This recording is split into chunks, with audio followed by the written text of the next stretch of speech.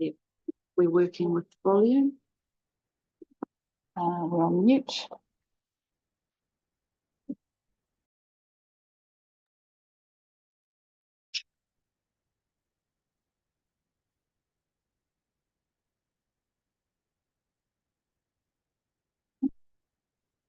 The red light up here for mute. But the button.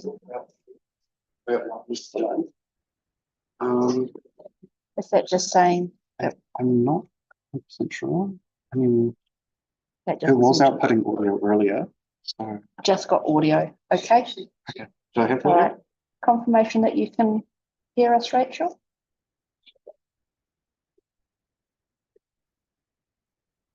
Is that yes or? Don't know. You're thinking.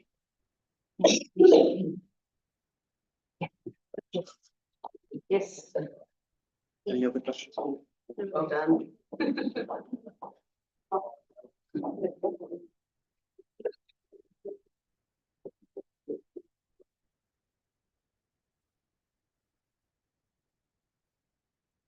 Well, I'll get underway. It seems to be organised. Welcome everybody to the hearing this morning on variation 2 to the partially operative settlement plan. Just by way of introduction, I'm David Fulgall. I'm obviously the Commissioner on this application. just by way of background briefly, barrister of practicing at Chambers in Christchurch. I do a lot of decision making as part of that practice. So familiar with the conduct of hearings. In terms of today, we'll try and put it forward stuff at the and run through. I've read the evidence and the submissions, not the legal submissions, obviously, but the relevant submissions have been for those who are wanting to appear today and back forward with the submission. And those of you who appeared in front of me before, you'll know that I am happy to keep the hearing process reasonably informal, but obviously it needs to have structure. And my fundamental rule is that of common courtesy, essentially. I don't anticipate it will be an issue, but when anybody is speaking, obviously that is to speak uninterrupted. No cross-examination. If there are questions of clarification that put to me, I'll decide whether they're put to the relevant witness. We'll take breaks, roughly a sheet of time, a little bit of flexibility in terms of that. In terms of emergency procedures, I understand that if there is an event where we have to evacuate, go through that. We'll walk behind the screen and gather out outside there. So yeah, hopefully that won't be an issue. So I'll just take a roll call of who's here. We'll start with you and your team. So Ms. Booker, Councillor for Food Staff, and I'm appearing with Ms. Filter, who is directly to your right. Yes. Got Ms. Parrish from Food Staff, Mr. Sarah, got Mr. Smith, Mr. Rebecca from my team, and his daughter Zoe as well here present with us. We've got Mr. Johnson next to Mr. Smith, who is the architect. Behind us, I'm sure you're familiar with David Ramon, Tony Milne, Mark Allen, Andrew Mineral, and we have indicated that online to be available will be Mr. Hay for noise, Mr. Colgrave for economics, and Mr. Philman for sensing. The reason these three people are online is there's relatively little, if any, disagreement between the experts, and for Mr. Hay, it's a public holiday, but he's still available for questions.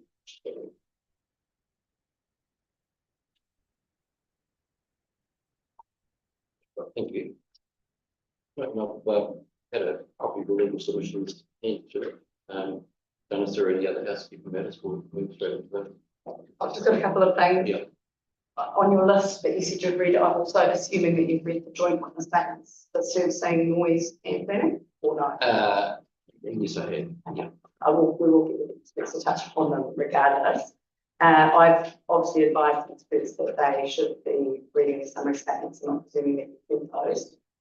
One question I did have was Mr. Hay would like to know whether he would be available questioning, so he can stay. And so with Mr. Philman, I've indicated that they should be available unless you tell me otherwise. Perhaps we'll advise them by lunchtime. Thank you. And the only other thing is that I would normally, at the beginning of a hearing like this, just invite the submitters that if they have any queries or any concerns raised that were relevant to any of the experts present, that they're more than welcome to approach them and talk to their issues. But I do know there's no submitters in the room today. But that would also be the invitation for tomorrow. Submitters would know what we're missing.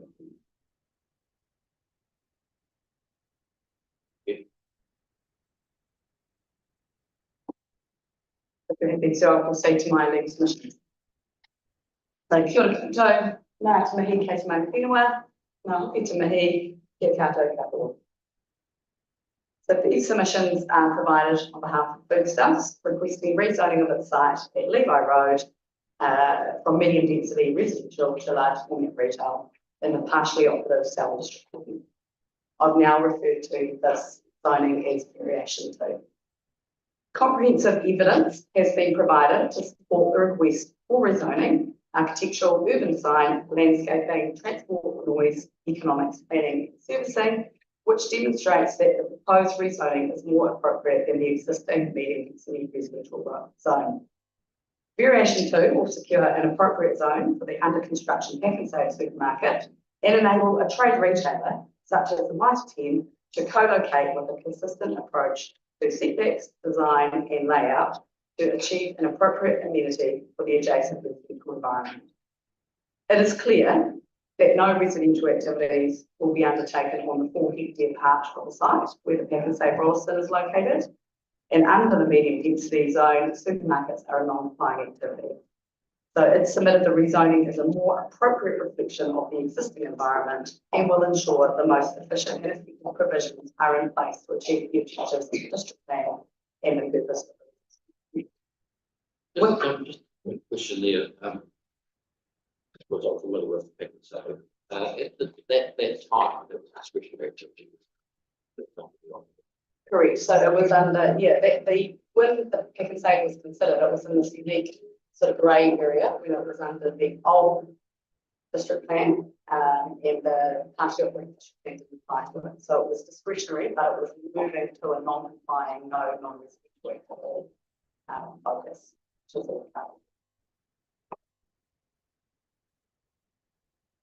The residual 3 hectares of site is intended for a trade retailer activity. This activity and variation 2 are assessed as the most appropriate for this part of the site. Under the medium density residential zone, trade retail and trade supply activities are a non-compliant activity, so would otherwise be unable to locate on the site. The site is strategically located on 2 arterial roads and provide access to Rolleston Town Centre, supporting the establishment of another commercial offering to meet the needs of Rolleston and a walk distance to the town centre zone. The site size enables necessary operational and functional requirements to be met for business viability and provision for high quality architectural design, landscaping to absorb the scale of activity and to provide appropriate amenity. Both activities will be major employees, and it is agreed, including by the regional council, that the loss of plan-enabled housing capacity arising from the rezoning will not impact stated housing bottom lines in the short to medium term. So that's major employers rather than employees. Correct. Just one other question. You say, you don't mind me ask the question? Absolutely. My preference usually is just that little bit up front, which is my advocacy piece that I say, and then ask questions throughout, but I'm happy to be stop with that. Just what you say in 3, you say there are not compliant activities, so would otherwise be unable to locate on the site. So the requirement to locate, it is necessary for a plan change for this activity to be able to locate on the site. That becomes relevant when you assess alternative methods, for example. A resource consent would not be successful on this site for the trade retail activity due to the district plan having directive provisions of avoiding non-residential activities and the activity status. Policies. Under the partially operating South District plan, which is the new plan.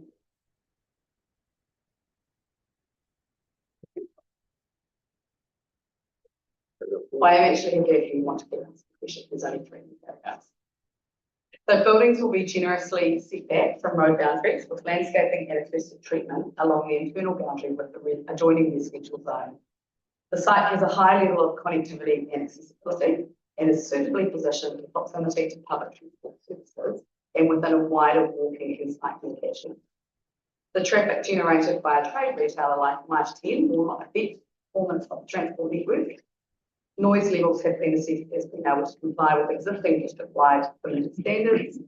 Amendments to the district plan provisions and a new ODP will ensure the proposed interfaces between residential and commercial activities are superior to those existing in the current large format retail zone or council plan provisions. There are environmental benefits and synergies with locating a trade retailer adjacent to the pack and save and within a broader residential catchment that alternative sites could achieve. Miss Mitre 10 is a locally family-owned business that has been deeply rooted in the local community since 1964. Its customers are the same as Eccleston Rolleston. Building layouts and designs are similar, and the brands are recognisable as promoting low-cost living and community presence. Both activities, when read together, will strengthen the legibility of the site. Variation 2 will add to Rolleston's plan-enabled business development capacity, responding to the growth of Rolleston and the identified shortage in hardware, building and garden retail supply.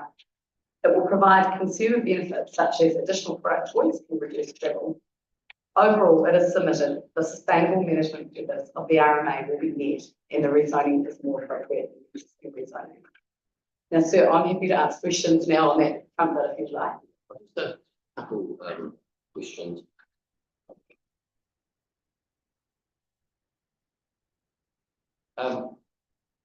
Yeah, I'll ask it now up front, but there's obviously quite a focus on stuff like team. Correct. You know, that being the likely occupier of the site, when change goes through, but is it? It's not, it's plain change though, it's not limited. Correct. Yeah, so the experts, correct. So the experts have assessed the provisions as proposed in the precinct 13 zone, which enables a trade retailer. So you're right, it could enable a Mitre 10 or it may not.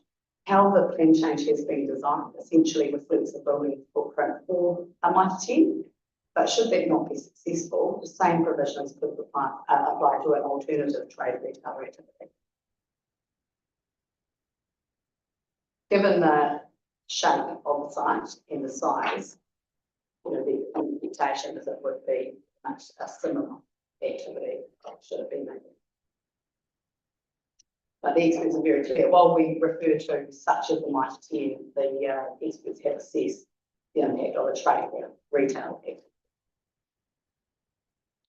The trade retail activity and a general large form of retail.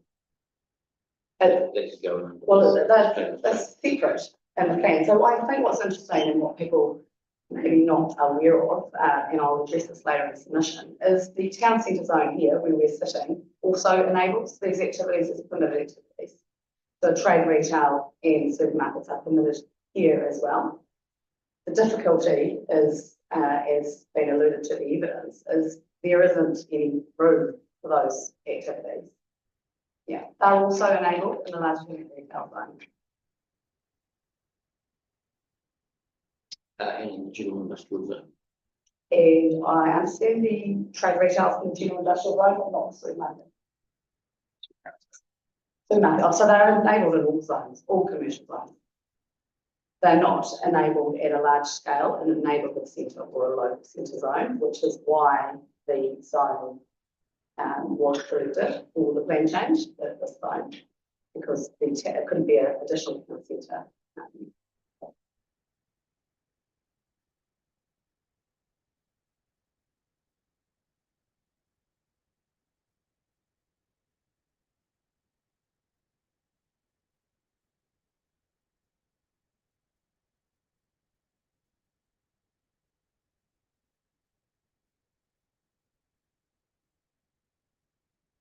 Carry on with your key matters. So the officer's report is comprehensive and well written and supports that variation 2 is approved with recommended changes to provisions. There is no expert evidence presented by submitters. The applicant's experts have traversed the issues raised by submissions from the public. There remain differences between those recommended provisions of the officer's report and those considered necessary by experts who have assessed variation 2 for foodstuffs. These differences have been clearly set out in the planning book statement and further updated in the summary statement circulated by the reporting officer. So I haven't gone into detail here because I think it would be duplication. So as a result, these submissions focus on following key matters to assist the Commissioner. So I'll talk to the legal test, the scope of submissions. I've raised some questions and answers here for you that I would have if I was considering this. So why are we considering a private plan change request when the plan is still under appeal? Has the council advanced any new commercial areas to be zoned for business activities? Are you required to consider whether there's better alternative sites? Where's the Broadlands Drive Link come from? And is the NPS urban development still relevant? as well as some general legal matters raised in submissions. So I think I'm just indicating here, so while I touch upon the evidence as I deal with legal matters, I focus strictly on legal matters from here on in. So turning to legal tests. The legal tests when preparing and changing a district plan are well known to you, sir, and I've just put them as an appendix 1 for you to refer to. And I haven't really touched on these much further because I think that both the planners have done a really comprehensive job in analysing them. The key question is whether variation 2 is the most appropriate way to achieve the purpose of the RMA compared with the status quo. The Commissioner is required to consider the most appropriate way for achieving the objectives and policies of the district plan, undertaking the assessment detail in section 32 RMA. There are no changes proposed to the existing objectives of the district plan. I'd just like to say that when I refer to the district plan, I'm talking about the partially operative summer district plan, but it's a bit of a mouthful to say every time. And I'll refer to the district plan if I'm referring to an earlier version of it. So the summer district plan, the old, does it have no status now anymore? Not for this plan change. Should I jump to that question? And that might be the easiest way to do it. So under that question, in terms of why is the Commissioner considering a plan change when the proposed operative Salmon District plan is still under appeal? So I've just set out why we are here. So basically a plan change request can be made at any time to a proposed plan. The RMA enables that where basically the term district plan means operative changes. So that requires essentially the rules relevant to your plan change to have moved to the operative stage. They don't need to be notified as operative. So what you've got, treated as operative, correct, under 86F. So what you've got is a situation here where there were no appeals on the large limit retail zone provisions that we considered. There were also no appeals on this site, which cleared the way for the FUSA to make a private plan change request to the council. Under that question, I also flagged for you, because I know I would get this question if I was considering this matter, as to why this is called a variation. So it was lodged as a private plan change request. It was accepted by the council as a private plan change request, but it's understood that the council chooses to refer to the request as a variation to signify that the plan change request is being processed at a time when the district plan is not yet fully operative. And I've just set out a 32 at the time of lodging variation, so there were no appeals lodged in the plan in respect of the site, in respect of the relevant large format retail provision. Relevantly, rules become operative if no appeals have been lodged. And then I've just made a note there, the area subject to plan change 71, which you're familiar with, next door, that was appealed to the Environment Court, October 2023. And those provisions have been under appeal through the entire time that this plan change has been processed as submissions. But the provisions became operative on the 17th of September last year, so a few months ago, when the appellate put through its appeal. So those rules now are considered as operative.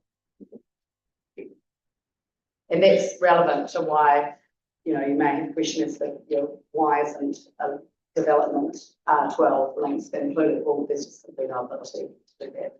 So if I shoot back to the legal test, so there are no changes proposed to the existing objectives of the district plan.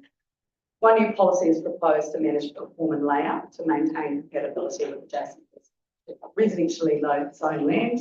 There's a new precinct outline development plan which replaces the old residential one, and a number of provisions have been added to incorporate specific provisions for this precinct, but not to apply generally. The expert planners, as I mentioned earlier, are in broad agreement that variation 2 meets the relevant statutory tests and can achieve the purpose of the RMA consistent with the National Policy Statement of Urban Development and the Canterbury Regional Policy Statement. As set out in the evidence of Mr. Allen and confirmed in the planning joint witness statement, there are a number of matters that have been agreed following amendments made in response to the officer's report. So Mr. Allen, in response to the officer's report, applicants considered a number of changes sought and Mr. Allen has confirmed and included in his attachment in red those provisions.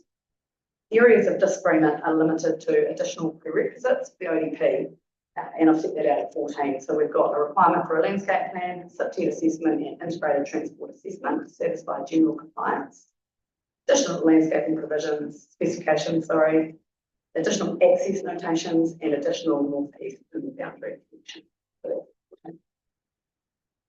Of particular relevance to the points which remain in contention, a Section 32 analysis is required to consider whether the provisions are the most appropriate to achieve the objectives by assessing the efficiency and the effectiveness of those provisions in achieving the objectives. So Mr. Allen has summarised that the assessment provided a variation to fulfills the statutory requirement for Section 32. He considers that the district plan resource consent triggers and matters of discretion, both operative and proposed to be amended by variation 2, provide adequate direction and opportunity for detailed consideration of landscaping, subject noise and transport matters. And it's not necessary or good practice to sort of layer up the district plan with site-specific requirements when a development proposal will be afforded appropriate assessment and discretion through the subsequent resource consent process. I would further add that the Commissioner is considering a new district plan and the application of the rules which will apply equally to all new development in the district. The development of the new plan has been recently robustly considered and has been guided by the following matters, which I submit equally apply to you. A move to a simplified administrative and streamlined approach sought to be achieved through national planning standards. Procedural principles in the RMA that a decision maker must take all practical steps to ensure that plans only include those matters relevant to the purpose of the Act and are worded in a way that is clear and concise. And a Section 32 evaluation that must be undertaken at a level of detail that corresponds to the scale and significance of the effects that are anticipated, and which requires consideration of the efficiency and effectiveness of the provisions. And provisions, as you'll be aware, the RMA are defined to include, all those matters, policy rules, other methods to implement objectives. So I do acknowledge when you're looking at this particular variation too, that there is some level of detail provided on that outline development plan, which may have encouraged the reporting officers to think of more detail to add.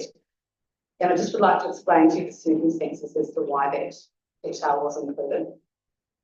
One of the concerns we foresaw that the council may have was that the pack and save at the time of lodgement of variation 2 was very much just starting earthworks, and it wasn't sitting in that environment physically for people to see.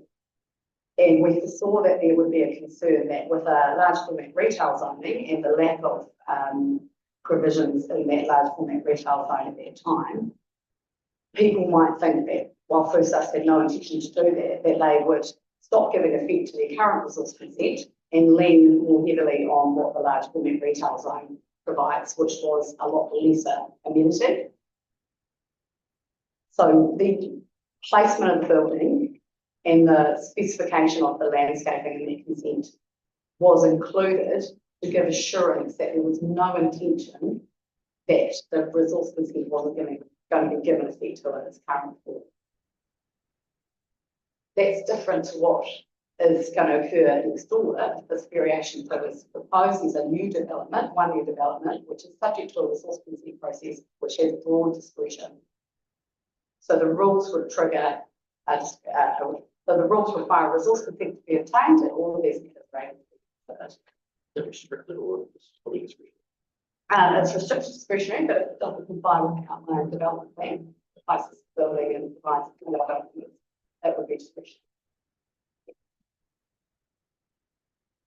And those matters which became very important through the process of the Rolleston say have actually been included as matters that can be considered, as well as the general supply. There's been quite careful consideration given to the team for that. And I think that it probably could be better explained as why that level of detail was provided, as opposed to inviting more when the provisions allow that consideration of those provisions. So it's one of the matters that I was considering with this anyway. undermines too strong, but to the fact so consent, that was a consent through a Different process. process and also a very iterative process where Correct. the design of those progressed through the course of the hearing Absolutely. change. And so just in the back of my mind, I was thinking is that this would put in that length, this plan change, in essence, enabling and mining. Correct. And the planner and the different experts will tell you that they turned their mind to that. And that is the reason why Mr. Bell has recommended the express landscaping for Peckersay be included on that footprint and extended down to the Mitre 10 site or the future trade retailer site. And the planning provision can be carefully picked over with that exact mission in mind. Yeah. And Ms. Parrish will tell you there is absolutely no intention for that will change. They're very happy with where they are at this stage. But that was the reason behind what you otherwise is seen as a relatively, I say, more detail than you would expect on an ODP. It was because of this process. Look, if the pack and safe was constructed and everything was put in, now I understand from Ms. Parrish this morning that the landscaping is actually being put in, but it's still in its early days. I think it would be a different scenario, but because it's still fresh and it's still been, hasn't been opened yet, the importance on that north end of the site was to lock down that detail so that that occurrence couldn't happen. Now that's a different scenario to the southern area, which will be subject to a full resistance process and all of those matters of discretion, especially in relation to SIP landscaping, transport, a trigger with high traffic transport generator rule. So all of the active modes, everything becomes a full consideration with the detailed design. And I'm sort of leaping ahead of it, but the concern we have with the additional provisions, while I acknowledge that the provisions are for the reporting officers for lockdown certainty, what it also is doing is locking down something that hasn't got a detailed proposal behind it yet.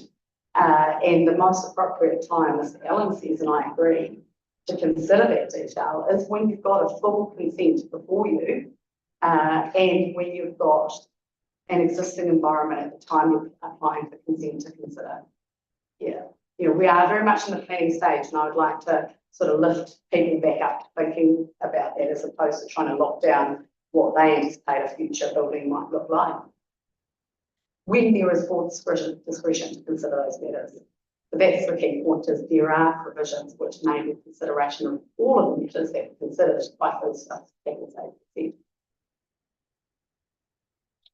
And if I can give you an example of where I sort of saw this as being really important to pick us back up to that high level plan change assessment, was when I was reading through, luckily for me, on my Sunday afternoon, the summary statements provided by the officers, just at a very high level.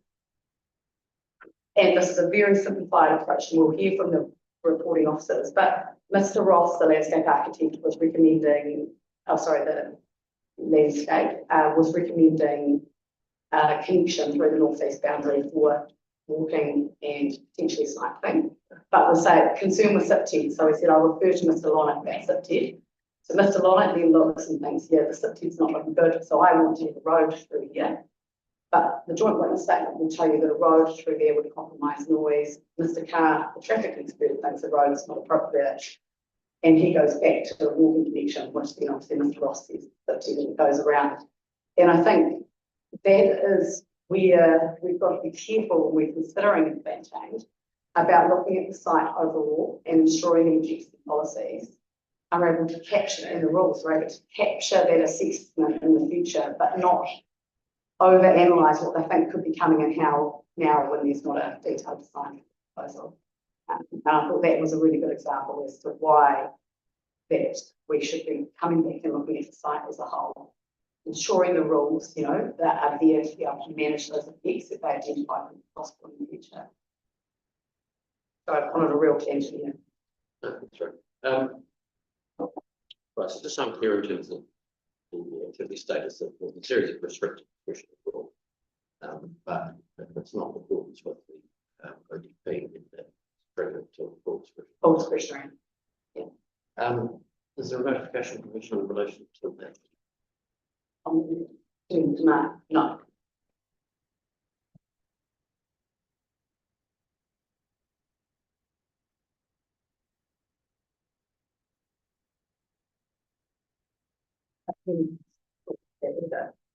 What I know about it's all there. In this.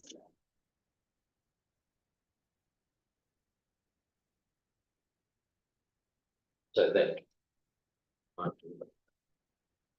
assessment of that will just be subject to. The usual provisions. So if you can provide adequate mitigation and the council was to consider there would be an effect on a submitter, it was minor more than minor, that would be applied. I mean, a neighbour. Yeah.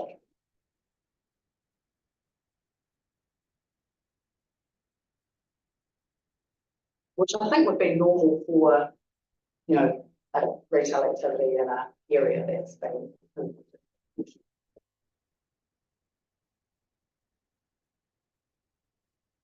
you comment if more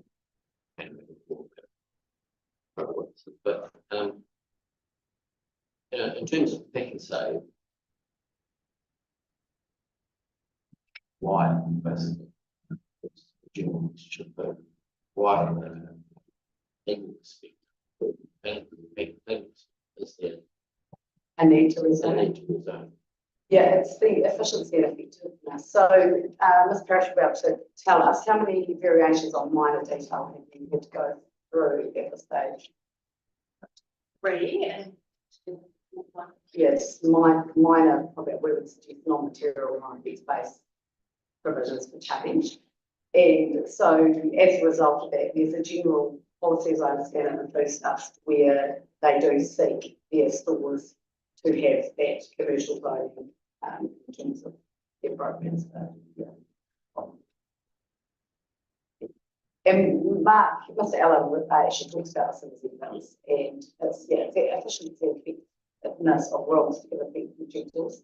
We've got because of, and which I'll actually refer to later, because of this sort of growth that has occurred in Rolleston and the planning provisions and brought up as tidying it up.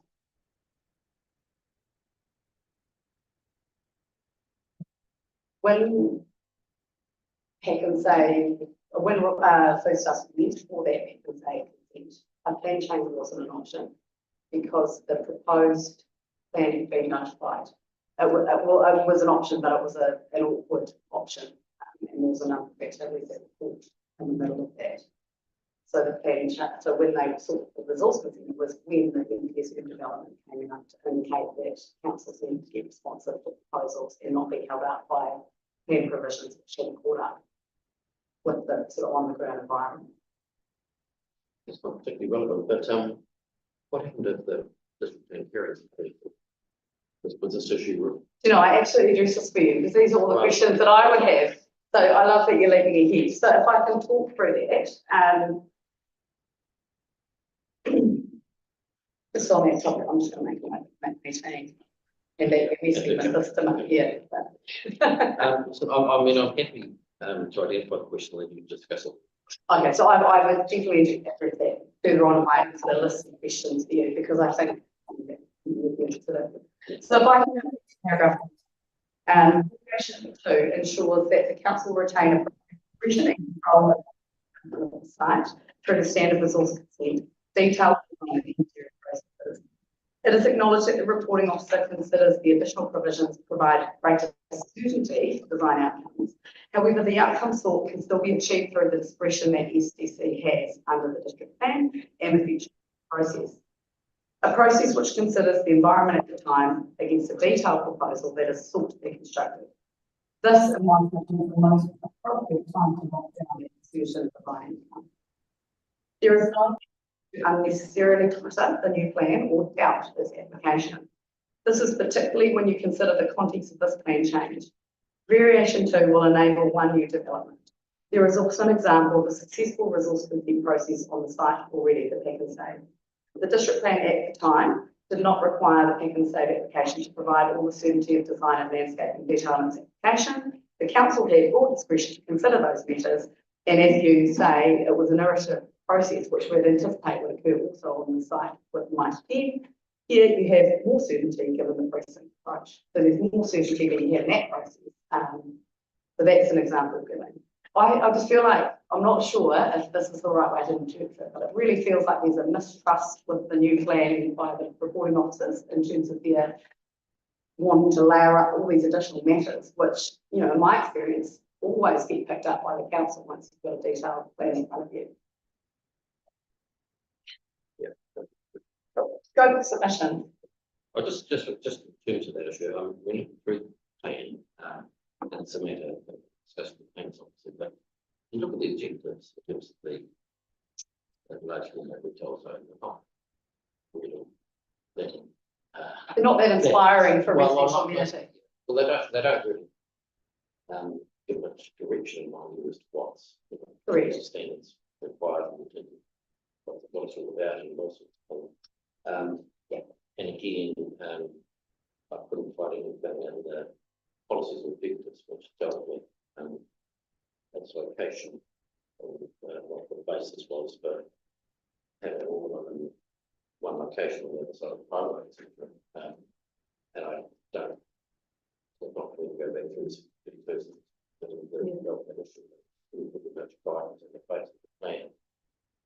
I think your observation was also the observation of two planners that were involved in this process when trying to consider what an appropriate zone would be for the site in terms of the hierarchy that's provided by the National Planning Standards. So local centre zone, not appropriate, neighbourhood centre zone, not appropriate. Then you've got your town centre zone. And this large format retail zone was indicated in the commercial hearings during the proposed process that I was involved with by actually the council's expert, Dr. Corley. He suggested that to get things like community residential catchment activities, like supermarkets, that zone could be used as a sort of a spot zone to spread it around the Rolleston district. And I think, I mean, I don't know if that was where the idea was formed, but it was definitely cemented through the views of Mr. Boy as well as the views of our experts, who then took the first look at it and thought that there did need to be a precinct approach to this particular site, given what you just observed from the large format retail zone. Yeah. And I understand there's agreement between that that's the right approach, and the economics experts are obviously in agreement as well.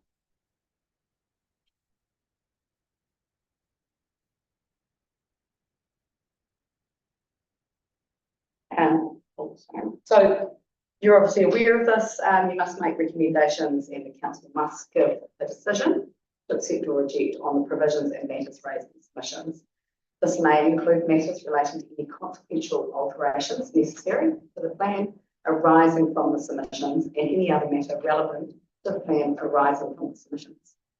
The test to determine scope is set out in various decisions of the Environment High Court is whether or not the amendments sought are ones which are raised by and within the ambit of what is reasonably and fairly raised in submissions. This should be approached in a workable fashion rather than the perspective of legal nicety, and whether interested parties could reasonably have appreciated that such amendment could have resulted from the decision sought by the submissions summarised by the local authority must be considered. Now, I've just simply referred to general distributors. I'm happy to provide these cases, but the ones I do provide are quite common ones that I anticipate that you've probably read or have available to you. The reporting officer has assessed scope throughout his report and considers there is sufficient scope for the amendments proposed.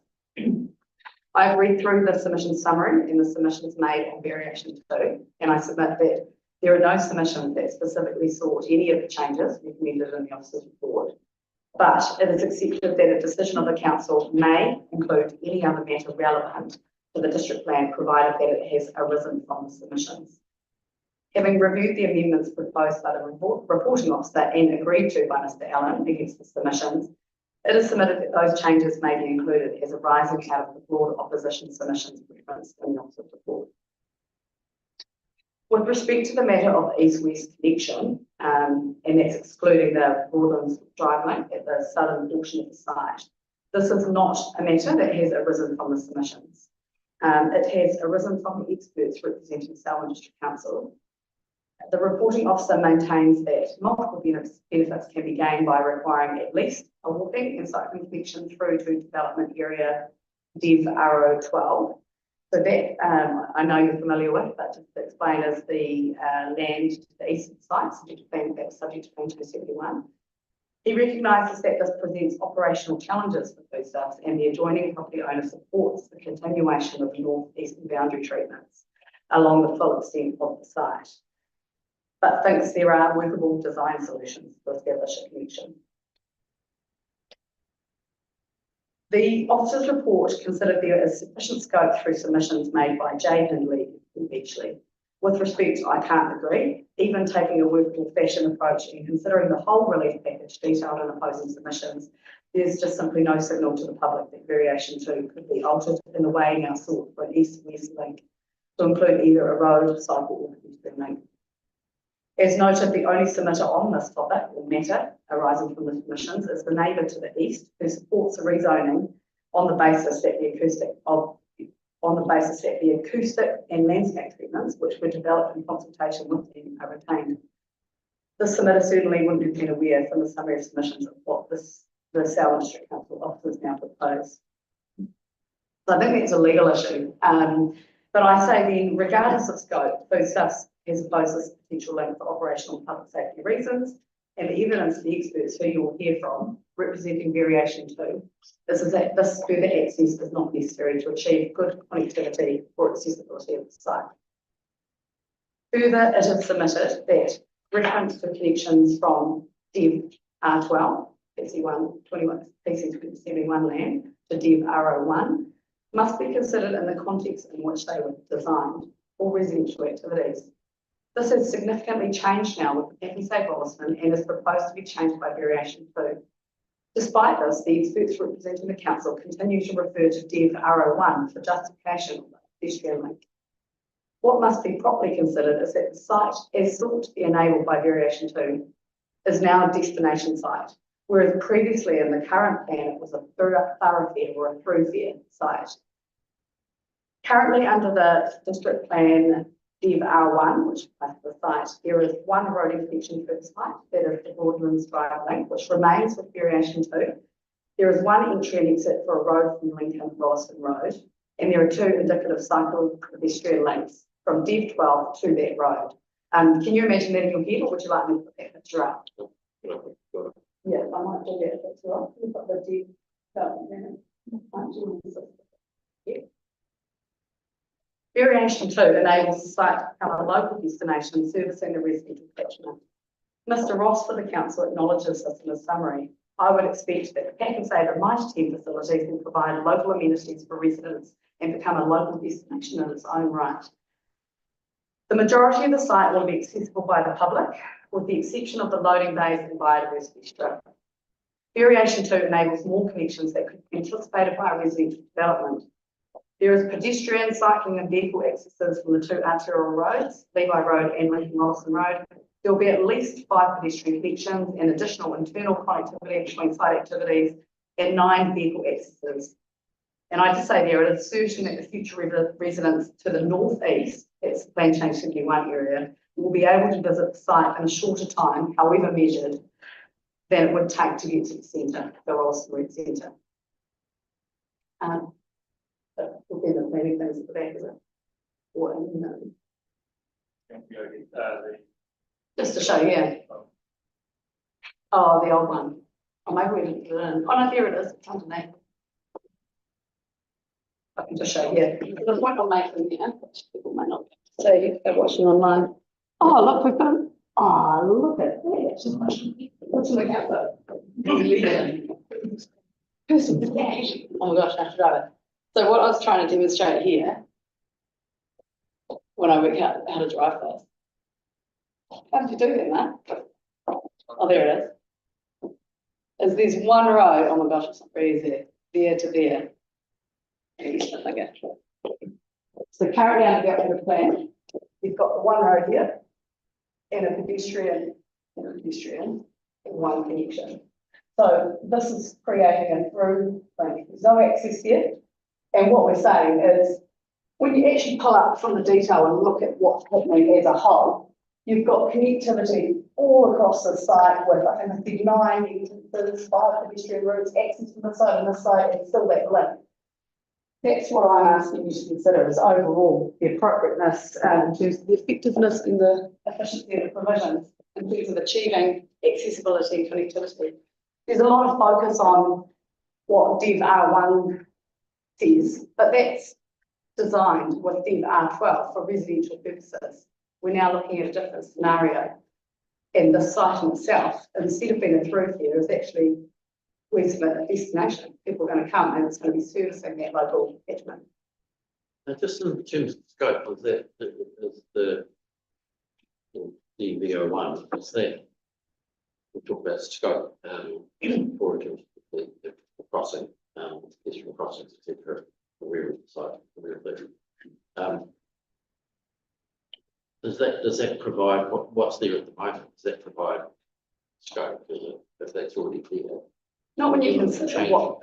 Yeah, no. So, but you're changing it. So we've advanced it and changed, and it's that plan change is what. And that plan change is the founding document, and then it's what submissions have made on that plan change, which is your scope under your clause 10 and 21. If you go private plan change, must apply the normal scope test. So it's got to be a matter arising from a submission. So when you look at the general submission, so there's two general opposing submissions that raise a lot of general matters. One of the submitters doesn't live in proximity to this area at all. They live somewhere over here. And another one lives down here. So this submitter has raised general sort of amenity and through traffic concerns around the west. So there's been some recommended changes by Mr. Monarch that's been accepted by the applicant in terms of setbacks, bulk around here. That's all, I think, raised by the submitter, and we've been responding to that. But all we've got on this side is one of the submitters talks about noise attenuation and how the concrete wall's not going to do it. So there's some potentially a submission on noise on that side, but it would be for there not to be any vacant area. Otherwise, it's only that submitter, the planner, who you're aware of, who has been in consultation and support. It's a difficult situation, but I'm about to address why it's not a concern. So if you No, I would like some clarity around that. I probably haven't expressed it very well, but if at present, it's I haven't got the detail in front of me, but if at present, the planning provisions show a connection, doesn't that provide a starting point? So the existing plan provisions provide a starting point in that you've got to show that the status quo is not more appropriate than what's proposed. Yeah, so if the applicant was to be changed, I think there is some case law where an applicant offers something up and it's not considered to prejudice any party, and that could be considered within the scope. But when you look at the provisions, which I've printed out, if you're interested in looking at them, is you must give a decision on the provisions and matters raised in the submissions. This is where the scope comes from, right? Whether or not a hearing is held, the decision must include reasons for accepting or rejecting the submissions, must include a further evaluation, may include matters relating to any consequential alterations necessary arising from the submissions, and any other matter relevant arising from the submissions. Yeah, I think it's a difficult decision, but I think it's the law. Okay, I'm not putting out, you know, I just want to be clear about that. That was yes, the scope isn't the scope essentially what's there for planning context and what you're proposing plus the matters arising from the submission. When you're considering what's more appropriate than existing. So that's that session. I may not have expressed it well, but I just want to be clear. That being the scope plan change advanced by the applicant. Yeah, but it's about change too, isn't it? So what's already there, you see change to what's already there. In terms of the airline development. Correct, yeah. So is the plans that we're putting on more appropriate than the existing? And does the existing provide me with scope if I was to be interested in connections through? Because it's that. I don't think it does. No, it's the field, yes, it was. Yeah, I mean, I'll reconsider that and I'll give you some answers and reply, but what I'm gonna do is, I was going on to say why I don't think it's a matter relevant for this OP anyway. And so I've said to you, so in terms of connectivity and accessibility, we've got to lift up and look at what the change is and look at that, as opposed to being hanging on to what an existing residential OP provided. It's not appropriate to consider the site against the residential design guidelines, which it does, and against connections placed on the site when the activities were to be enabled residential. Consideration must be given to the operational and functional requirements of the activities enabled and how accessibility and connectivity will be achieved in the context of the district-wide provisions relating to active modes. So those provisions are clear. That consideration must also be given to the interaction between vehicle access, manoeuvring, loading and parking areas when determining whether on-site pedestrian and cycle routes are safe. So this is where I sort of put. So if variation 2 is accepted in the form proposed by foodstuffs, the council can consider connectivity when there's a detailed application for resource consent, regardless of an ODP, right? Because under the plan provisions, when you look at where connectivity comes in, it's not actually in the individual chapters, Commissioner. So if you went to your commercial zone or your large retail zone or anything, there's no guidance on connectivity in the individual chapters. It applies at a district-wide level. So there are 2 provisions in the transport chapter which relate specifically to multimodal connections that support walking, cycling and access to the public transport through land use activities. They're to be considered on a district-wide basis. And an application for a trade retail activity will be assessed against those provisions because it triggers a high traffic generating activity. And under that, there is specific consideration to be given to whether the activity promotes opportunity for travel other than private cars, including safe and convenient travel for active modes. So as noted above, specific consideration must also to be given on a site-wide basis at that time to the interaction between vehicles, manoeuvring, loading and car parking areas when determining whether on-site pedestrian and cycle routes are safe. So there is a requirement to consider that at the time through the district-wide provisions. And I think if you have a look, you scroll through the development plans in the district plan and look at all the commercial areas, there's no accessibility provisions provided. It's regulated at a district-wide basis. Under that, high traffic generating rule will be the trigger for this site to consider all that.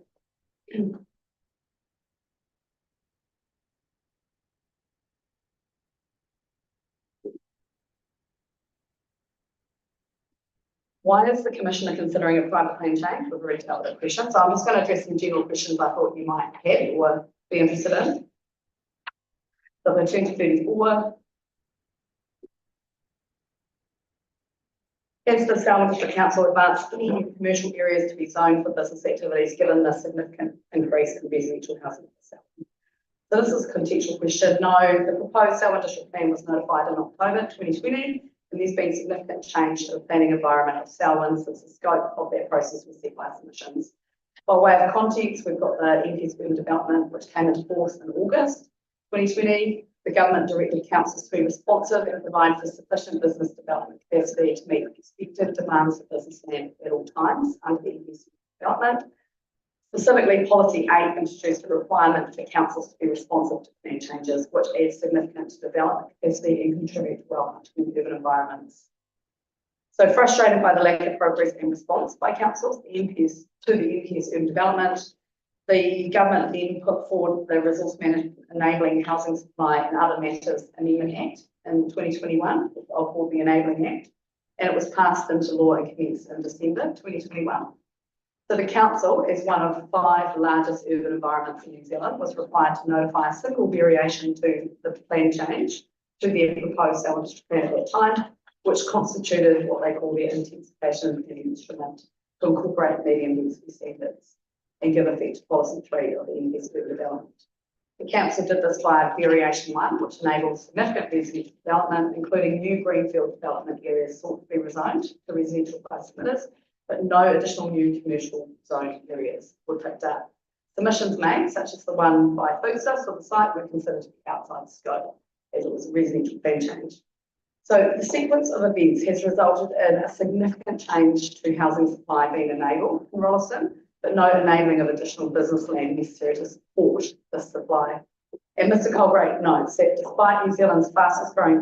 despite being New Zealand's fastest growing district by a fair margin, Selwyn has a very low level of hardware, building and garden supply retail. It's 7 times lower than the national average relative to building activity and 4 times lower than the national average relative to population size.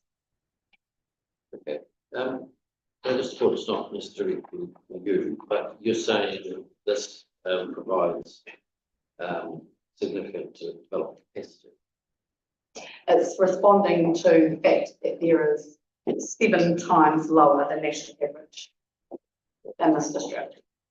And you say from legal perspective with this? That would be significant because it's so low. One additional building would be significant. So, do you consider from a legal position I should be looking at the block, given that the packing safe's consented, or just the 3 hectares, which is That forms part of the environment, so don't think you consider the additional safe. if we're looking at adding significant development capacity, then 3 hectares that would potentially It's not only 3 hectares, it's adding a store where we're 7 times lower than the national average. Yeah. Yeah, it's in terms of that 3 hectare site. Mm. Yeah.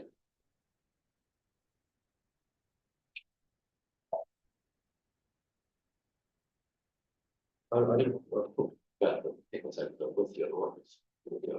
Pretty clear in terms of the talks about this environment.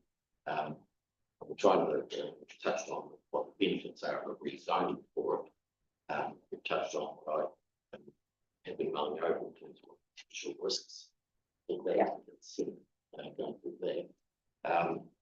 And I guess the other thing that is I just want to be clear that when I said the double counting in terms of benefits, if you like. I can confirm, Mark, but I understand there hasn't been any accounting for that. It's focused on the figures of the economics. When you look at the economics evidence, they are talking about the trade retailer, not about the much 10, and they both are in agreement. There's an acknowledgement that that exists, and it focuses on the rezoning of the site. So you would have recalled the structure of my submissions on the first page was to separate the purpose of the objective for the rezoning of Peckham Safe was for efficiency and effectiveness, given the significant change in plan underneath it, and that the 3 hectare site is more appropriate. So that's been clear.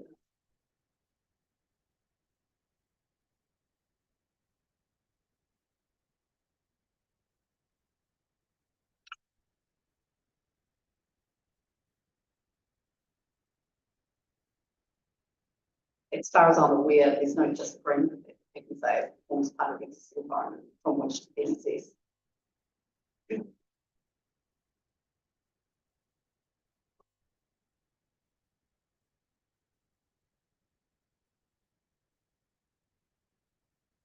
The next question, you may be interested, there's no requirement to consider alternative sites when assessing a private plan change for an individual site.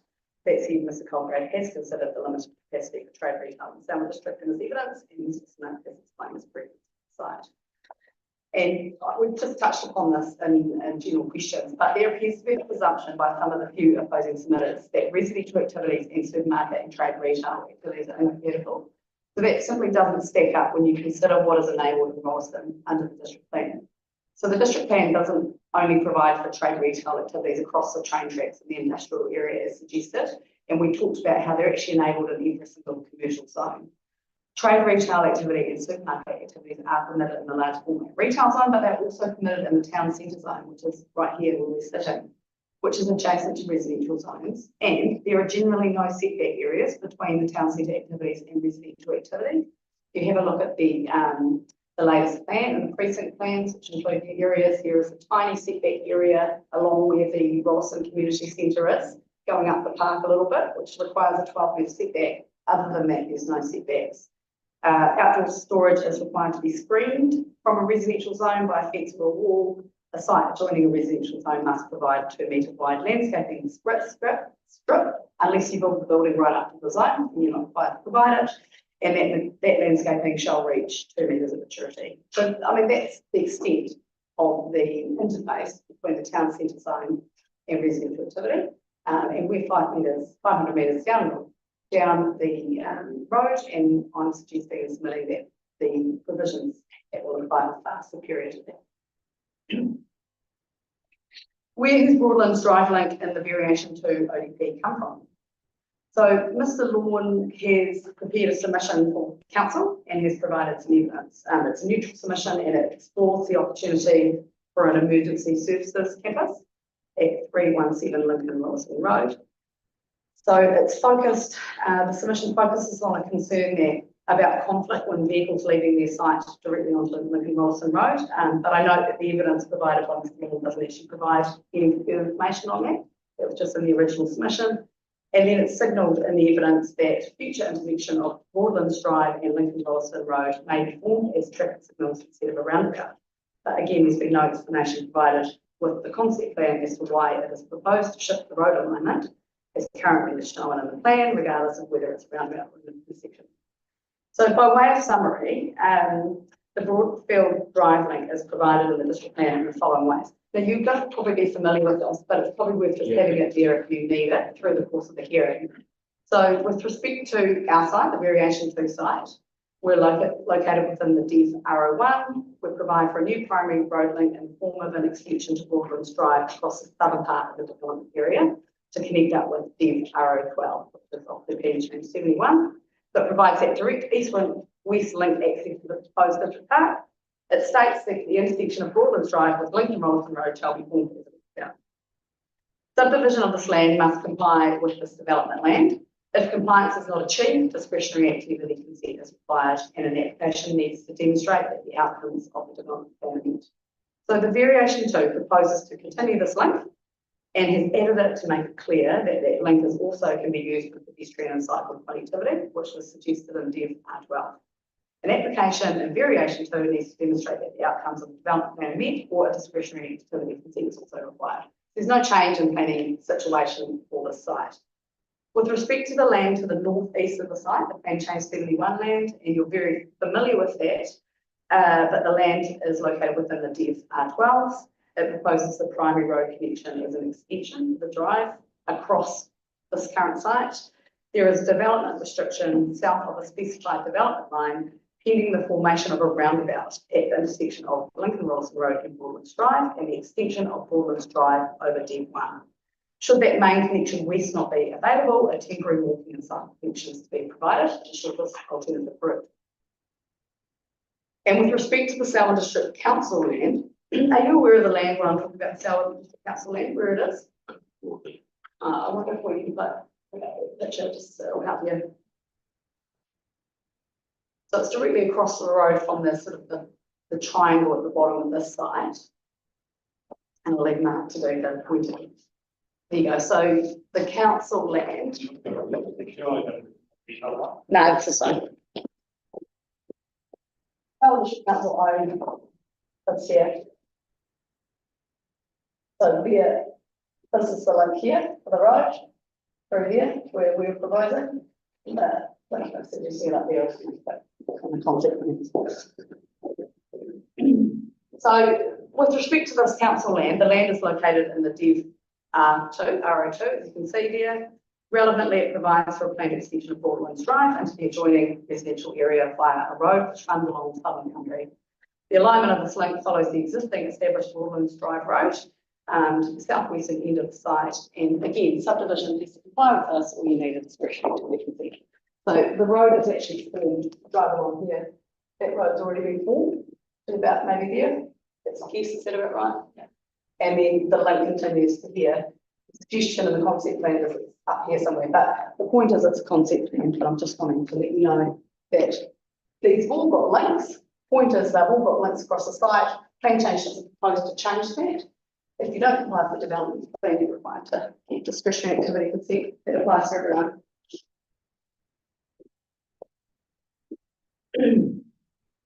So these are the provisions which currently exist and they're not sought to be changed by Variation 2. The SDC submission now considers that they may, in the future, change the alignment of Broadfield Drive across their land, or may change the connection across Lincoln Rolleston Road from around a bunch of traffic lights. As the council officer notes, the potential future campus can be taken into consideration at the full stage if it has been lawfully established at that point. He considers limited statutory weight should be given to the concept plan, and I agree. Although just note there, it's unclear how the reporting officer can then support the additions for one of the car in response to Mr. Lawn, having made that conclusion. Is the NPS urban development still relevant to variation 2, given that the district plan is recent and changes have been made in response to the NPS, to the Canterbury Regional Policy Statement? Yes, and I think you're aware of the plan changes are obviously required to give effect to any national policy statement. The regional policy plan, I've set out the law there if you need it. There's been no issues raised with respect to the consistency of the Canterbury Regional Policy Statement, but it's important to be aware that that policy statement does not yet fully give effect to the NPS urban development, and that should be considered separately as well, which the planners have done. Now, variation 2 was publicly notified and attracted 23 submissions. The majority of those were in support, and I've set out at paragraph A to E the things that were important to the public who submitted. Location, convenient, accessible from neighbourhood residential areas, and Rolleston Township promotes cross-shopping with the Packers Aid. Demand addresses critical need to provide building hardware, goods, materials and gardening supplies for the growing Rolleston community. Economic benefits, job creation, boost local economy, improve business productivity. Some of the submissions were really excited to think there could be some jobs and they might be able to work and live in Rolleston instead of just live here. Environmental, there's some comments around removing the need to travel to Christchurch for trade supplies. That's going to still be the case because it's only retail supplies. Transport, reduce congestion, usage of the road by having a dedicated location in Rolleston. So 6 submitters opposed to rezoning. As I said, no evidence has been circulated. There's very little opposition from the surrounding area. You'll see that Ms. Allen has attached a map of where the submitters' locations are to his evidence. And particularly, you know, if you look at those properties adjoining or opposite the site, there's little opposition. It is submitted that the lack of submitters and opposition can be seen as a broad acceptance of variation 2 by the local community. And I've just set out, and you'll know these in terms of... Just on that point, you said that from the legal perspective, that the lack of submitters and opposition can be seen as broad acceptance. I say submitting that the lack of opposition. So if you had a concern, I would expect you to make a submission on publicly notified process. And from a legal perspective, you say that's bound to be taken into account. That big number of people didn't submit. Well, it's not really the numbers that you're looking at in terms of numbers of support and opposition, but I think, you know, when you do a change for a format retail, you would normally expect to have a huge amount of community groups opposing or people submitting, in my experience. I think here there's a realisation that that particular area of the site has changed significantly by, you know, all these development processes that I just talked about earlier in terms of the densification. So there may be, I'm suggesting that results in people not being opposed because they haven't made submissions, but I wouldn't say that's legal point, no, advocacy.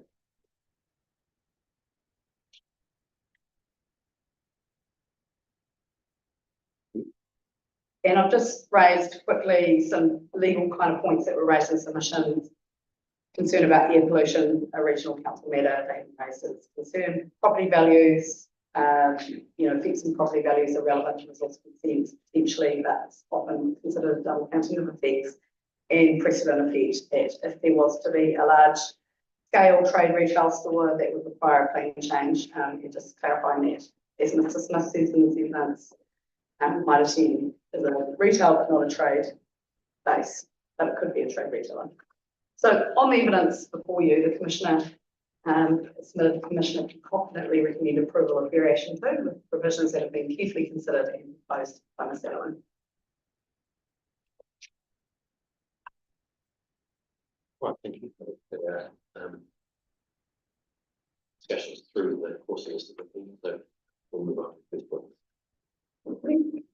So the way I was going to approach the first 3 witnesses, we've got Ms. Parrish, Mr. Smith and Mr. Johnson, who are company representatives, and Mr. Johnson, who has prepared sort of an indicative plan that our experts have used when assessing the general provisions.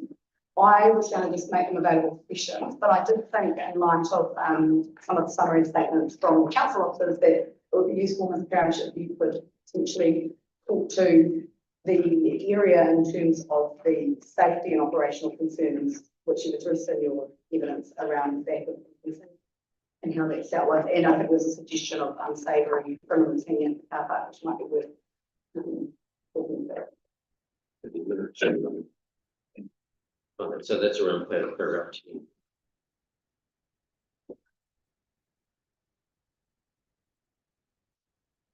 In terms of the company budget being passed. We see that I actually think it's also nice, and so I was like, moving out the way away from that. Let's take through those.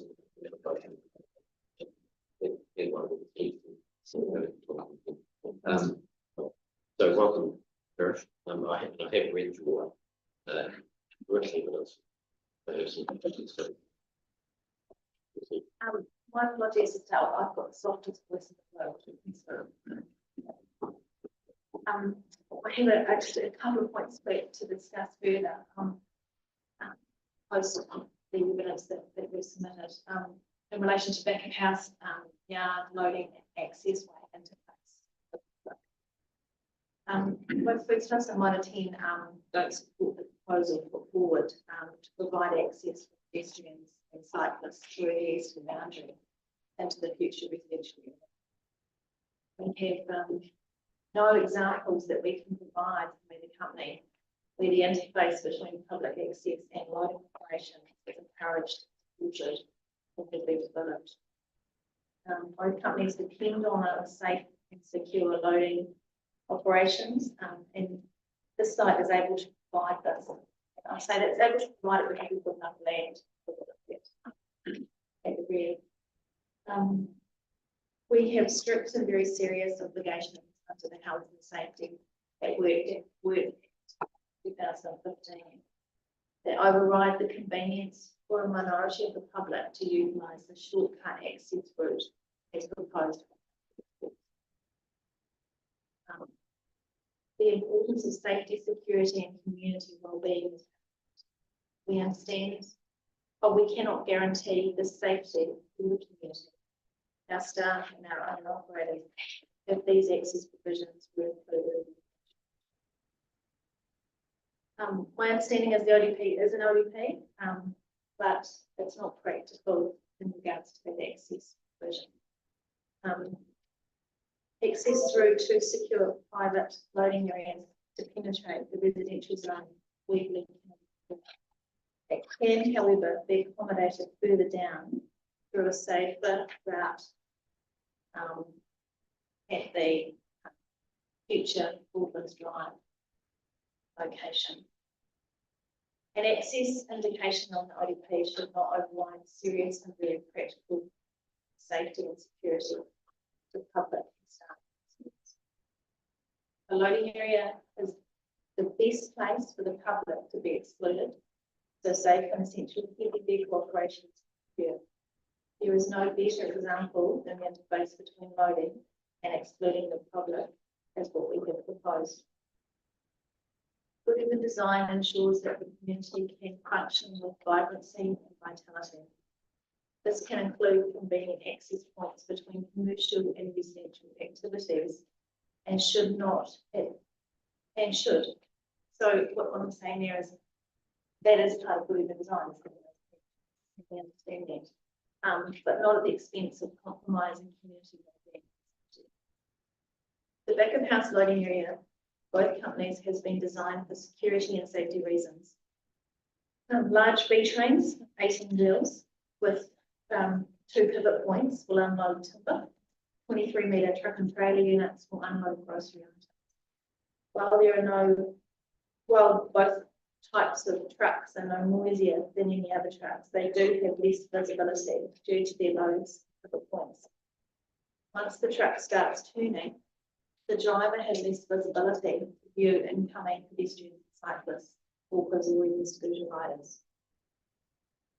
It's difficult to manage the public's behaviour, speed or movements, even if additional safety measures were put in place. No additional safety measures could reduce responsibility for a safety incident. Any additional warning lights, audible alarms and proximity sensors to ensure that public interface is kept as safe as possible, but potentially to not avoid harm or cause potentially acoustic and mental. The perception of elevated safety within private land is dangerous. It's difficult to retain security through a shared cycle pedestrian pathway at the rear of the schools after the hours of darkness. I believe that limited observation of staff, security and others within the community away from road networks and through a smaller cycle pedestrian penetration is against CITED principles rather than. The community will not be wearing personal protective safety equipment, therefore being in breach of both the company's health and safety principles. A cycle pedestrian connection located away from the road networks is counterintuitive to CITED principles as the benefits do not override the risks. We have chosen specifically not to design for the public to enter through the loading areas. This is intentional as other strong access routes are provided. We have designed the site to meet commercial safety standards and not for a residential. We've specifically designed the biodiversity strip to act as a safe amenity buffer, which our residential neighbours fully support. I do not believe they would want this special buffer opened up for access. Certainly, they have not submitted on this. Specifically in relation to loading areas, the loading areas provide for heavy vehicles to enter forwards, unload, turn, which is pivoting on 18 wheels, and exit in a forward direction. The loading areas have been specifically designed to segregate loading operations to the rear of the schools. The areas are secure and have many staffs specifically working safely in these areas. They will be utilising forklifts, pallet jacks, and material handling equipment. Movement through these areas will be at low speed, but visibility requires control, especially when pivoting. Staff security to ensure these areas are secure is necessary to reduce the risk of ram raiding or breaches to security. The site also has a lot of access points to the site, and we've been very mindful of accessibility to our site. Our sites will be a destination, so we're designing with it in mind. There are 9 vehicle access routes to the overall site, with 5 safe pedestrian accesses to the road. One of the first matters in overall site design are connections for people to safely arrive and depart from site, no matter what local institution. Our resources are these strong. The next topic, with reference to John Lonick's suggestion about car parks and criminal activity. John Lonick's suggestion in his expert evidence is that car parks attract criminal activity and undesirable behaviour. I am quite unsure how these assumptions have been made. The car park will have external security patrols after hours. Lighting plans were specifically designed to meet safety requirements through the land use, while being balanced with surrounding amenity values and in compliance with NZS 1158 2014. The car park will be busy. This will be visual with movement of people rather than secluded and unobservable. Foodstuffs car park has number plate recognition for all vehicles entering and exiting the site. And security staff are employed internally in the entire site of the packing site, including the building, will have in excess of 200 CCTV cameras. Based on our security measures, the Pack and Save car park would be the most nonsensical place to undertake deviant behaviour because they'll be caught on camera. Additionally, It is important that access points connect to the road network to ensure that safety principles in relation to visibility are strong and our resource consent, I believe, is an example of this. And so overall, this will be, I think, the safest car park in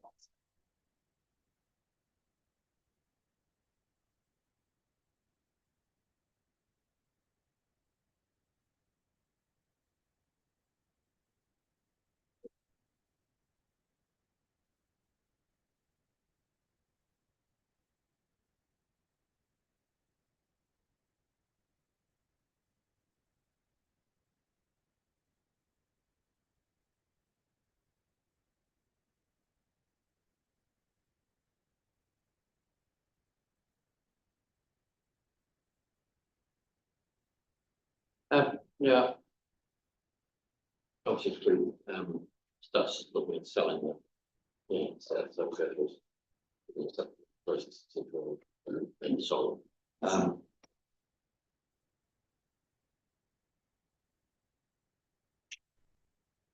Have you given thought to what happens in that circumstance when talking about the there's a lot of talk about the relationship to etc. From experience, anyone else go to how they would be managed or see the business and receive the ownership. For the interface between Motorhead and the pick and sale operations. There's a really good example in Queenstown, effectively the same type of example was there. And that works really well. Food Stuffs is quite fussy and who they like to have adjoining them, to ensure that, that, how would I put it, the level of investment that we put into the pick and save is multi-millions of dollars. And so we do want to make sure that we have similar amenity and a similar appearance for our activity. And I think they've been designed with that in mind. High level.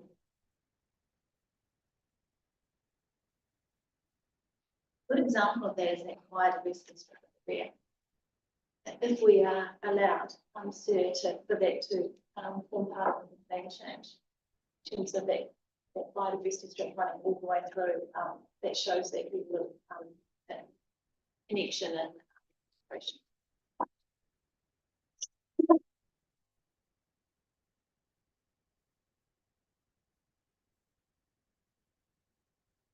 So I'm plan change, obviously, on what picture, but I can't assume that what will operate. We could go through this process.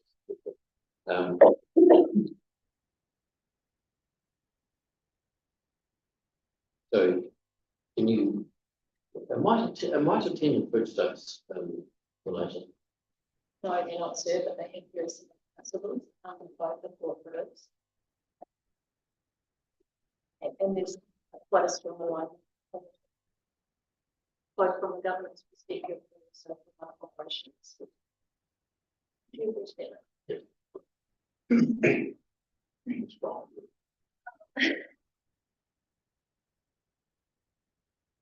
There's a very strong relationship between mines and the business.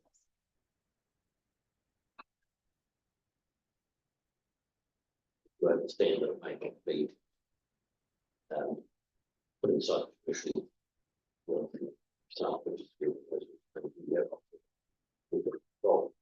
But once it's sold off,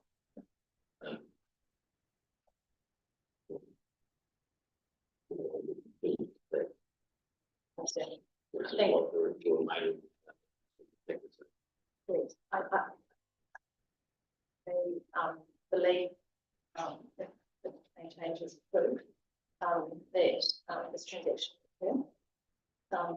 There was a strong alignment between the companies. Strongly believe this. We once had a past CEO who was pretty passionate about this. Food Stuffs and Islands. So, it's strong reasons to More attention. more attention.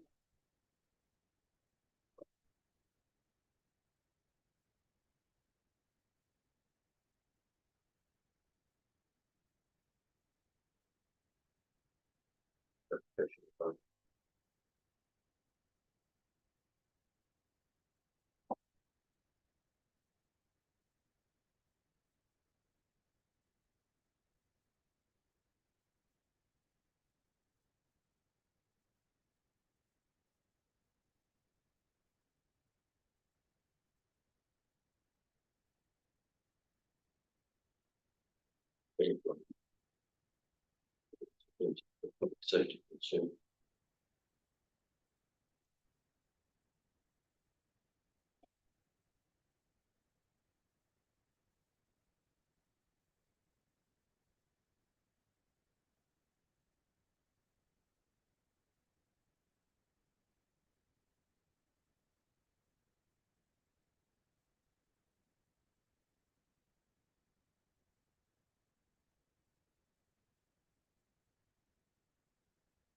But just tell me a little bit about Queenstown. The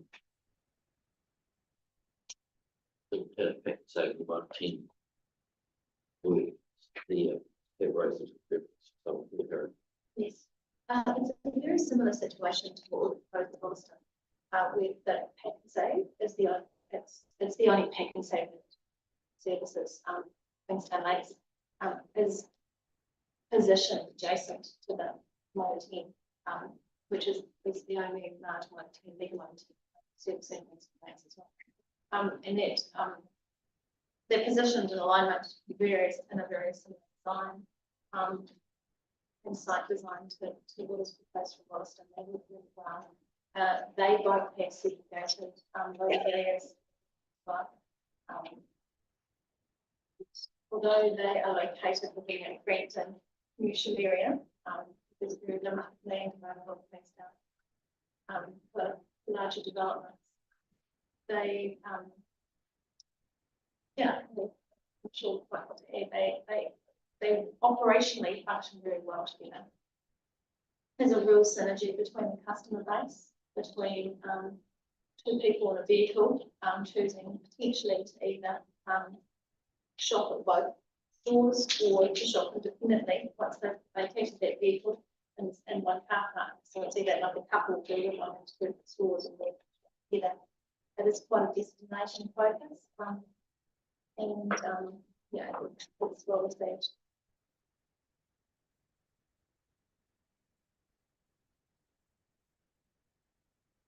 And visually, it looks like one site. So you wouldn't, unless you were astute, sort of had an astute development mind, you wouldn't know where the boundaries were.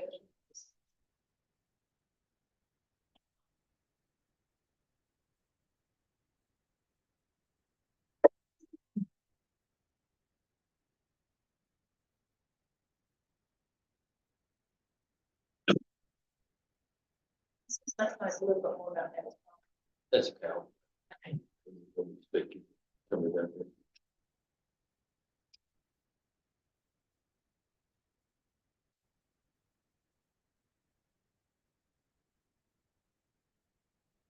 Just want to be clear about what you said in paragraph 15, when you say it's not currently holding as if this only capital information character of and safe loss still trade retail, etc. Why do you say that in terms of pack and safe?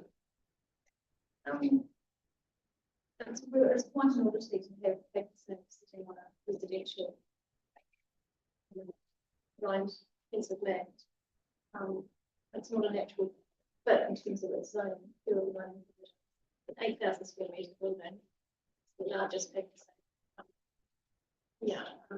It makes it quite, from a planning perspective, in terms of any small changes to the design or site operational changes require variations because the residential zone doesn't, in simplistic terms, doesn't fully support the operation.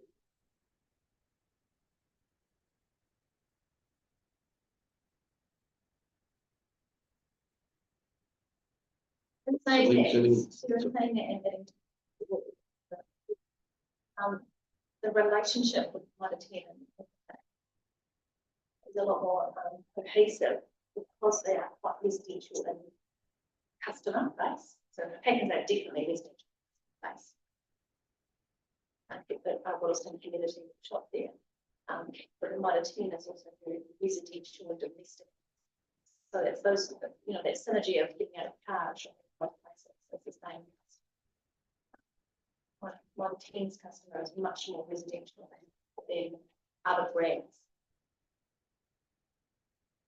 Right, so the pack and save incentive will take you through some variations. How far away is that from completion? It's on program and it should be open. It's actually ahead of program. It should be open any month. It will physically look like it's ready to open, except inside we still need the, you know, the fit out to occur. So, it looks like it's physically ready to open about 6 weeks before it does. Half the landscaping is already on site and planted. The car parks formed, the building is up, we've gone, everything. A lot internally in terms of, you know, the glazing. Everyone has taken cycles, you know. And so is the roading works in Southern District Council on Levi, West Road. First has been agreement with Southern District Council, and it's turned out to be a really strong relationship about those connections of the Pack and Save site to the road into place, to the point where Southern District Council going to purchase some land or food stamps to provide a little bit more work for roading amenity. And they're both advancing. And Lincoln Rolleston.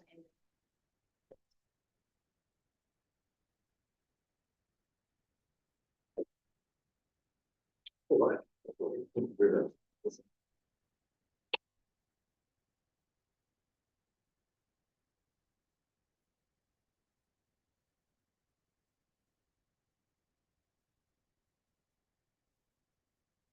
Hmm. So Ms. Smith, the participable questions. Right, so we'll carry on. It depends on the extent of question, but it will take a while to break, but I'm anticipating that by taxes. There's only few questions. Actually, I will take a break. Okay. Sorry to hold you up.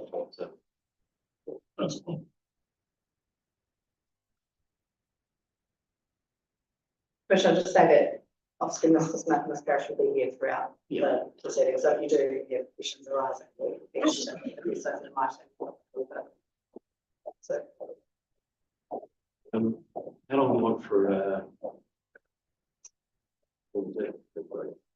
15 minutes? I think it's 5 to 2. Right.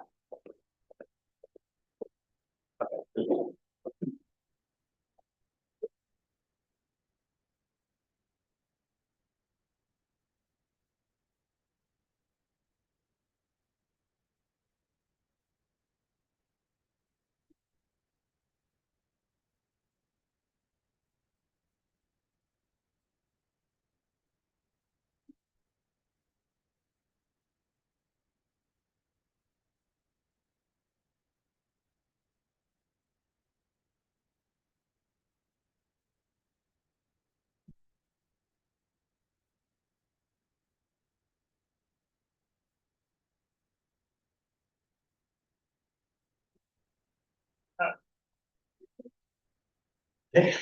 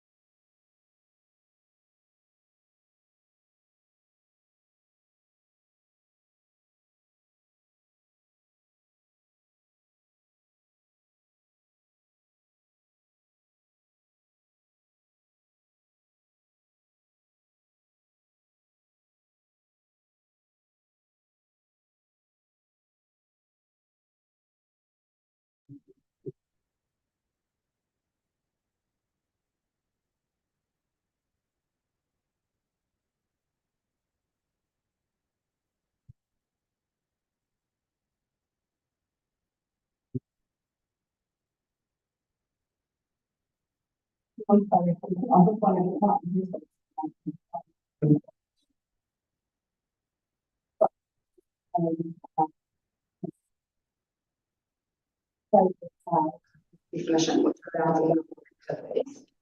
What we've done and the change with the consultation up front was we have limited the trade retail activity for this site to only be one activity. It has to have a minimum of 6,000 square metres in terms of the GFA, and the use of any service access or loading bay is restricted to day hours, so there's no nighttime activities. The trade retail and trade suppliers definition in the district plan talks to about commercial activity involving sales to businesses could be in one or more of these categories. So automotive and marine supplies, building supplies, catering equipment supplies, farming and agricultural supplies, garden and patio supplies, hire services, and industrial clothing and safety equipment. Are you in a position, if you think it's within your expertise, to be able to advise whether you think those activities could meet a 6,000 metre squared minimum building floor plate in your experience in terms of commercial retail? So was very for those that be economic. See how you do. that's in terms of, I think the assessment of the planners was that 6,000 metre squared is a large building that wouldn't be able to justify immediately. This is a reference. Our Hornby retail box is about 6,000 square metres. It's a pretty big box. I've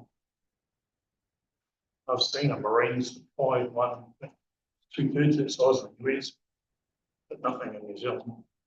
And so, Yeah. There's the building supplies, we're thinking of doing standalone building supplies in town, and we're around 4,500 square metres. This doesn't, it's not economically viable for any of those, in my experience. Garden, you can do it with garden, but you just need a really big sheet bit of land, so it wouldn't be in this situation. There was some, I think, catering and Oh, catering. it's messy. Yeah. as in catering would be smaller than the Catering would be significant. Yeah. Last time I saw stuff, this was room catering support.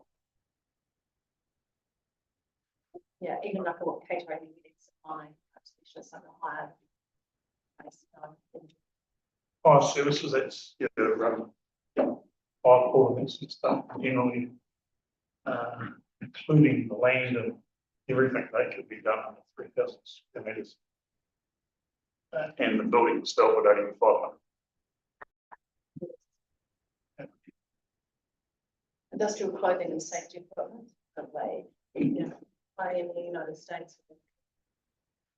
We bought the last industrial clothing manufacturing site in LWA. so, I mean, We're broke. I understand that we're always there to enable your placement, because sorry, I dare say it, the funding is, you know, 9 to 10 times. Sorry. But that's cool. Thank you, Commissioner. Okay, just a couple of questions, as I always say, but probably more coming up. Just in terms of the other white tents, you've got one in Hornby, one in Papanui, one in Beckenham. Yep. The Beckenham one's to be replaced by the Grove Street store.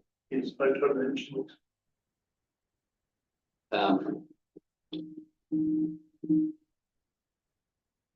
How do they, the Grove Street store, I drove past it on the way in this morning, so I've seen what its location's like. But in terms of Hornby and Beckenham and Papanui, how do they, in terms of location, just thinking about how they relate perhaps to residential areas and those things.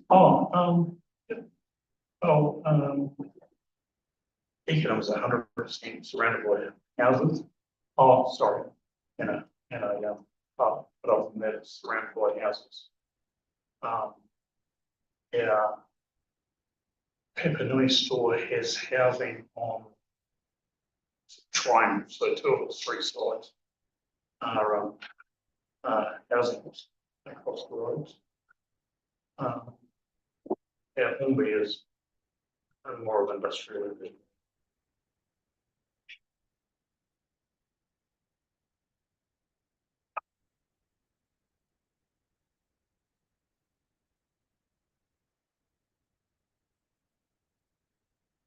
And the different stores do different functions, or they're all basically the same function. Pretty much the same. Each one has its own area of strength. So, like Hornby, for example, is a bit bigger and rural sort of catchment area. Papanui is really very much a general. Really serves the local community pretty well. I think actually, older customer base slightly in Papanui because they get all people launches. And Beckenham's being a bit smaller was very much the community sort of almost like a TV popping in.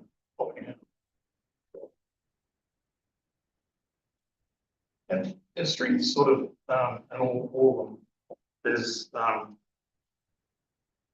probably if you really think of bigger streets, garden, because we of our with physical transaction, just list the numbers on it. 89% of our customer transactions is retail. They're not charged. It's I talk about charging on account. Nearly 90% of it is retail.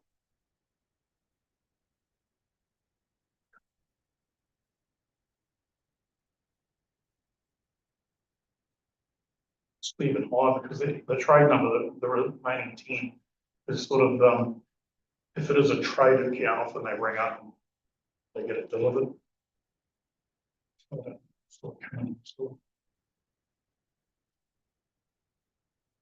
so just explain to me what those figures represent.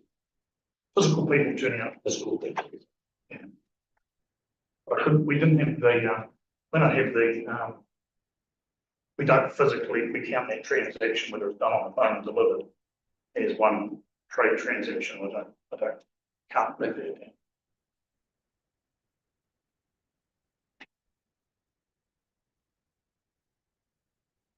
What do you do in terms of trade supply? What main sort of trade supply? I suppose we generally building supplies like anything that provides in the house. We're getting more and more. We're getting into the sort of landscape sort of kitchens.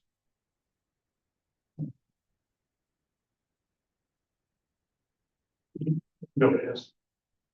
Do you do tree framing or that?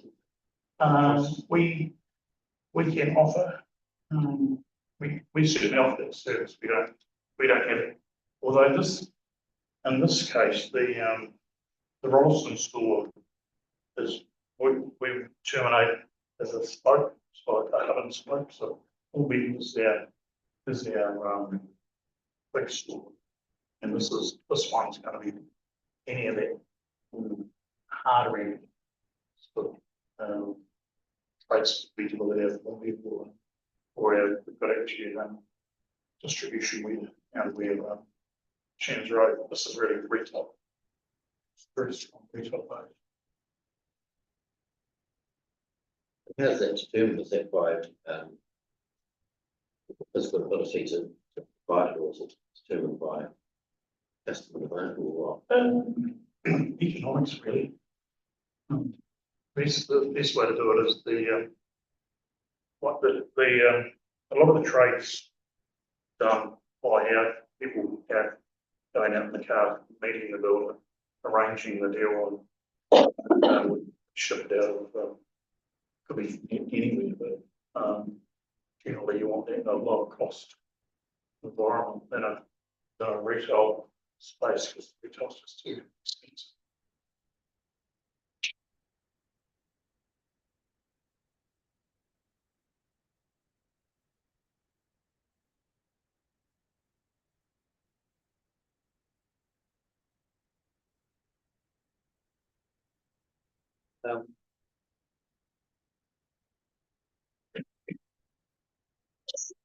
So clear on that, you wouldn't be servicing, because one of the strengths has been identified as this location. That's where all the residents build is going to be in Rolleston, south of the highway.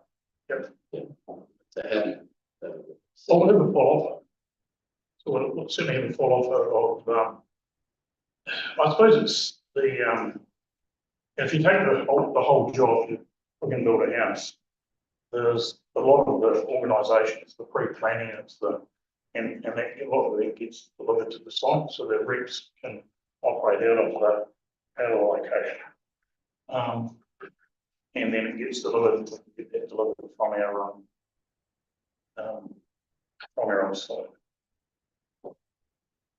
So where I suppose it comes in is like mum and dad would come in and maybe have a look at the kitchen display.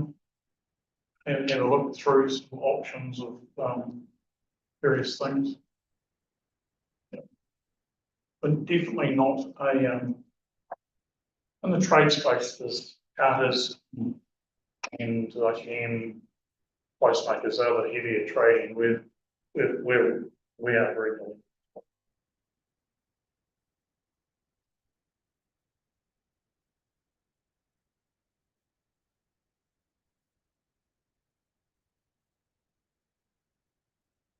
Is there a percentage with retail and trade, or pretty much market driven? Oh no, definitely. It's too much trade. Our model doesn't work too well.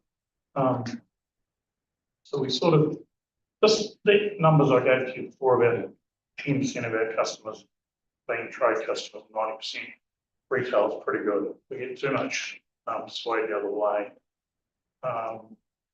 Land like this is just too expensive to operate in. Is that because trade is essentially full, so it was It trades at a lower margin. White space and some of it.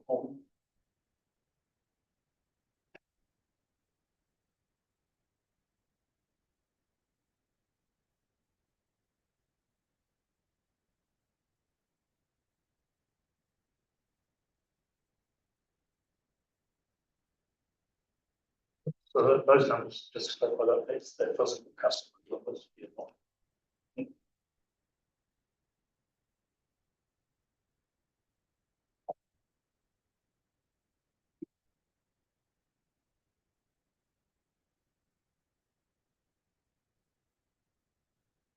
do you keep records or have an indication of how many people that visit your stores? general sense, going to do so by cycle or pedestrian or the main car. No. That, the mainly car. And generally people are picking up something that's quite hard to take.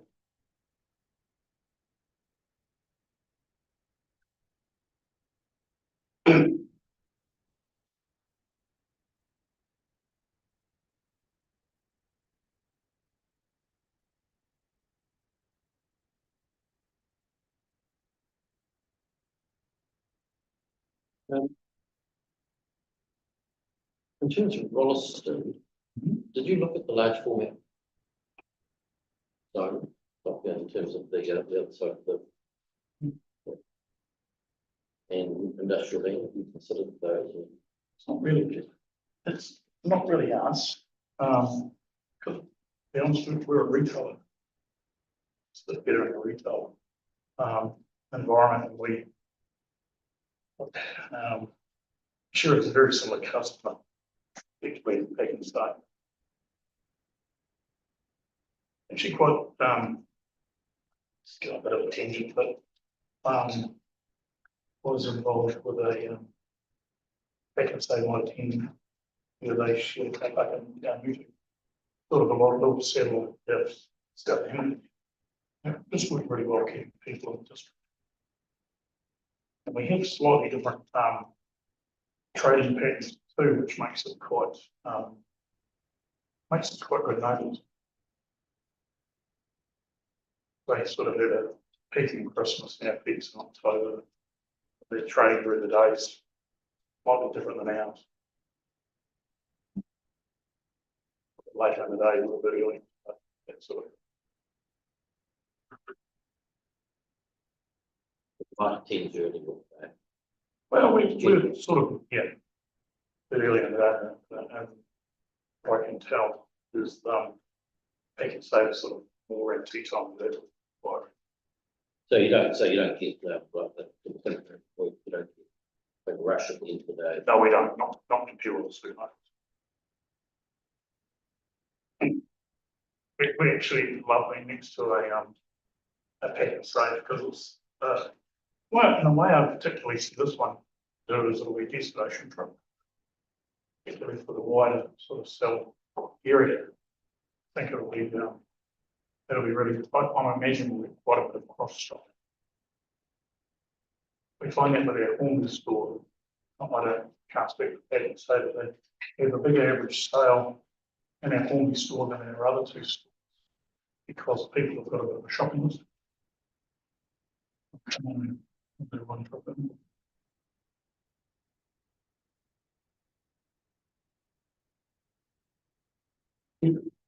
We also love owning our own store. And the reason we love our own store is we're actually a pretty poor user of footprint really. And like, if we can build it or take care of it, then if there's a downturn in the future, we can weather it a lot better.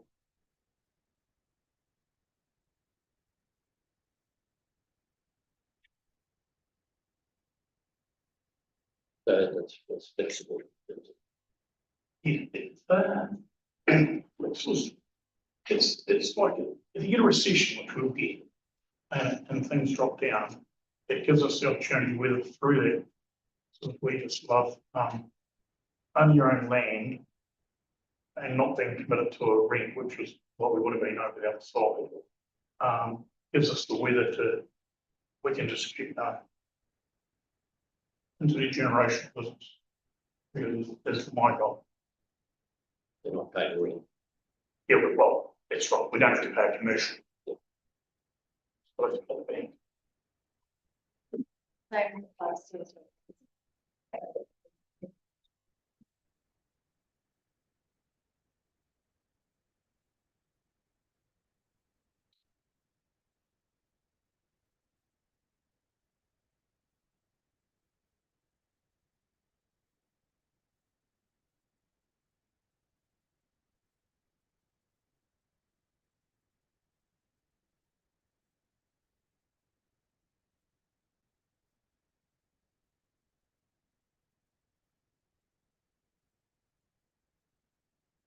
Okay, 15, just so I really understand the paragraph 15, you talk about the connectivity sites, back to capacity separation.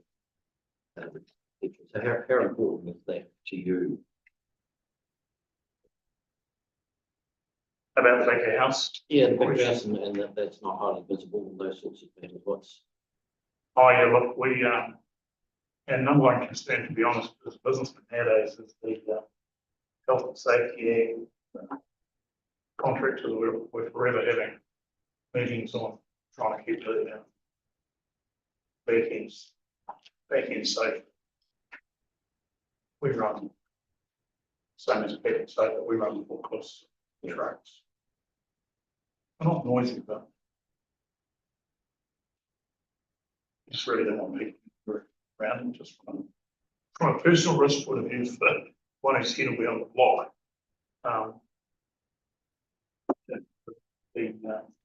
We're ready.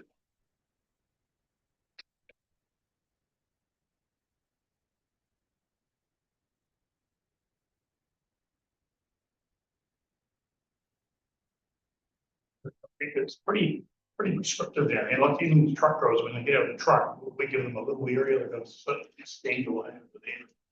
You know, so the operator can always see them all the time. Very restrictive sort of policy. there's only health and safety policy? Yeah.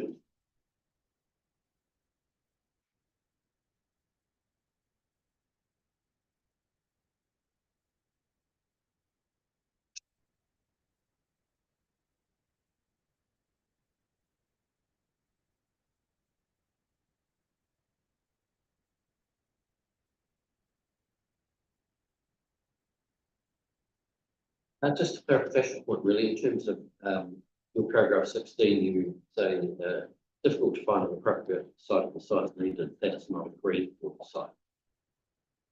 What do you mean by not a greenfield site? Well, I suppose, you know, you could always get an old building and try and, but the, just now with the, it just takes so much to try and get them to work properly. And so the greenfield's allows you to build what you want to build, the shape you want to build it, and to get all the back end right, the front end, customer connections right. Years ago we used to retrofit old buildings, expand things, but to be honest, you end up half-baked solution. So what you're saying then, is it to have a greenfield site that you can then develop, right? Yes, specifications, yeah.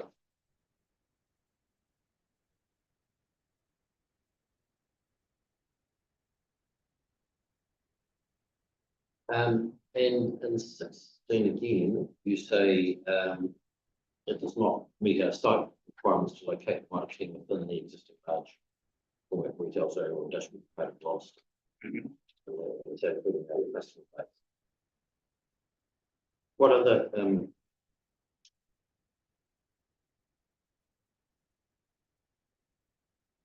so are you saying those areas are not suitable for the particular brand? We are more retail. We're a retail business. We really need to be like residential people. In particular, the real advantage is this site that we're talking about now is very it's close to where everyone lives and where my team live. You know, that they'll often walk quite good. But the and it's where people shop. And it's not convenient. People actually they trade off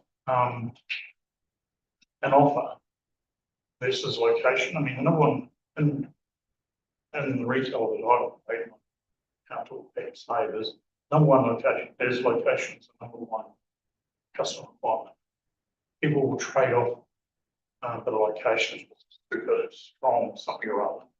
But if not, you're up against some pretty strong competitors in Christchurch. One of them's their own. But you've got everything just down the road. It's not convenient enough. and it doesn't have very much offer, but we trade it off against the city.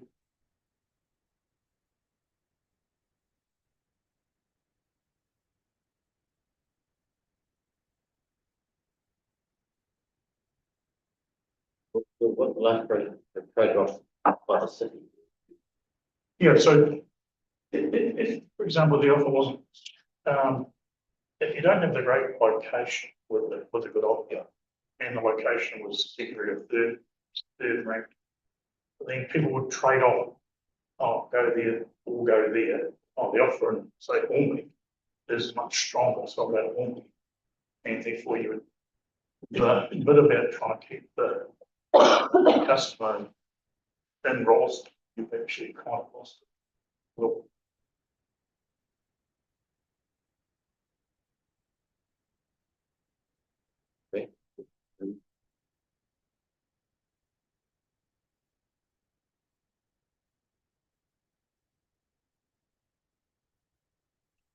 Just an, I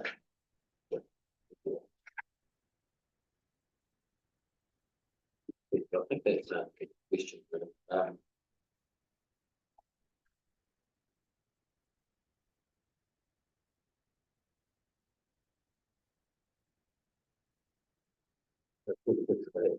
Thank you.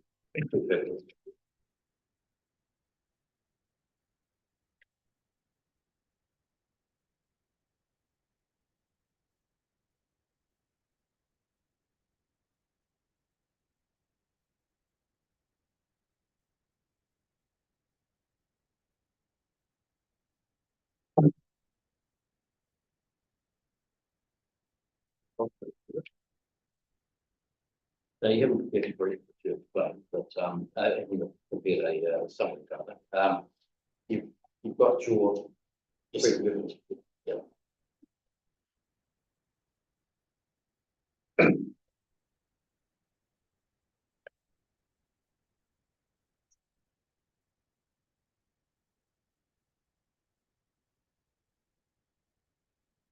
So you've got to the point.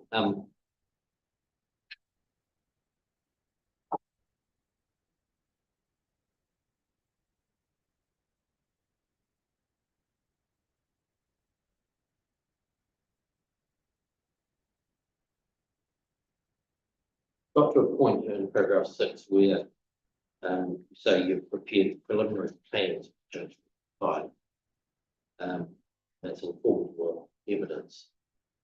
Yes. So what level of detail of preliminary plans? They're at a stage we call bulk location. Basically just testing the size of the site for an appropriately sized retail hall, garden centre drive-through. Making sure that there's adequate parking, also making sure we have the opportunity to get clear separation between the public and the vehicles servicing the facility. So it's at that high end. It's got an understanding as to what client attend are after. So we're looking at the building geometry. So there's optimal sort of footprints that work, and also aspects to do where the public enter the building relative to the overall size of it. Yeah, so it's at a high end, but it's informed by probably half dozen others we've done. So I've got a good feel for it. So that's almost is that almost part of like due diligence? Pretty much, yes. This must be relying on whether or not we can flush out any issues related to the site. Whether or not the triangular geometry was going to be an hindrance. If anything's actually worked quite well in some regards, and giving us degrees of separation to road frontages, things like that. So yeah, it's a means of testing the due diligence.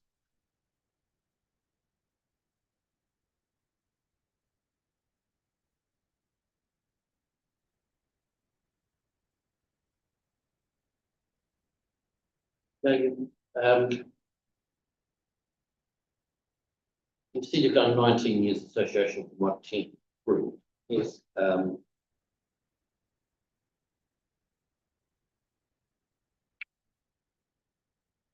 So do you do with rather large scale?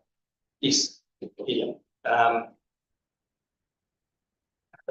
We've done work with Kmart, and Christchurch and Dunedin, and a number of different large format companies, Harvey Norman, Bristol's.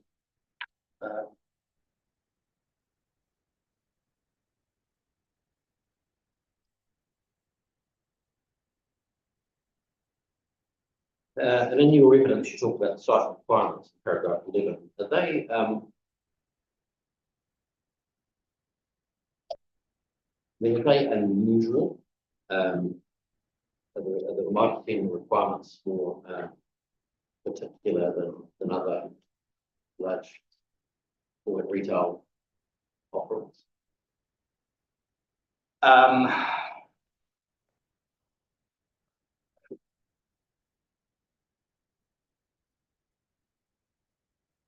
The scale actually would probably be the biggest thing for my team. It's accommodating the sheer breadth of it as opposed to other large format retailers. And that because there's a building and then there's the garden centre. And the ancillary activities, yeah.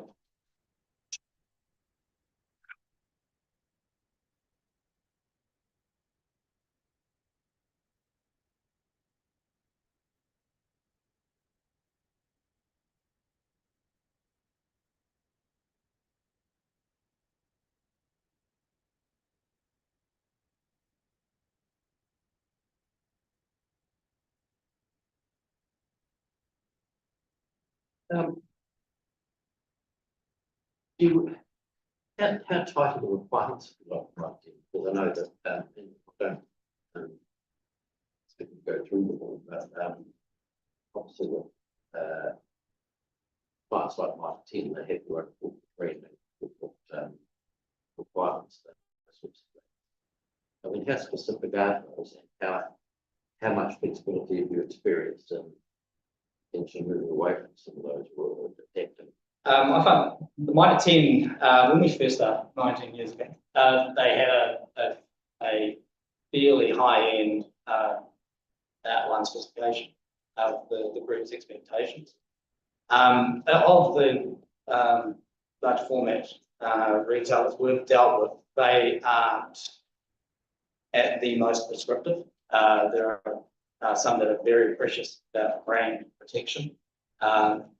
Mitre 10 we found and has, through situations like this, had to be more nimble in terms of how it allows some flexibility in its branding. There is the standard offering, in its purest sort of form, the big orange box. But there is flexibility to recognise that in more sensitive locations, they can adapt the model. And that's the building exterior. So adapt the model to make it sit within different contexts. And I've done that, as they mentioned, in Queenstown, done that down in Wanaka.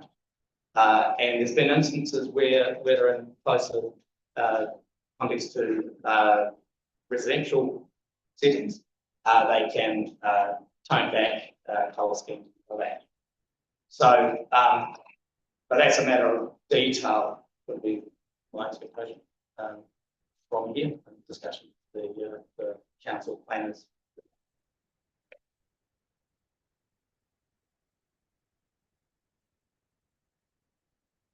Okay, when you talk about the site requirements again, you talk about the surrounding environmental quality. So is that whether it's residential or whether it's industrial or? Yes.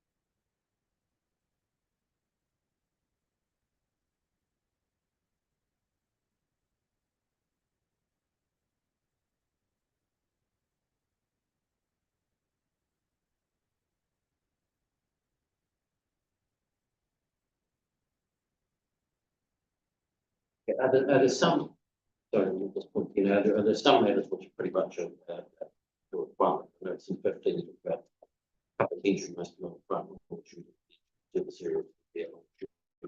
That's basically bottom line. That's all good. That would be an optimal.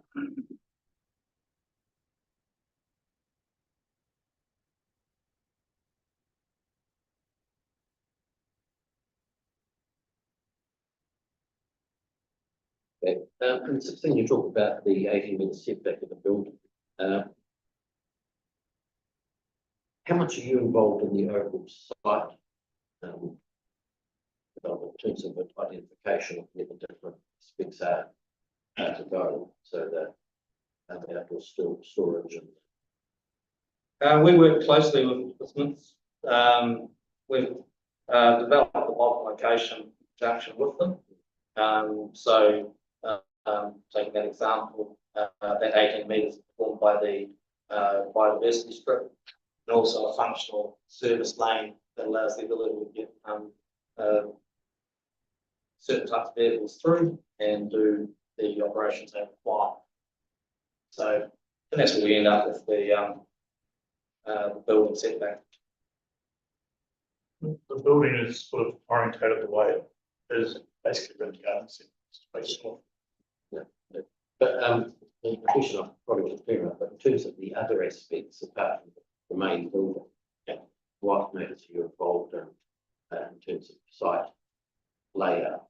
I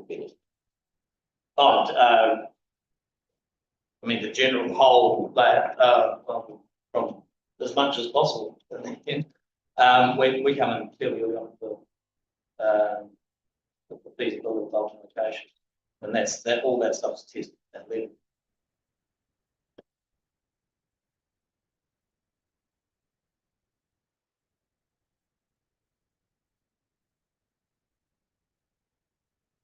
So, cutting with you would identify where, for example, the outdoor storage is located or not. Well, in conjunction with Smiths, I mean, they fully over the operational aspect of it.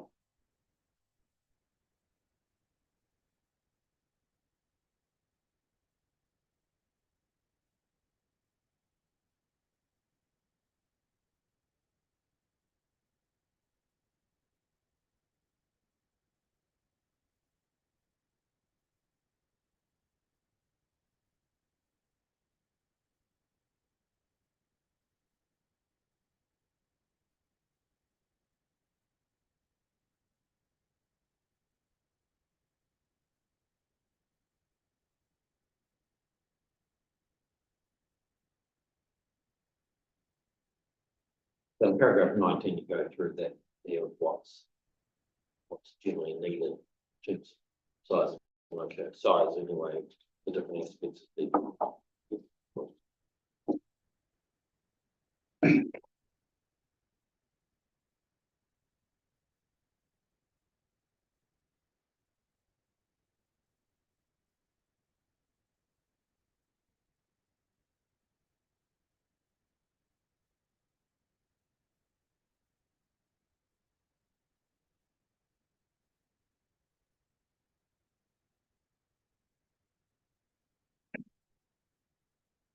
talk about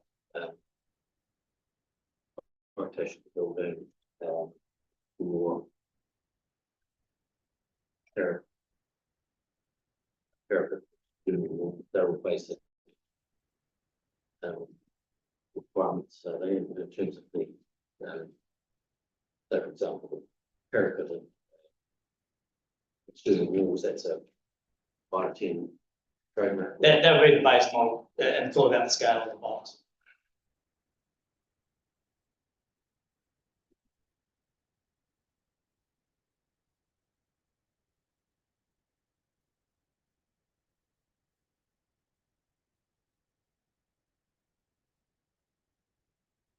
Do you have any further comment on terms of the setbacks? I just noticed them in just in paragraph 24 and 25 talked about the setback reducing at the southern end of the building to 12.3. Yes. Well, that's just, so we don't have a limit of plan. Okay. Yeah. That might be easier. So basically, the building's oriented along that eastern boundary. There's a thickening, obviously, towards the western side.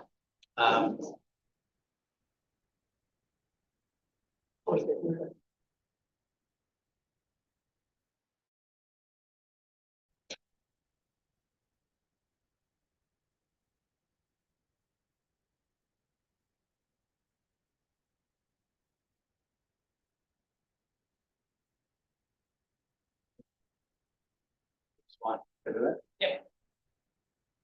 So, keeping it parallel with that eastern boundary has afforded a lot more separation to the Rolleston Road at the northern end. So more separation here on the western side for Lincoln Rolleston. So, you know, the perceived bulk of the building is sort of mitigated by that separation. Obviously, there is an efficiency in keeping the footprint as simple as possible. That's just, you know, the economics of building these things.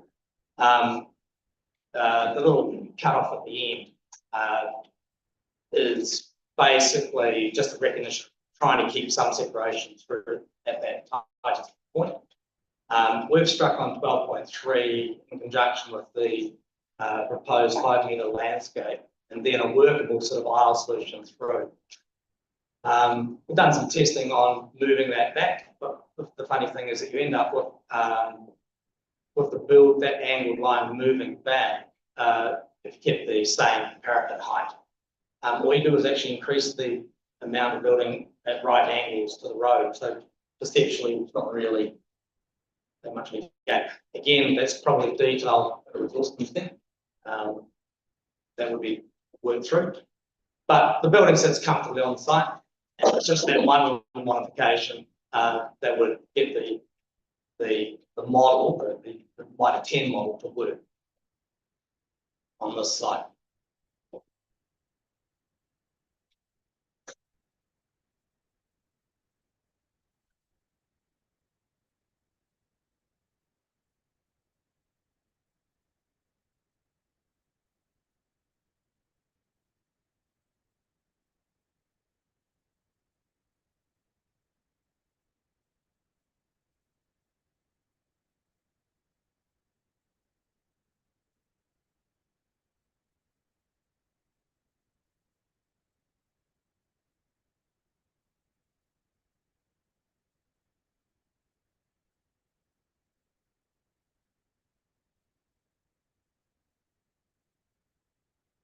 In terms of the ODP, paragraph 35, landscaping element. Just summarise for me with 35 and what leads to that view that landscape provisions, building location setbacks are appropriate or an appropriate response to the specific resident context. And is that residential context you talk about there, or is that in a broader sense, or just the properties to the east? I would say it's the broader sense because, well, actually, that's the that's the broader context of the residential environment. So it would extend beyond just the east, all the properties here to the west, people travelling along the Lincoln Rolleston Road. So the landscape provisions at the moment, as evidenced in the foodstuffs application, there's a high amenity landscaping proposal. There's a good 5-metre strip through along the Lincoln Rolleston Road, which we'd consider to be appropriate. Also, but we take on board that you kind of don't want those things to be over vegetated for other reasons. And like I said, it's just that peculiarity of the site, the triangular nature of the site, just creates that area there of different scales to the street. And that takes a lot of the mass away from it. But when you're moving along those, along that linkage there.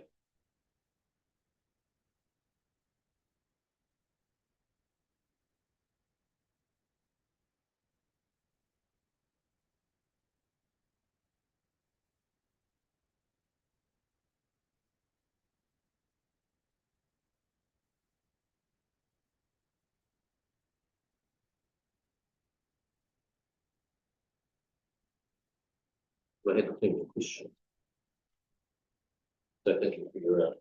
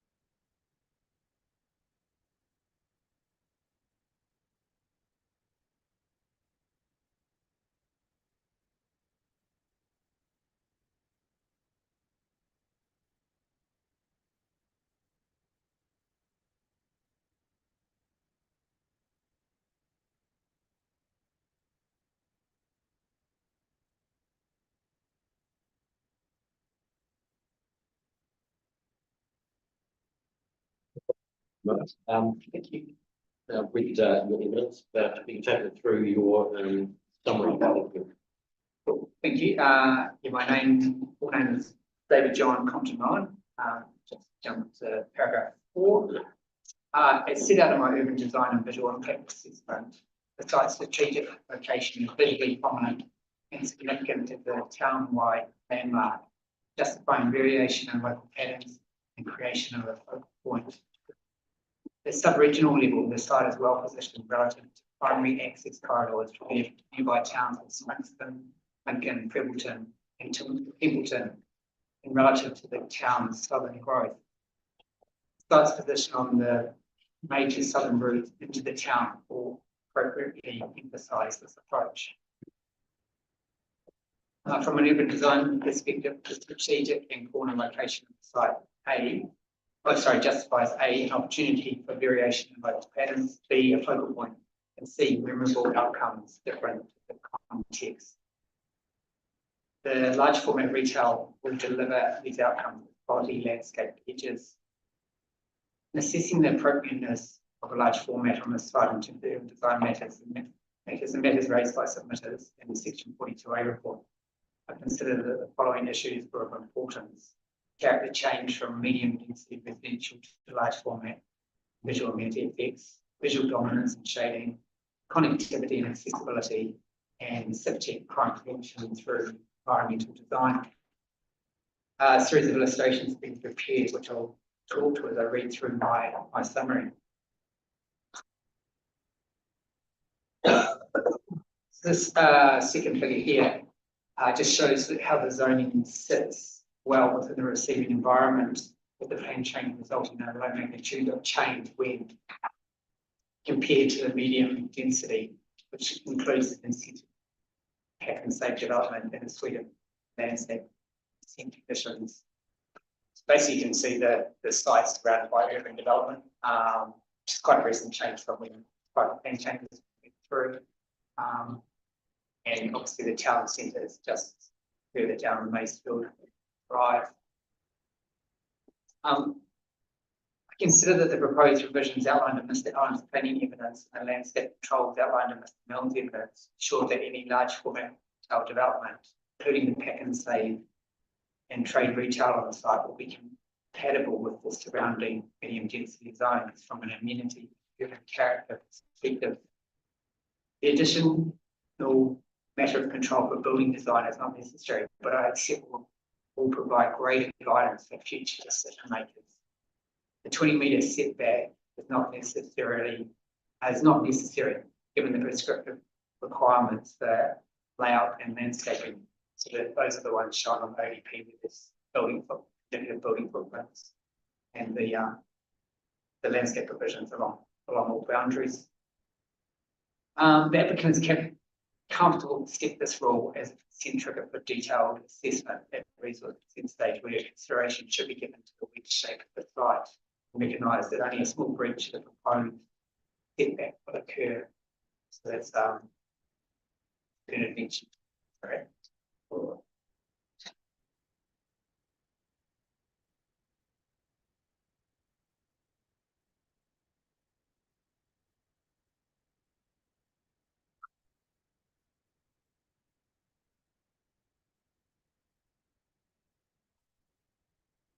Just that little bit there. So I think what we've done is that less than 1% of that frontage would go through that 20-metre building setback. Couple of other ones I just like to mention that the proposed landscape provisions are consistent with the council's commercial design guide, which I was actually involved with back in 2010, 2011. It's a while ago now. And it's also worth noting that both activities are permitted in the town centre zone and actually have less design provisions on shared boundaries with residential land than what is proposed for the site. Paragraph 9, the provisions will also ensure any potential visual and shading effects to be managed to an acceptable level. I think in my evidence I went into quite a bit of detail regarding height to boundary requirements and setbacks, and that's with the medium density that they've all been satisfactorily addressed, and will create probably lesser shading effects than an immediate density development would on the neighbours. So who would be shade except Yeah, so largely it's along that boundary. Every other boundary is a road boundary, so that they're not going to have any effects there. But it's really along where there are biodiversity strips proposed. And in terms of the potential provisions also ensure that any potential visual can be managed to effects can be managed to an acceptable level. What in particular? So it's the scale of the buildings that I feel that the landscape provisions and the design controls that we have in the resource consent stage are sufficient to ensure that the scale of the buildings can be absorbed into the environment.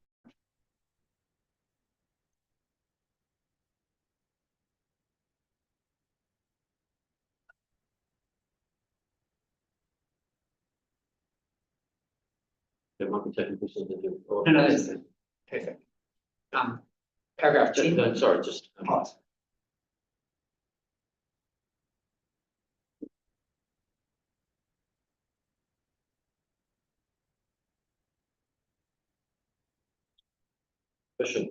sufficient just said in notes for visual sufficient to ensure the scale of the building.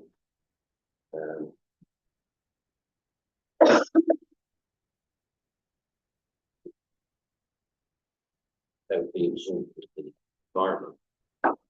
So obviously they're large buildings. The medium density development allows for buildings up to 11 metres height. Realistically, whether that happens or not would another matter, but I think the combination of the setbacks, the design controls and the landscaping all combine, and the fact that we are actually on 2 road corridors helps as well.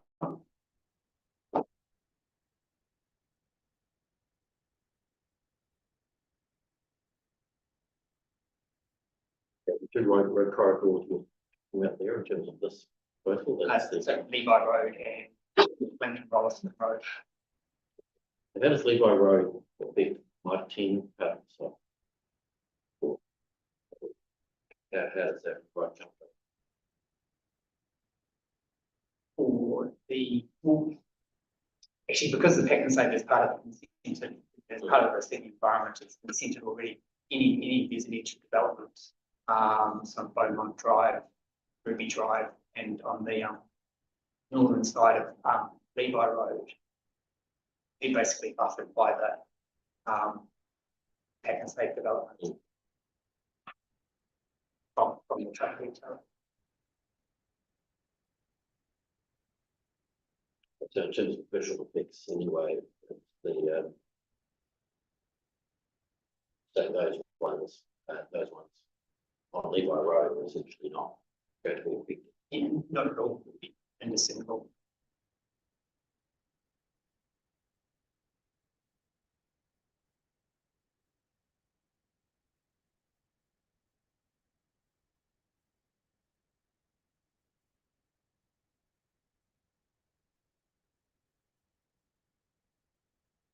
Closer perhaps to Westwood Drive.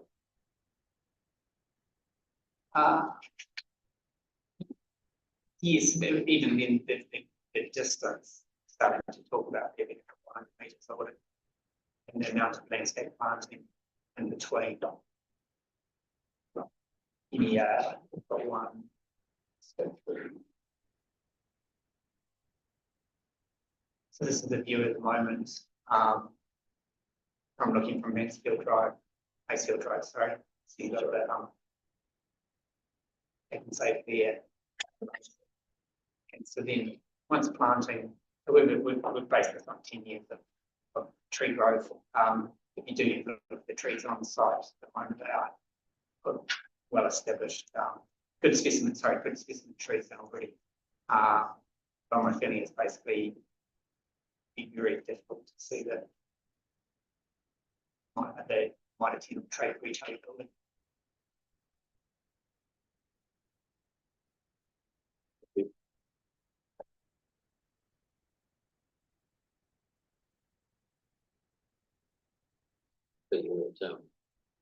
Paragraph 18. So the site is highly connected to existing road network, being on a corner of two arterial roads. Internal pedestrian accessibility has been incorporated into the design to ensure the proposed surface car park does not create a barrier to pedestrian movement. While the proposal will create an impermeable boundary along its eastern side for a distance of just over 500 metres, but do not consider this to have an adverse effect on future pedestrian connectivity to the east. Future pedestrians will have an option of travelling north to Levi Road or south to the future road connection at the southern end of the site, even with Portland's extension. The proposal does not create any discernible increase in walking distances to key destinations, including the high school, Foster Park, or the town centre. I'm in agreement with the evidence Mr. Meadwell transport in this respect. I think a key point I'd just like to add as well is that development itself does become a destination in itself. So it's quite different if the site were just purely residential. In terms of the walkable block perimeter mentioned in Mr. Lawrence's summary of the evidence, we're also involved actually in the residential development design guide. It is very much focused on residential development. And for this site, the block development and walkability is very much, by any effects of it, are negated by the shape of the site and its rich form. I think a key aspect of really that is important actually is that southern link across extending Baldwin's Drive.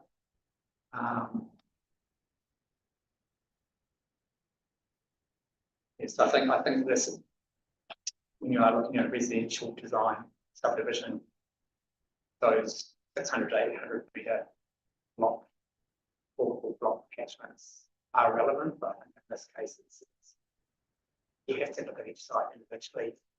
And this site is different in its shape, but also what it's proposing. How does the shape, what's your opinion on it? Which is if it was a rectangle, and you were trying to get the other side, it could just be a longer walking distance, but because you've got that beach at the southern end, it gives an imprint. It gives you a longer block perimeter. But in terms of accessibility to the southern end of the site, it is increased still.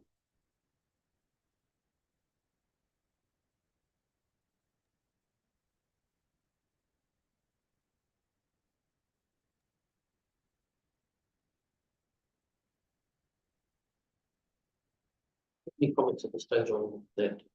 In relation to matters, go up in the summary, or when we stated the summary of evidence in terms of ability, and people will respond to those directly, or Yeah, I think, in terms of this area, it's, and the site, internally, there's really good, walkability and connections through the site. So I think any barrier effect that the car park could potentially have with internal movements are mitigated.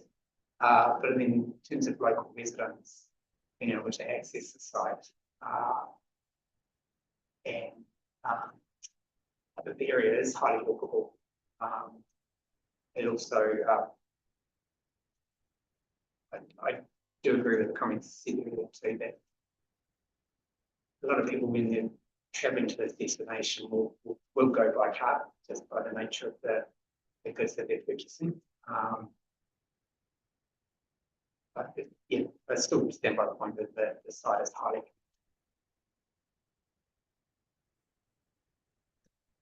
just trying to what I'm understanding of that.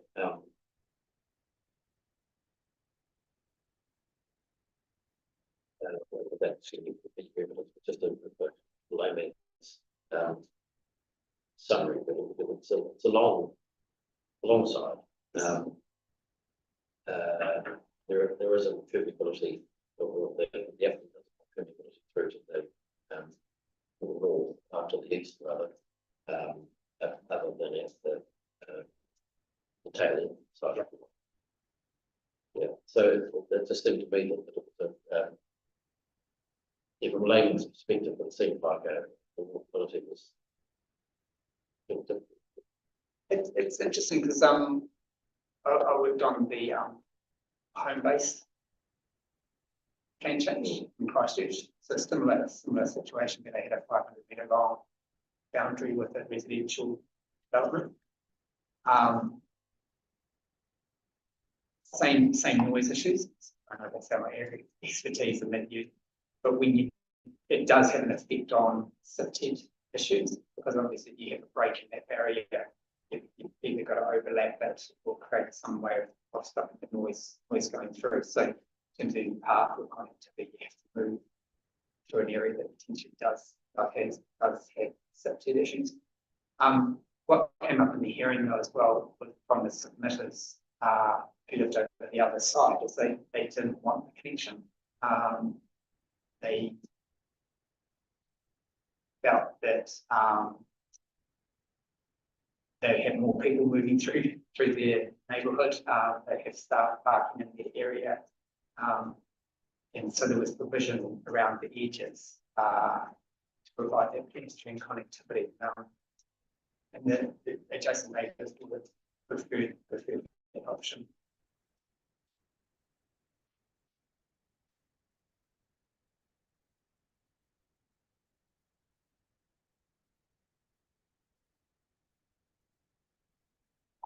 Right, carry on. Yes, so paragraph 11. SIFTED principles are already incorporated into the matters of assessment and not needed to be incorporated into the ODP narrative. And that we know public access into the area and put fence to prevent access to the public. So this is really talking about the biodiversity area and the service area. Key parts of urban design, SIFTED really are I had this in my original report, access management and territorial reinforcement, having clear boundaries to encourage community ownership of some spaces, but then also strengthening the what areas are private and what areas are public. I think it's really important that when we're dealing with these type of developments, that we recognise the functional requirements, trying to keep the service areas, the loading bays, and where heavy truck movements separate from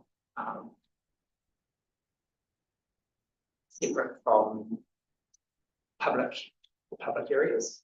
And then this development, it's called many large format areas where you have that consistent service lane down the back, where the public don't have that access point, and that would work really well.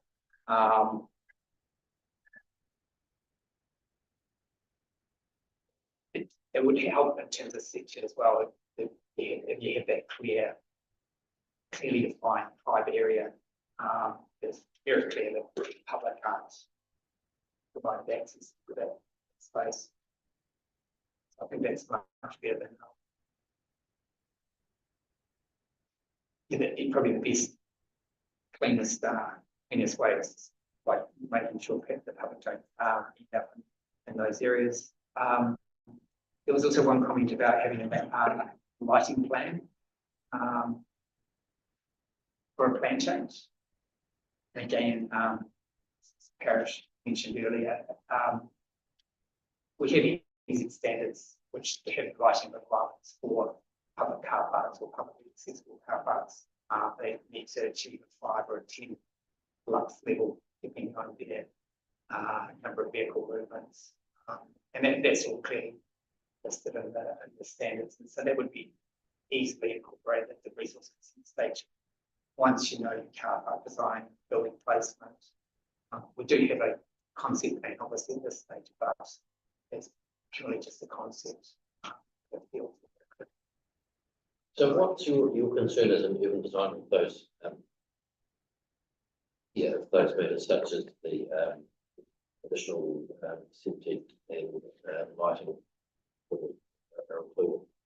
Yeah, my concern is that you need the detail to be able to assess the suitability or whether it works in terms of safety. At the plan change, it's at a higher level. We don't have that information yet. It is going to get assessed as part of the resource consent, so it's much easier to do that at that stage when you know those specific details. But from your perspective, is it useful to have that guidance and plan so that when you do come? Well, yeah, but I think in matters of assessment matters, it's already listed there as a matter that we need to look at resource consent stage. So I think it works really well at that stage. I just don't feel it needs to be on the ODP.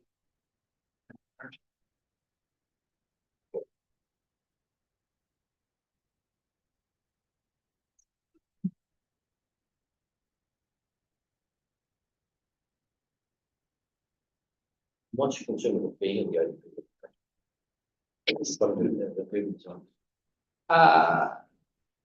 I just don't think it's needed. It's not known. You wouldn't do a lighting design for a plan change. At that stage, you don't know a lot of this. It just doesn't have the detail. And so you can have some really high level standards that you're going to meet, but then you're just replicating what's in the New Zealand standards for lighting.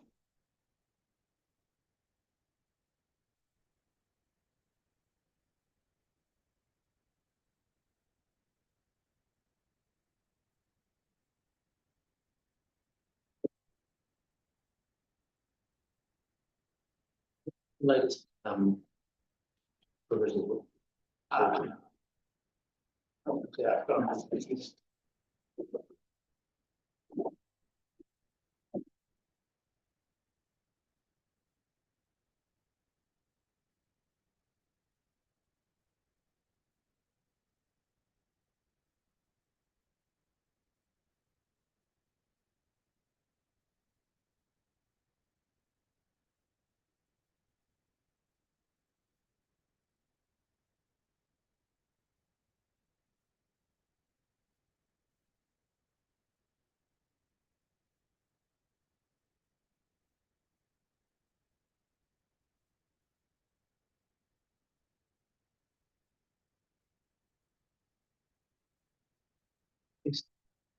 On the latest. So the summary statement from the reporting officer is the version with the tax obstacle I just appreciate that we don't have one complete version, and then Mr. Allen has the ones that have already been accepted by that. So I suggest working with that. Reporting our first officer summary of key points. Have you got that in front of you, Sue? Otherwise, a joint planning witness statement, but there's been a few changes that we have as a result of the summary. Well, the officer version should be presented on the joint statement. I must be on in for a couple of weeks to deal with my areas. Should be able to clarify. I don't think they relate to a community file. Thank you, use members of roles, which we think is what we would do. Oh, yeah, we've got a condition. Right, so this is the appendix 1 to the, Would you like the summary reporting officer's summary of key points reattached to the latest version that was given on Friday? yeah, I have that, Oh, you can, yeah, and that's the same document. yeah, you got it. So I'm just trying to get a grasp on what in that you don't think is appropriate.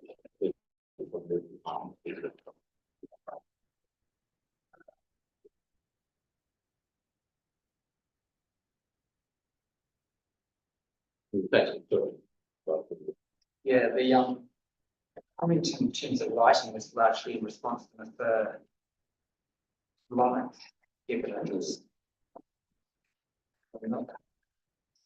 It's come from the level.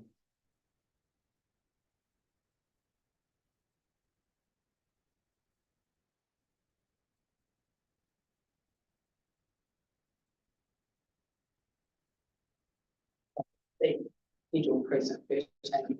Yes, That's great. put it on branch page 34. The additional. Visual. And you got the, yeah. But this is where the additional thing has to be included. The total, yeah, permitted activity. Page 34. Yeah, 34. From table 1, it's yeah. Item 2, a full accepted assessment including a lighting plan has been provided for the group or SDC. So it's obviously given with the ODP. Yeah, I see it just being a bit premature. But probably no benefit actually at this stage.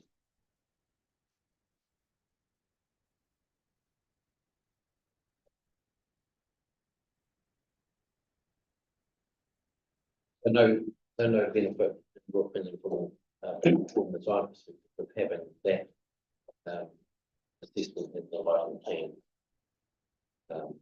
as a prerequisite. Yeah, not for an ODP, but it is required as part of the, when a resource identification comes in. It's checking the valid time. I want to clarify that this is the list of things that you need to provide as part of your resource identification. So it's additional criteria that the council would like to see with the application. So it's at the resource consent stage. I know the wording is a bit confusing. Okay. Yes, so sorry, but so what the officer's seeking is that this stuff would be included in the application. Yep. And so the commission question must be about the actual urban design aspect, not about the plan provisions. Well, yeah, so yes, it's part of a resource consent application. They should be included. Application.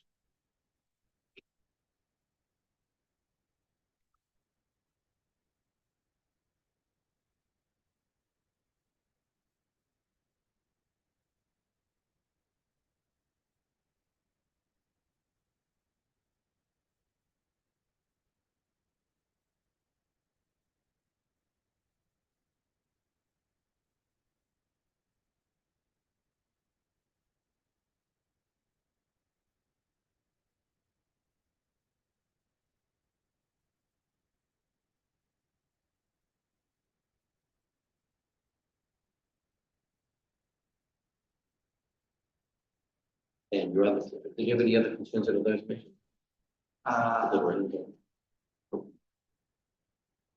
No,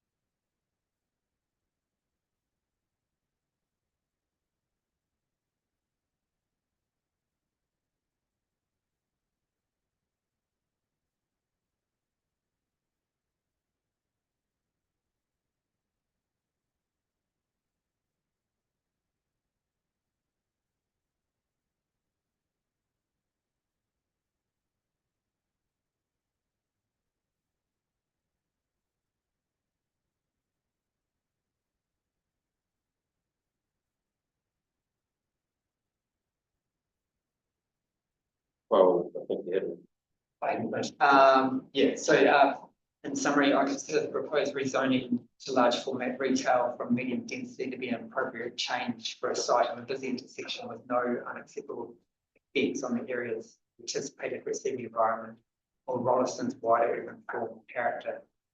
Nature of the proposed activity has been more retail, industrial and character are well suited close to residential, commercial, brackets, town centre uses.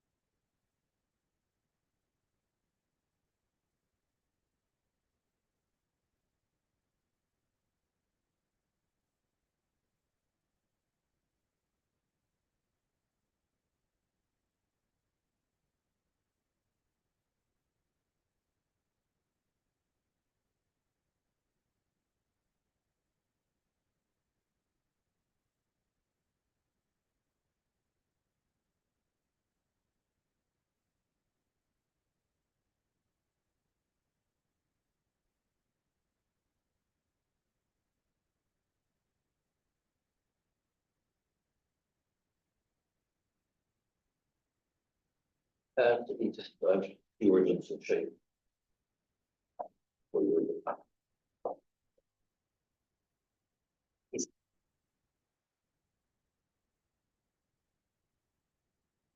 Um, and again, I'm only asking questions. But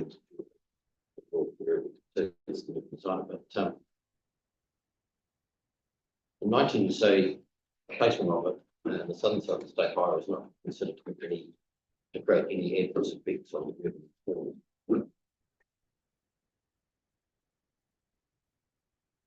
Just looking at that in the context of, recent state gone through this process where, for whatever reason, there was the permitted activity in the town, etc. But there's an area north of the highway where seems to be where the focus was to be for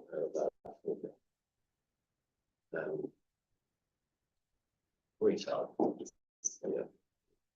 Yeah. So it's what you were saying in terms of paragraph 19 that there's no adverse effects on you. I'm just trying to understand why you say that. Yeah, well, I don't think there are. Obviously the activities we can have in the town centre zone, which are on the southern side of the state highway. But I think given the nature and given the nature of the people using both activities, it's very much of a domestic character. It's very much a commercial development as opposed to an industrial or light industrial development. It's very common for large format retail areas to touch or to be adjacent to residential areas. Listed a few of my which was in the evidence in chief in Christchurch, we got a similar situation. So I think there's actually strong reasons for having this type of activity on the southern side of the state highway because it's right by its market, really, in simple terms. And that's a new from an design perspective. Yeah, yes, yeah. And in terms of the built form, we've addressed and character, we've addressed all those issues through step backs landscape provisions. And the edge street along that eastern edge.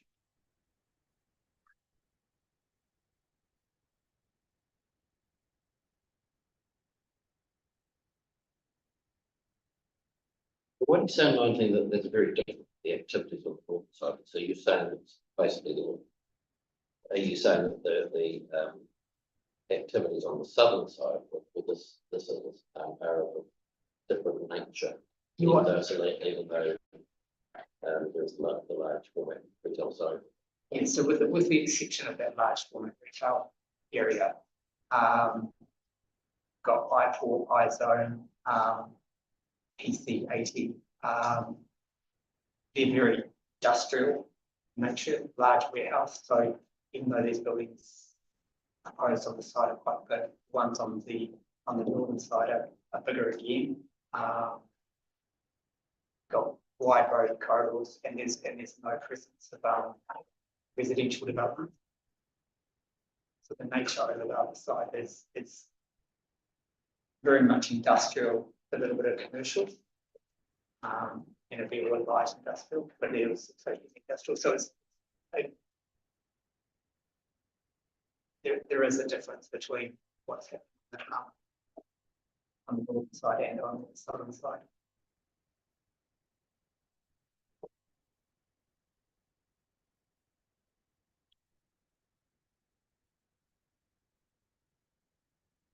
So you're saying the ones on the northern side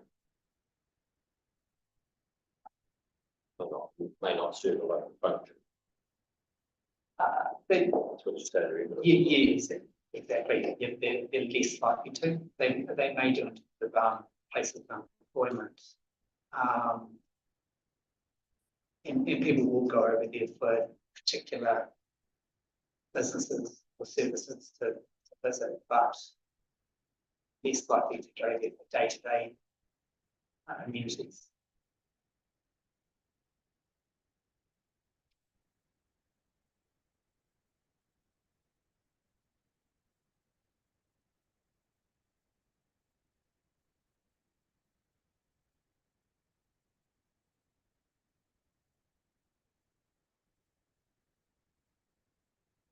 In terms of paragraph 5, we talk about the strategic location group, prominent significance of town-wide landmark. Is that landmark in your view already established by the consent factor?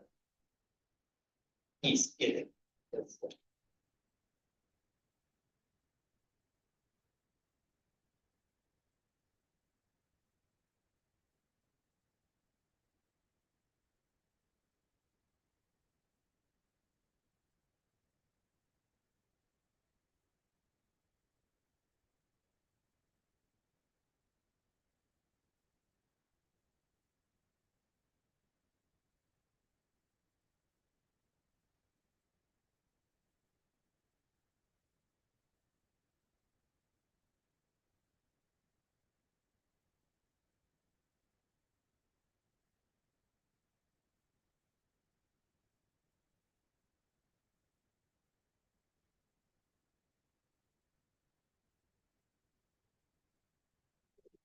You talk about the difference between the north of the highway and down.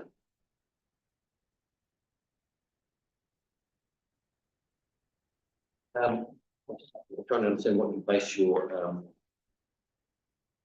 findings on, that it's that's very much a resident or domestic catchment as opposed to what's happening north of the highway. That's just describing the actual catchment, who's there. Or you're saying they serve different purposes. It's pretty fun. I think they serve different purposes. Barring the large format on the northern side, or pretty much all the other land is industrial nature. So there will be people going across there to work, but it doesn't. It's not a domestic catchment in that respect. there are a few little businesses, but the catchment on this, I see the catchment for this development being very much the residential areas surrounding it on the southern side.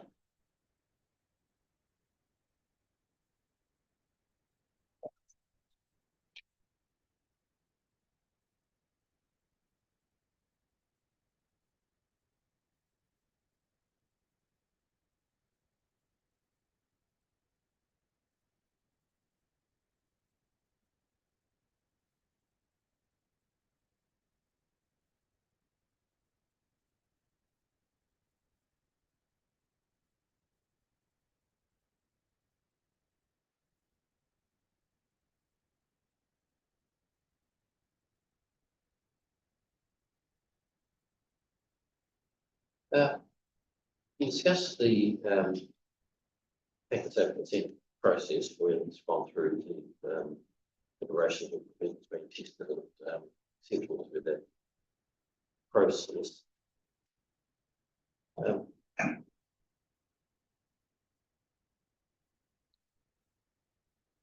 Obviously on a discretionary activity, it's all assessments. But is there anything that you see that would be of assistance in the plan to ensure that, if you like, that level of assessment is available to facilitate what I think? I do think the provisions that we provided are very comprehensive. I do know Mr. Allen has looked at every different sort of mutation or activity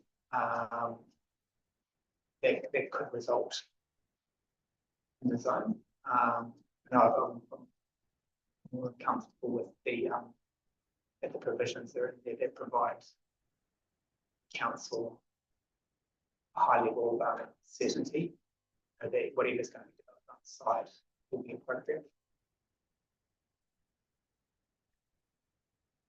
Have you engaged with the community at all? Have formed your view in terms of the local residents? Or No, I have read this question.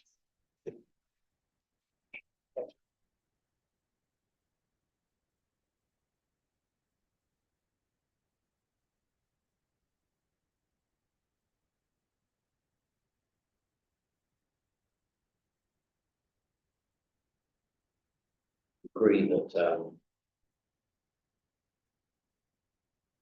that it can be important to understand the community values, some of the that are as they're experienced by the community.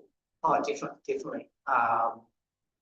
It's one of those things that's it's always a balance.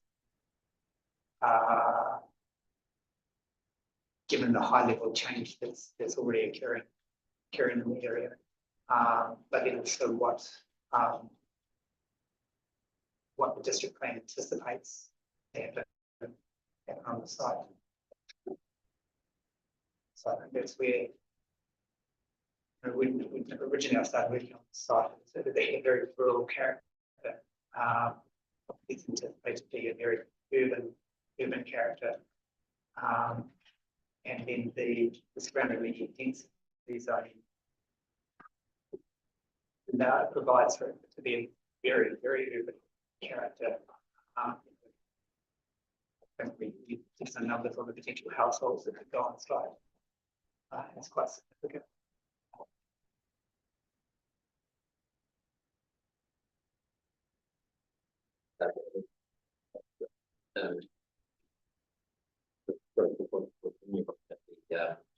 What's the likely environment, the residential environment?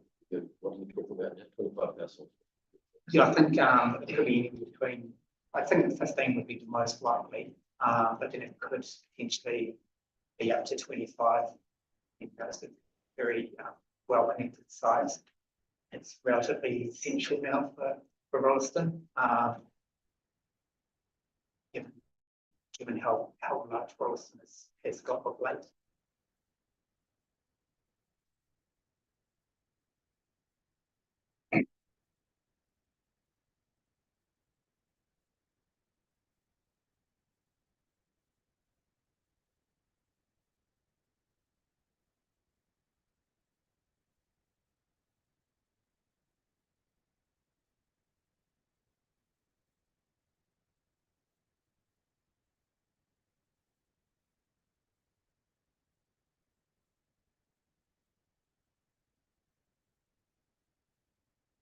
Yeah, just, in terms of your character change from the monthly to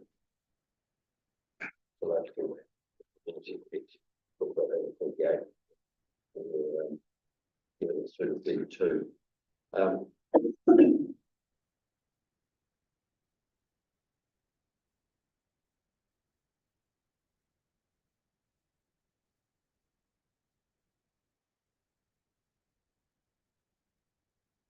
So, just so I understand what your opinion is, you're saying that change has already occurred to a large degree by the granting of the patent, so.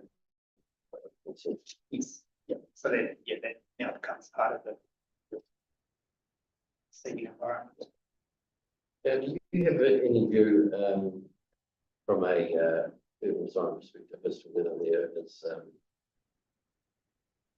whether there is any difference between a supermarket and how that fits into a neighbourhood, a residential neighbourhood, and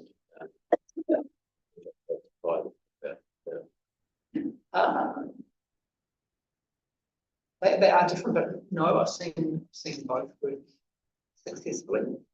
I think the Hapanui might attend as a good example. That's in joins medium density development on busy collector roads. It does have a railway boundary. and it's quite a large industry. So Yeah, it's underlying design of commercial.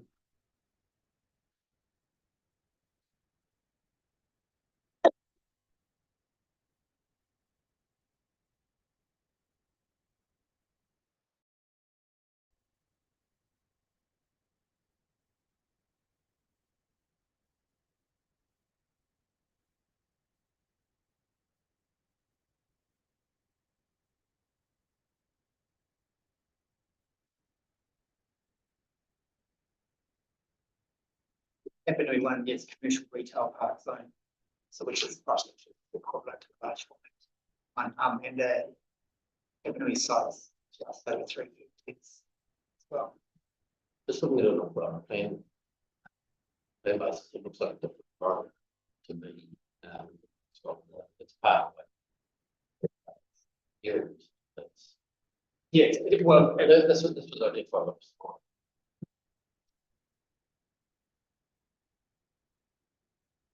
So there's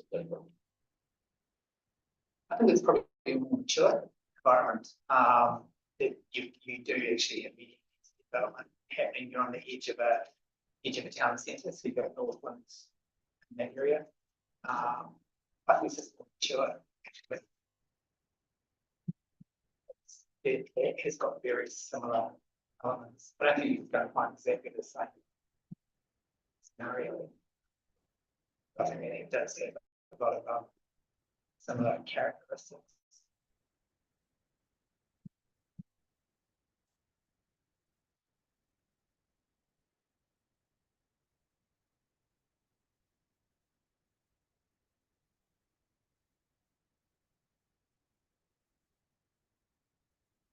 in Northington. Paragraph by paragraph, but I just want to be really clear as to why you conclude in your paragraph 30, so given the landscape treatment proposed by the setbacks, I don't see any magnitude of change. Just again, summarize to me why you say that the magnitude of change is low.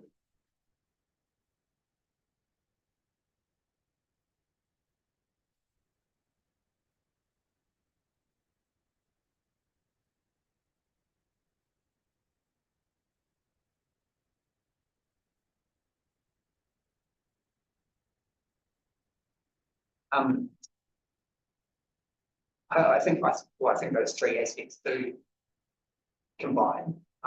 So any concerns I have about the visual, the scale of the buildings, the setback addresses those.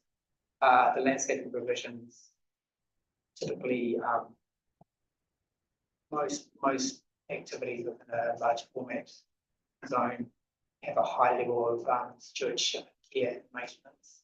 So you've got that as certainty that those edge treatments will be well maintained. It's usually in the best interest of the occupier. So once that vegetation is established, the residents across the road will be largely looking at well-established streets. The car parking is screened by the lower level vegetation that we use through the trees that are in the back.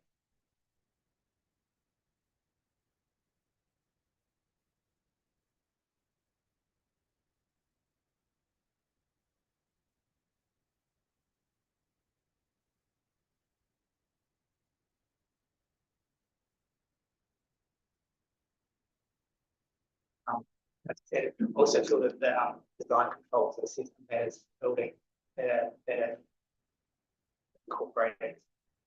And the assessment that is positive as well. So there's controls, the corporate colours and the look and feel of the building. So all of those elements as well will add to allowing that building, that future building to sit in the environment better.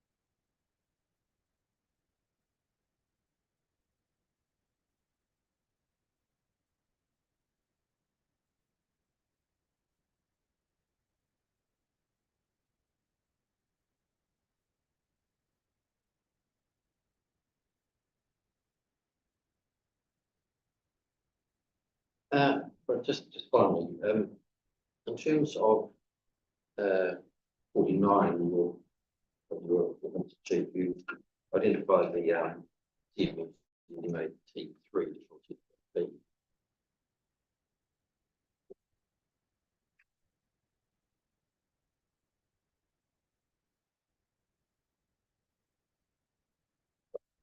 You consider moving time speed that doesn't need to be or shouldn't be included in the additional that with it. No, I think the design control for future building should be assessment better.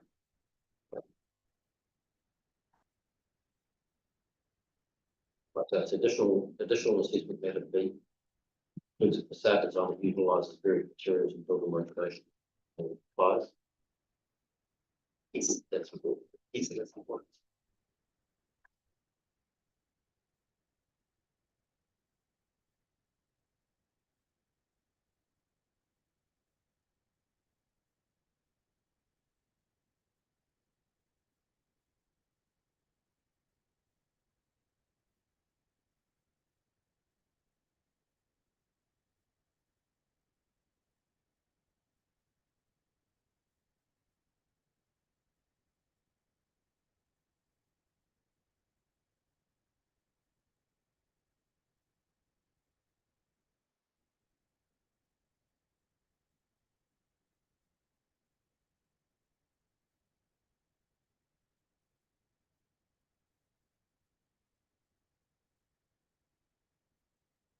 That's what I think.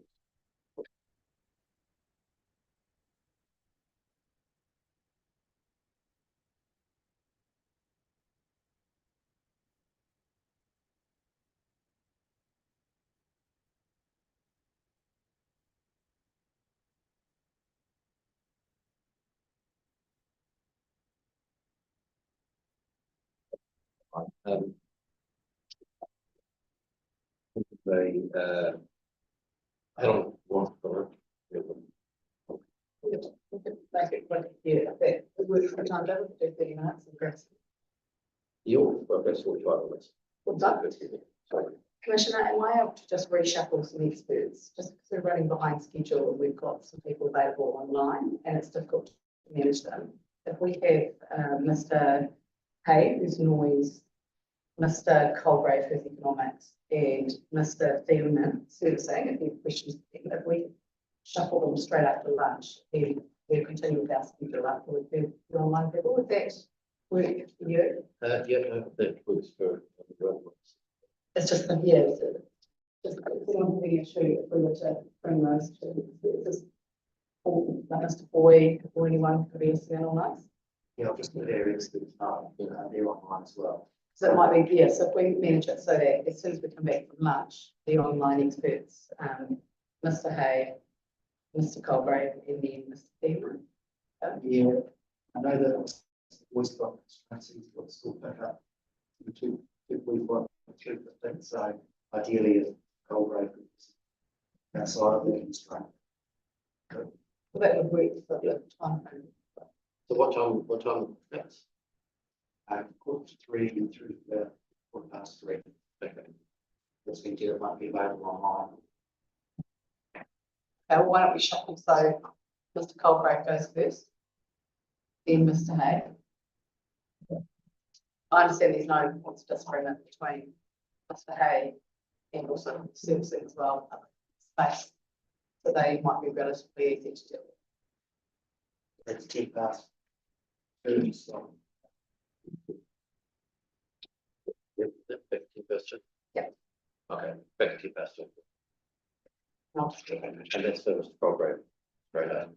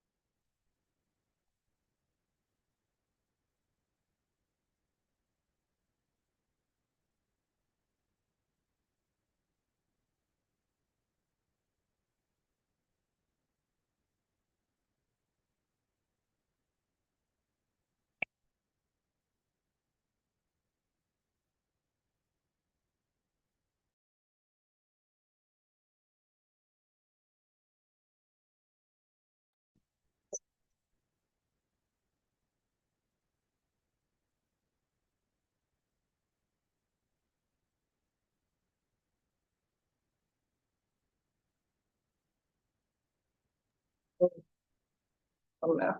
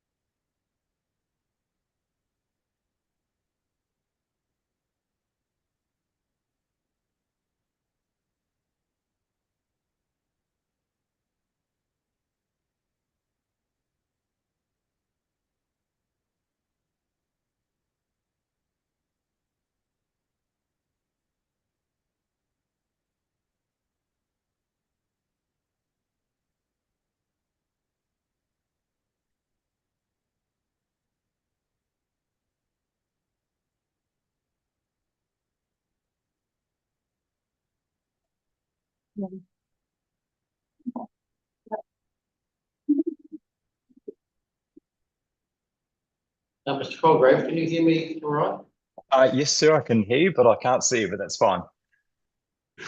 Well, thank you. I'd prefer to see you, but this is fine.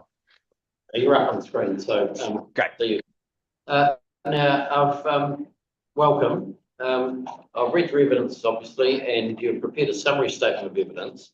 I'll just need you to take me through that. If there are any matters that arise or that occur to me while you're going through your summary statement, are you happy for me to ask? Of course. Yeah. Yes. All right. Yeah. All right. So if you can just start with the summary statement at paragraph 6. Sure thing. Thank you, sir. There is substantial alignment with the assessment of Mr. Foy for Selwyn District Council and my assessment. I've accepted Mr. Foy and the officer's recommendation to manage the number of ancillary food and beverage activities on the site by limiting them to a maximum of 2 outlets that have a total maximum GFA no greater than 250 square metres. The NPSUD requires councils in high growth areas like Selwyn to provide at least sufficient development capacity to meet future business demand for different sectors over 3 timeframes. However, according to the latest business development capacity assessment, the district has insufficient aggregate commercial capacity in the long term, with medium-term sufficiency relying on better uses of business land occurring over time to meet any shortfalls. At the same time, I consider there to be significant unmet demand for hardware building and garden retail stores in the district today. Indeed, despite being New Zealand's fastest growing district, Selwyn has an inordinately low supply of hardware building and garden stores relative to the national average. The proposed rezoning acknowledges and directly responds to this acute shortage by enabling a new trade retail store, i.e. Mitre 10, to establish on the site and meet pent-up demand now, plus ongoing growth in demand over time. Enabling additional retail capacity in the district, particularly trade retail, will also help retain local spending, reduce leakage to adjacent districts, and directly support Rolleston's long-term economic outlook. In addition to enabling greater district retail self-sufficiency, the proposed rezoning will also have other enduring economic benefits, including, first, the economic stimulus of constructing the store and then operating it, with an estimated 65 full-time workers permanently employed over the longer term. Second, reduced commuting compared to the status quo, in which nearly all district hardware retail needs are met in Christchurch City. By contrast, the proposed new Mitre 10 store would be centrally located within its core customer catchment, thereby significantly improving accessibility and convenience. More generally, I note that the site is also an excellent fit with key site and location criteria for stores like Mitre 10 because A, it provides a highly visible and easily accessible location on an arterial road. B, it is located near its current and future customer base. C, it is large enough to meet operational needs. And D, it is largely flat, free of contamination, and is a suitable shape. And E, creates potential synergies with the Pack and Save under construction because they share similar customer bases. And finally, it could also be developed in a financially viable manner. Other theoretically possible locations for the proposed store fail to meet location criteria and are therefore inferior from an economic perspective. The proposed Mitre 10 store will not undermine the role, function, health, and vitality of the Rolleston Key Activity Centre because it will neither divert trade from the town centre nor deprive it of a new store that would have otherwise located there. Similarly, although the proposed Mitre 10 will occupy land earmarked for residential development, it will reduce long-term district dwelling capacity by just 0.16% based on a realistic 15 dwellings per hectare scenario. If the site were instead developed under MRZ provisions at 43 dwellings per hectare, that may be 45, the potential reduction in district capacity would be approximately 0.43%. In either case, I consider its effect on residential land supply to be less than minor. For these reasons, I consider the bespoke LFRZ provisions promulgated for the site to be the most appropriate outcome, so I continue to support them on economic grounds. Thank you. Right.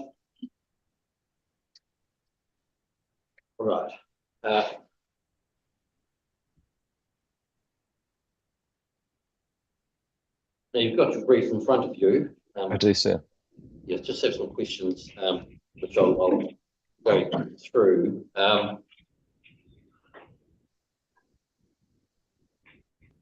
So I understand some of the matters in the evidence, make sure my understanding is correct.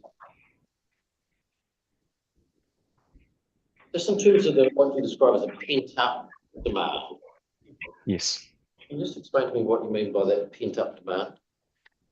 What I mean by that is that the existing households and businesses in the district will already be creating a demand for something like this, but because there is nothing there, that demand is pent up. So it's there right now, but we don't see it expressing itself through sales transactions in the district because there's nowhere to go. So instead they go into the city. So the demand is already there right now. It's sort of pent up, ready to go.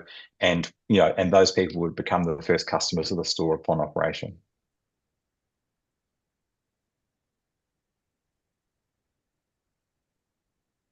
Now, I understand, and you're aware that there's a incentive Bunnings in the LFRZ. Yes. Across the highway. And there's a Rolleston placemaker store, essentially, I understand, in or near to the I-zone. Yes. So when you're talking about supply in terms of trade retail, yes. they've been taken into account? Yes, they have, sir. If I can just, without labouring the point, if I can just take you to the graphs on page 7, figure 2 and figure 3 of my evidence. Yes. And that's where I sort of benchmark the current level of provision against consents and population. And you can see that the bar is not zero. There is a little bar there for Selwyn, which means there is some supply there. But it's very small relative to to the averages and so on. So yes, those small amounts of supply are captured in the analysis. I guess in terms of the Bunnings, that's obviously not here because it's not on the ground yet. If and when that came, that would change these to some extent.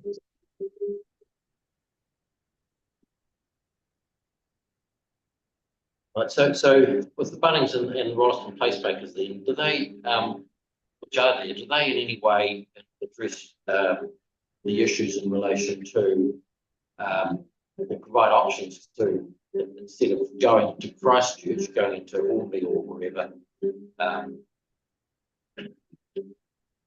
that they can be accessed and yeah, essentially within Rolleston without the need for trips into Christchurch. Yeah, I mean, that's a great question, sir. My response would be that the Placemakers is primarily a trade-focused outlet. So while the public can frequent a Placemakers, that's typically a store that, is for tradespeople like an ITM and a Carter's. So, and they're typically a much smaller store than a big Mitre 10. So that there's a chance that you might be able to do meet some of your requirements there. But again, it's a small store and it's not focused on retail. The Bunnings isn't there yet, so obviously that's not able to fulfil that function.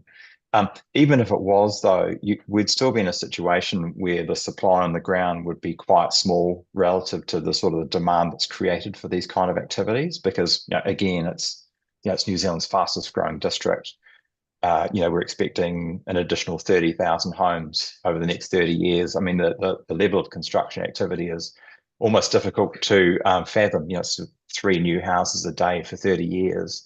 So there's just an awfully large amount of construction activity due to take place. Even with the Bunnings online and the Placemakers, there would still be significant demand over and above that for a store like this. And I guess the final observation would be, people do have brand loyalty, even for retail stores. So there'll be some people that will just prefer a Mitre 10 for whatever reason. And so even if they were presented with other choices, they would still prefer to go to a Mitre 10 store. And so those people would just, at this time, they would be just going to the city directly. So that sort of spreads the demand, does it? If some have that preference for a Mitre 10, or are you saying that they would? We may not be able to answer this, but if people have that preference for Mitre 10, they're more likely to travel if there isn't one in Rolleston. Well, I mean, at the moment, you have to go to the city if you want to go to a Mitre 10. And even if you want to go to Bunnings, you still have to go to the city as of today. I mean, Placemaker is the only option that's there right now. But yeah, look, even if the Bunnings was up and running as of right now, sure, there'd be a lot of people that would potentially see that as an option, but there'd be others who have dealt with Mitre 10 for a long time, have a sense of brand loyalty, or they're satisfied with the service they get from that store, and they would continue to frequent that store.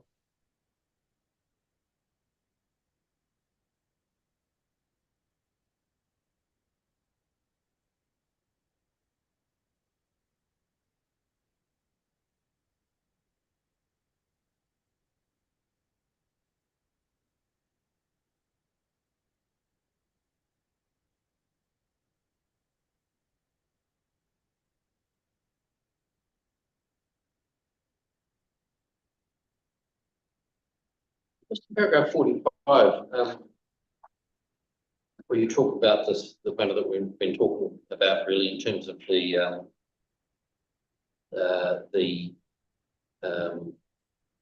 benefits that you identify in your paragraph 45.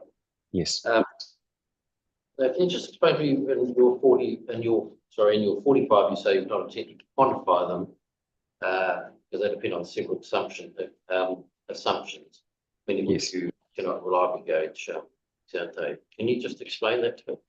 Sure. So I guess the key term of relevance here is the counterfactual. So it's, how would people behave with and without the store? So we know that if the Mitre 10 store was consented and operational, that would be very close to a lot of people living in the district, particularly in Rolleston.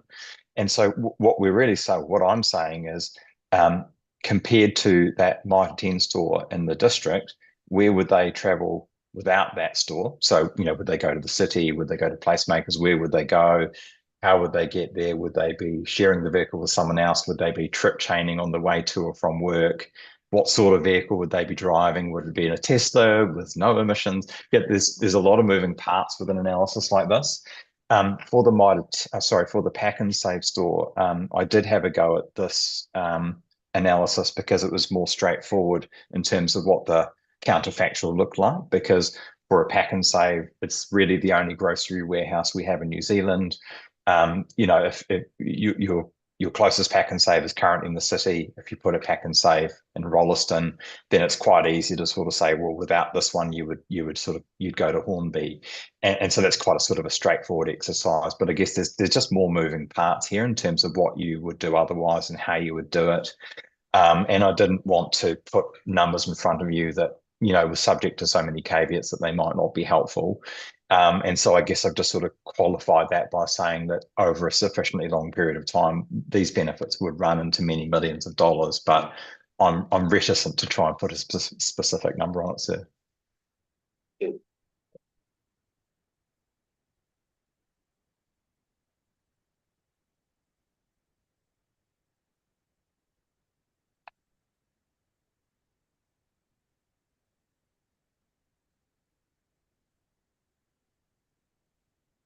Paragraph 50, talk about, while retailer site and location criteria invariably differ, not least due to the differences in their target market.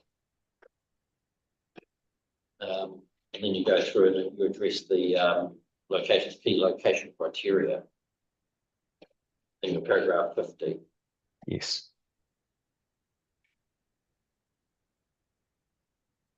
Just wondering what that information is based on, where you say that criteria invariably differ, not least due to the differences in the target market. Yes. We're talking about Mitre 10. Yeah, just explain. Yeah, so that's possibly not the best worded paragraph I've written. I guess what I'm saying is there's a lot of different types of retailers, there's clothing and recreational goods and all that stuff. And those store types will have different site and location criteria. So, for example, I'm based up here in Auckland near Ponsonby Road. Ponsonby Road is absolutely awash with clothing and fashion and jewellery and that kind of retail. So for those sort of retailers, key site and location criteria for them are being near other stores like them, being in a specific catchment, being near restaurants and food and beverage. But for a hardware retailer, though, a lot of those criteria simply wouldn't apply. And another possible option would be that another type of store, a recreational goods or something else might have yet again different criteria. So there'll be some common themes that run through the site and location criteria for retailers, but for some of them, they really do depend on exactly what they're selling and who they're trying to sell it to. So that was really how I was trying to preface this. And then I was drilling down and saying, if we just turn our mind to a Mitre 10 type store, then these are typically the things that really matter to them in terms of where they need to be or want to be.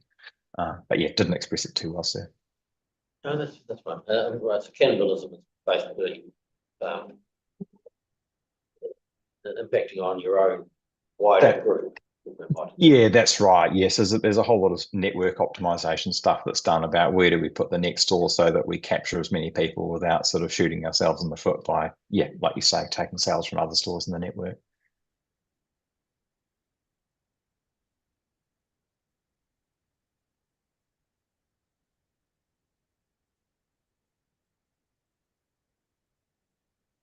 Okay. And the other matters that you've identified in 51, these site criteria, are they based on discussions or are they based on your experience?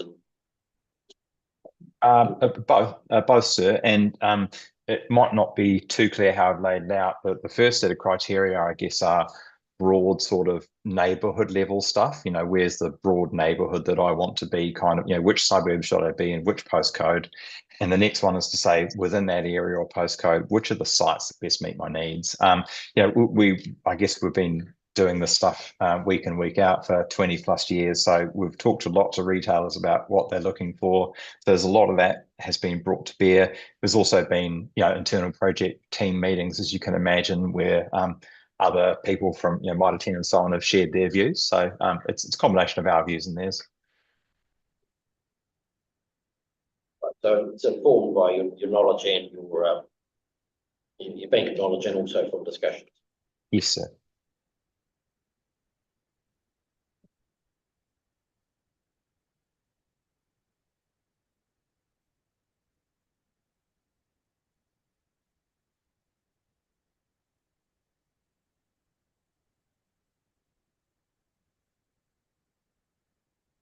Okay, right, and in 53, we talk about the agglomeration of benefits. Just so I'm clear about that, that's essentially because of the cross-shopping synergies. There's that agglomeration of. That's it. So yeah, agglomeration is just sort of benefits that arise from the co-location of activities that work well together.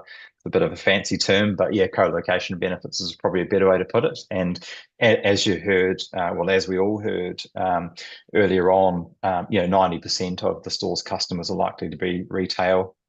We know that Pack and Save is a retail household focused business, so there's clearly some overlap in the customer bases there.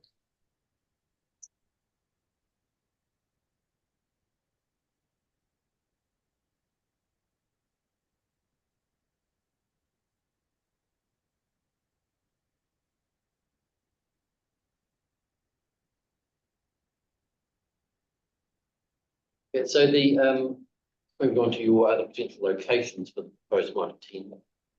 Yes.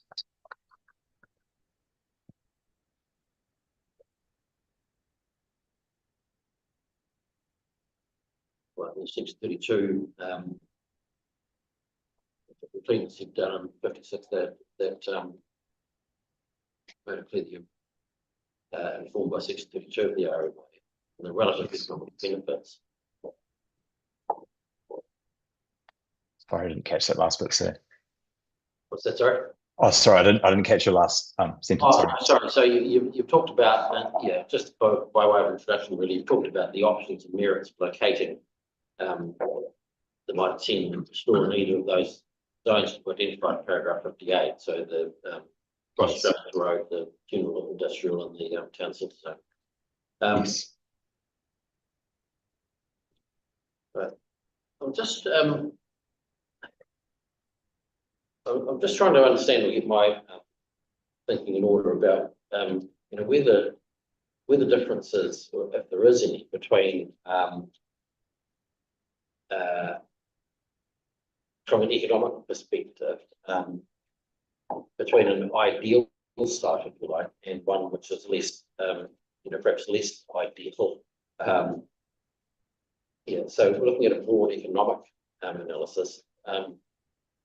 How relevant is that? I mean, is it the fact that one might be not quite as attractive as the other? Is that from an economic perspective? Just explain to me if that's. Yeah, no, it's very important. I mean, you can come at it from a couple of angles. I think the first one would be to sort of think about sustainability and longevity of the store, whether it's likely to succeed and remain successful, remain in business, and remain part of the economic landscape. If you're not in the right place, you might survive and you might do well, but your chances of doing well and surviving and thriving are improved significantly by being in the right place. You would have no doubt heard the adage that it's location, location, location, which is a bit of a general term for property, but retail amplifies that location importance.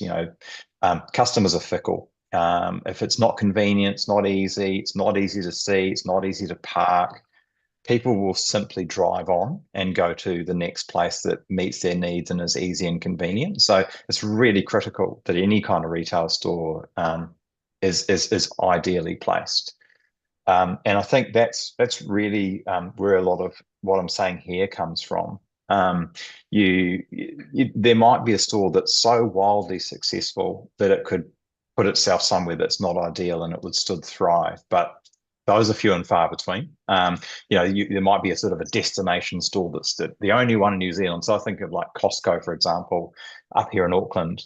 Took my daughter there over the weekend. It was 25 minutes away, so it wasn't ideal for us, but it was the only one we could get to. So, in a situation like that, you have a little bit more choice over your location. But in this example, if you're not convenient, it's not easy to get to.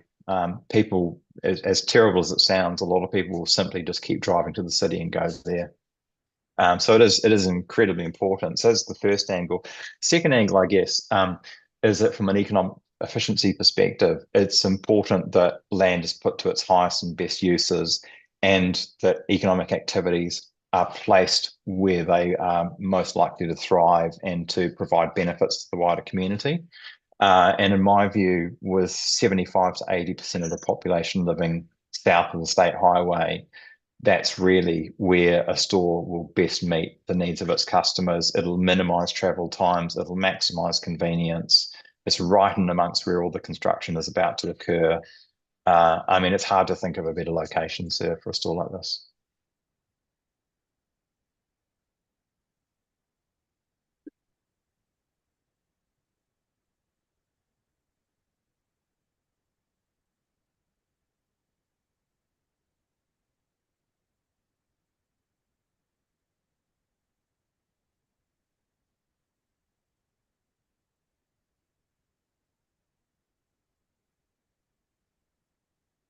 And that's what you've, when you talk about the location and the general zone, paragraph 64 particularly, Yes. you say, well, your opinion is that given most customers are located south of the state highway, that's where the bulk of the built future is. Relocating that industrial zone is not, certainly not ideal, but not a better alternative, is that? That's correct. It would be suboptimal to the subject site for sure.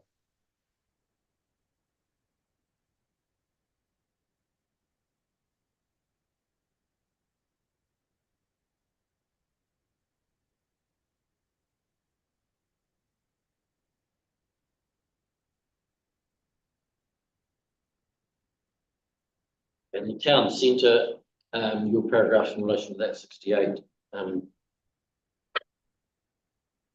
in essence, that's just because it's not available. Is that correct, or is it not? Yeah, it's not available. I mean, these are very big stores that take up a lot of land, especially with the yard-based function. So it's very big. As far as I'm aware, and I'm confident, there really aren't any locations in the town centre zone that it would fit. But I think also more importantly, it's really not the sort of activity that anchors a town centre. So it's not there's a lot of delivery vehicles and trades vehicles, and there's a lot of traffic that's generated, but not necessarily a lot of footfall in terms of people exiting the store on foot and then going and walking around the town centre and cross shopping and that kind of thing. So it's not a typical fine grained pedestrian focused kind of retail that you would see or want to foster in the town centre. So yeah, can't fit in there. If it was there, probably wouldn't be congruent with the vision for the town centre over the long term in any case.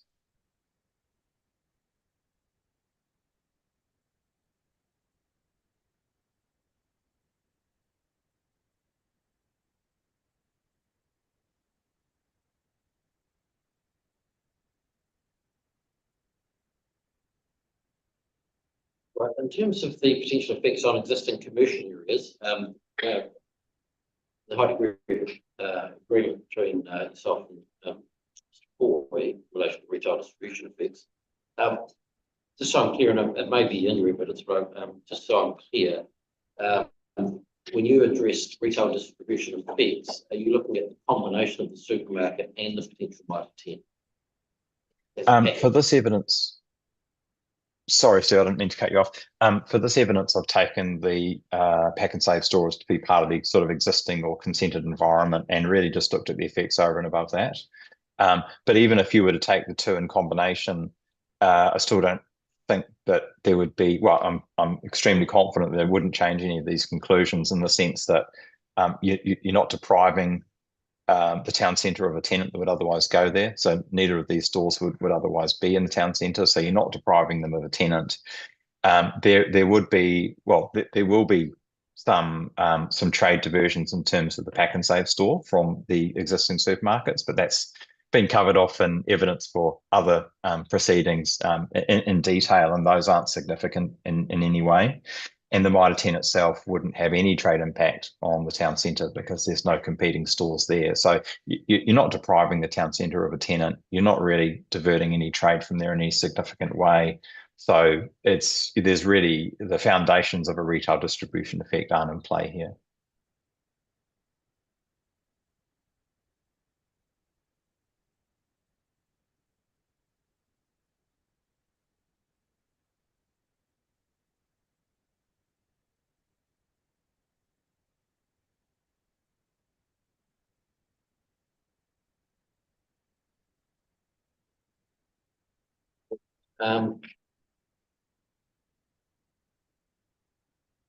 Hospitality, you're comfortable with the provisions for two, food and beverage on particular conditions, and a gross floor area of no more than 250. That's right. Yeah. Yes, sir. I think it's a good compromise. I know that we started with a more generous allocation potentially to those activities. I think the reporting officer has quite rightly picked that up as a something that possibly is better off with a limit on it, and that's the limit that's been suggested. And I'm personally very comfortable with it. I think that it's a good compromise in the sense that it still allows those stores to have a cafe or something there, which is a big part of the experience for some of those people. So it provides the amenity there, allows them to have a cafe on site like they normally would, but it limits the extent of any kind of diversion from the town centre. I mean, 250 square metres of food and bev is pretty small in the scheme of things, and yeah, it would have a negligible or indiscernible impact on the town centre. And just from my observation, food and beverage seems to be the predominant activity in the town centre zone. Okay, so that's where the potential for the retail distribution effects arise. If that was, yeah, if there was a food and beverage offering outside of that, at a much larger scale, that could then impact on That's right, sir. I think if somehow inadvertently a food and beverage precinct sprouted, with 10 to 20 different food trucks and, bars and restaurants and cafes and that kind of thing, if that was to have arisen, then in some ways that would be replicating some of the functions of the town centre. But with the provisions that have been proposed, that's off the table, and we're really just talking about a garden centre cafe, which again, it's a cafe and it's a food and beverage thing, but it's a different look and feel to a cafe that you would normally go to in a town centre. And even in the extremely unlikely case that there was some competitive tension between the garden centre cafe and another cafe in the town centre, and in the extremely unlikely event that the town centre cafe closed as a result, that would just be and that is incredibly unlikely. This is a thought experiment, but if that was to happen, that would just be a trade impact. The closure of a cafe or something like that in the town centre, which again is incredibly unlikely, that's not a pivotal fundamental activity that draws everyone in. The closure of one store would that would be replaced by a different store pretty quickly. And it certainly wouldn't take you down the road of thinking about retail distribution effects. So.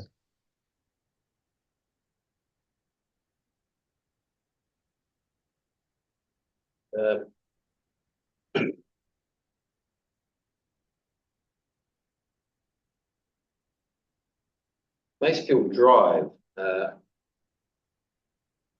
You perceive you in your paragraph 74, you say you perceive no material risk of that. Basically, commercial activity has been established along that between the site and the town centre zone. Yes. But that's basically because, from what I understand of your evidence, basically because the fact that it's already developed in terms of residential, a number of owners, fragmented ownership, and there would be, at least as you put it, highly improbable that would be. That's right, sir. I mean, because these aren't old dwellings; they're all pretty new in the scheme of things. Rolleston's still quite a young area, so these are reasonably new dwellings. The prospect of purchasing those and demolishing them and flattening the site and doing something else on it, it's just purely uneconomic. But then and over and above the economic considerations, there is still a non-complying activity status that would apply there. So you'd be into a non-complying consent, which obviously is not straightforward. And so there's plenty of checks and balances there, but I just don't even think that you would ever see a proposal like that, because it would just be too expensive.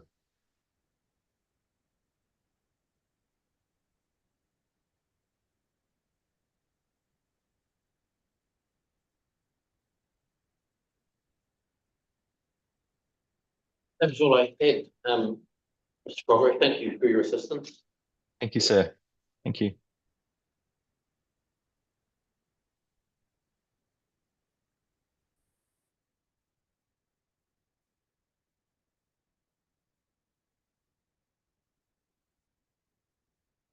Back to you now. We've just got Mr. Hay online as well. Good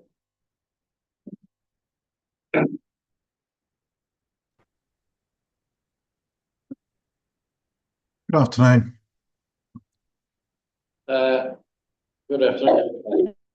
Sorry to interrupt your public holiday.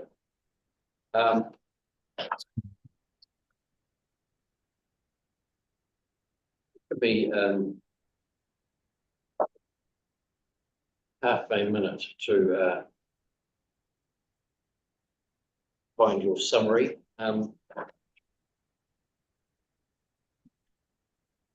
Are you comfortable with taking me through that, just in paragraph 7? Absolutely. Right, so the LFRZ MDZ interface. I've considered the acoustic implications of an interface between the LFRZ and MDZ zones specific to the site at 157 Levi Road. I've considered the worst case scenario in which 3-storey dwellings are constructed on the adjoining land to the east, 1 metre from the site boundary, and in which heavy goods access and loading bay for a large format retailer such as a trade supply store is established adjacent to these dwellings. My approach has been conservative in that I have increased the number of expected deliveries, and I have also not accounted for any elevated ambient noise which may partially mask the loading bay and delivery noise.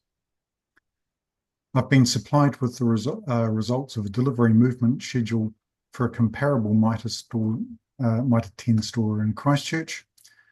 This indicated that there was 1 truck and trailer delivery per week, along with a variable number of smaller delivery trucks, ranging from 9 and 11 metre rigid trucks, smaller trucks, and courier vans. For the purpose of my assessment, I have taken the busiest day for general deliveries, which in that case was a Thursday with 23 deliveries, and rounded this up to 24 deliveries and added 2 truck and trailer deliveries. I've assumed that all trade supply deliveries enter the site off Lincoln Rolleston Road at the internal access that divides the supermarket and Mitre 10 portions of the site. Vehicles will proceed to the end of this internal access adjacent to the MDZ interface before turning right onto the Mitre 10 goods vehicle access. A limited number of deliveries may be made to the garden centre back of house, but most deliveries will occur at the loading bay area or in the open yard itself. To clarify paragraph 29 of my primary evidence, pack and save deliveries, which are already consented, enter the site from Levi Road, and after exiting the loading area of the pack and save, depart via the internal access route onto Lincoln Rolleston Road. Noise arising from deliveries in the loading bay would be mitigated by a combination of 2 noise control fences, continuous with and matching those already consented for the adjoining pack and save, separated by a landscape buffer strip. In addition, I've proposed an additional noise barrier to the loading bay area. Depending on the final site design, this barrier may be required or not, as changes to the site layout and design may make other solutions possible. The proposal only permits restricted daytime deliveries. This ensures protection for both sleep and evening residential amenity.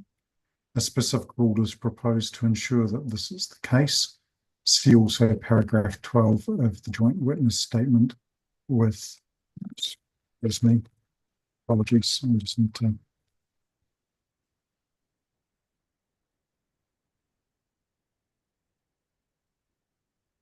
pages for that. So that, sorry, that rule, that you refer to there, and you see paragraph 12, JWS. Yes. Yeah, that's the LFRZ R8.3.C rule, which restricts deliveries to the large format retailer to a subset of daytime hours. But that's also discussed by Dr. Trevathan and myself from the JWS.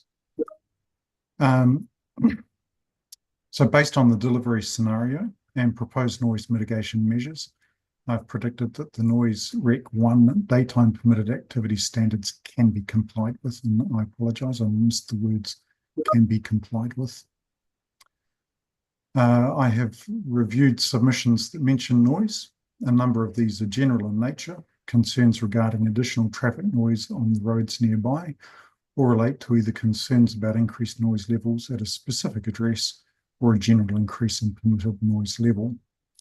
Based on the ITA, I've calculated that the trade supply operation would increase traffic at properties close to the main access point by less than 1 dB, an imperceptible amount with the same character as the existing noise environment. The specific concerns raised are unfounded for reasons outlined in my primary evidence. Turning to the officer's report, I agree with Mr. Friedel that the consented elements of the site's northeast boundary are sufficient to ensure compliance with PODP noise standards. See paragraph 7.8 of the section 42, and also paragraphs 10 and 11 of the JWS. That the PODP zone standards should avoid repetition of district-wide matters, paragraphs 7.82 and 7.83 of the section 42, and that the proposal will not increase permitted noise levels above the status quo, paragraph 7.86 of the section 42, and also paragraphs 7 to 9 of the JWS. I agree with the suggestion that a pedestrian cycle link should be, I disagree, sorry, with the suggestion that a pedestrian cycle link should be provided for through the eastern boundary noise control barriers and buffer strip, as suggested by Mr. Friedel at his paragraph 7.85. Clear openings in these barriers will increase noise to the residential sites the noise barriers are intended to protect. While it may be possible to achieve close to the intended protection using interleaving or overlapping barriers, in my experience, such solutions are ruled out for septed-related concerns. See also paragraphs 15 and 16 of the JWS. In the JWS paragraphs 13 and 14, Dr. Trevathan and I agreed that there would be merit in the planners considering whether provision for mechanical plant review should be a matter of restricted discretion. While both Dr. Trevathan and I could see positives to this approach, we also considered that this was not necessarily not a necessity, and that ultimately this was a matter for the planning experts, as it was not clear to us exactly how the district plan would address the matter. So in conclusion, consideration of the worst case scenario demonstrates that it is feasible for LFRZ enabled activity to comply with Noise Rec 1 permitted activity standards during the daytime, with mitigation measures such as noise barriers and buffer areas applied. Only the daytime permitted activity standards have been considered because there are no nighttime or weekend deliveries anticipated for the trade supply activity, such as proposed NITA 10. Specifics of mitigation measures are most appropriate for the assessment at resource consenting stage. However, I have applied common mitigation measures utilised at residential interfaces to undertake my noise prediction assessment. In particular, the provisions of the LFRZ and ODP are restrictive, effectively limiting the development to the consented and under construction pack and save and a single trade supply store. Further, the northeastern boundary treatment will be the same as the already consented treatment applying to the pack and save. Proposed rule LFRZ R8.3C, limiting the hours of deliveries to the trade supplier, significantly reduces the potential for noise affecting sleep or evening amenity future neighbours to the northeast across the buffer strip.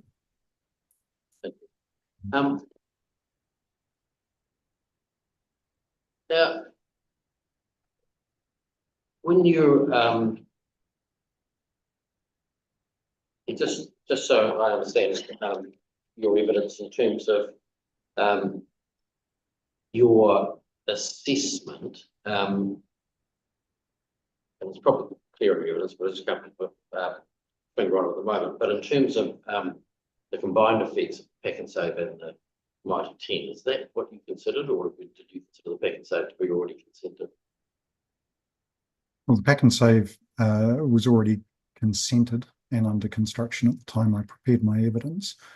The reality is that the loading bay and mechanical plant for the two activities are separated by a great enough distance relative to the northeastern boundaries adjacent to them that there won't be a cumulative effect from those two operations. They will each have their near zone of effect directly across the boundary.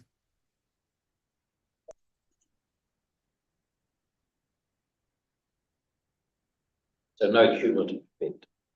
That's the location essentially. Yes, that's correct.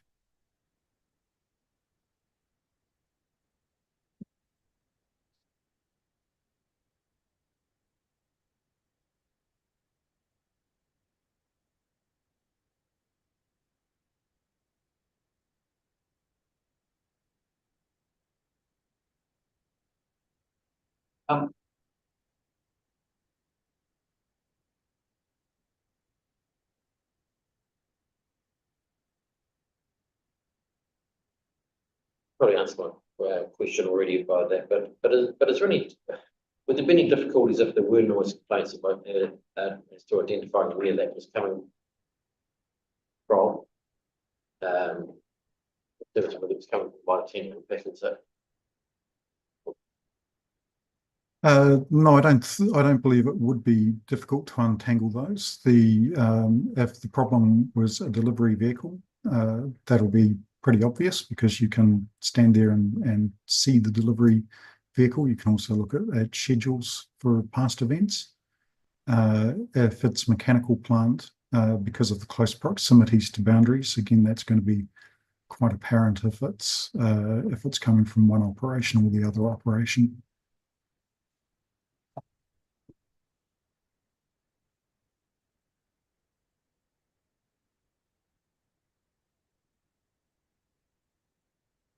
But in terms of the mechanical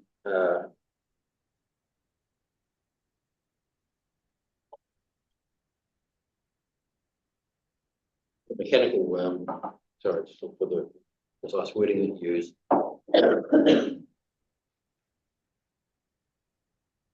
Not just refer to mechanical plant. Yeah, mechanical plant. What are you talking about there with the mechanical plant? What would that be? So, yeah, essentially it's heating, ventilation, air conditioning. Depending on whereabouts the cafe is placed and whether they do any food preparation on site or whether that's brought in, you may have kitchen extract, and then there would be toilet extracts associated with the offices and so on. So normally, we always propose when we're doing a resource consent, we propose that there is a condition that requires provision of a report demonstrating how compliance will be achieved before uplifting a building consent, and that's pretty routine now in the industry right across New Zealand to take that approach. It's a question of whether really the planners felt that was achievable within a district plan framework to set that same kind of process in place as part of a restricted discretionary activity status. It certainly wasn't clear to Dr. Trevathan or I how you would achieve that. It's a bit of a belt and braces in any case, because compliance is still required, as with many other matters associated with setting up such an activity. So, yeah.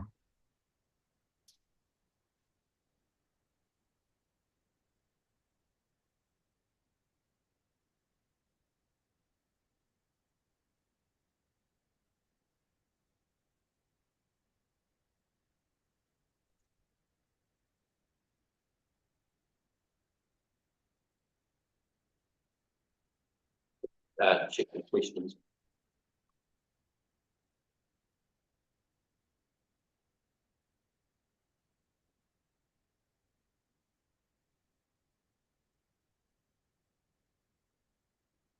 So the limitation of hours in terms of goods delivery, open, etc., they're reasonably important from to you in terms of your overall conclusion. Yes, I believe they are. It means that it gives future residents along that boundary to the trade zone surety that there aren't going to be deliveries late at night that have the potential to exceed the nighttime standard and to disrupt sleep. Yeah.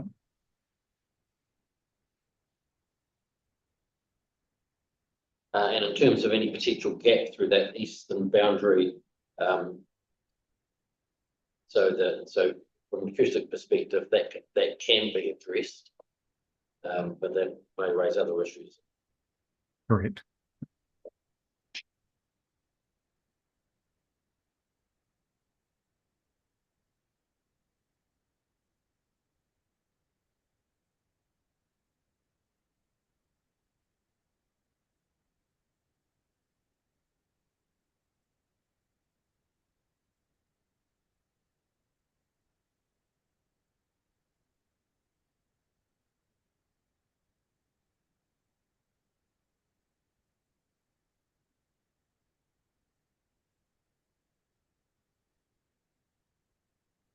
It's just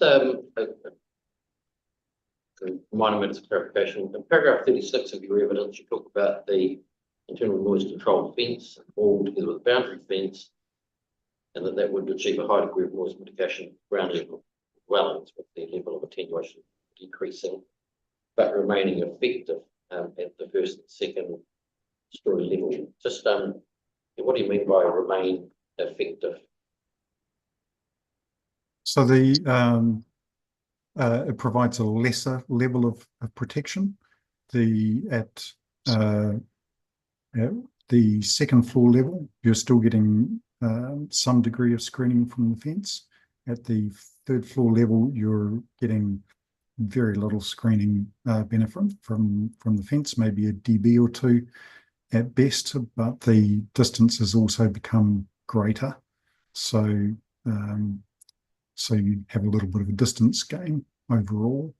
So it's less than ideal, and certainly wouldn't work at night. But for the access way, it does work.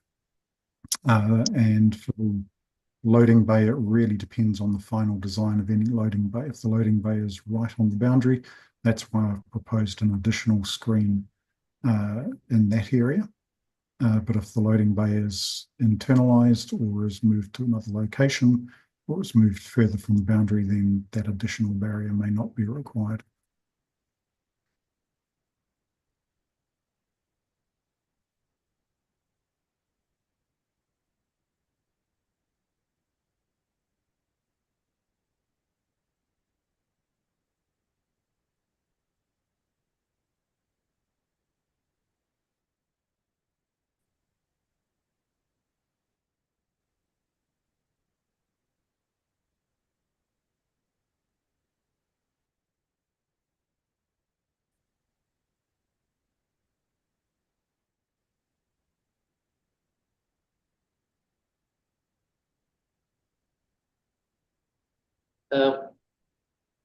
But just paragraph 43 follows on the discussion in terms of noise levels. You say that it's found greater than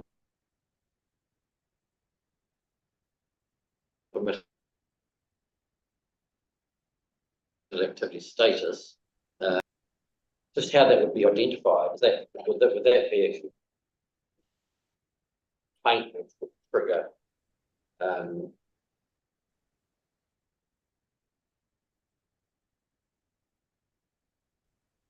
Which would trigger, or is there a degree of I guess there are two of, possible. oversight? So, Oh. sorry. Sorry, I apologise. Your audio Carry is on. cutting in and out a little.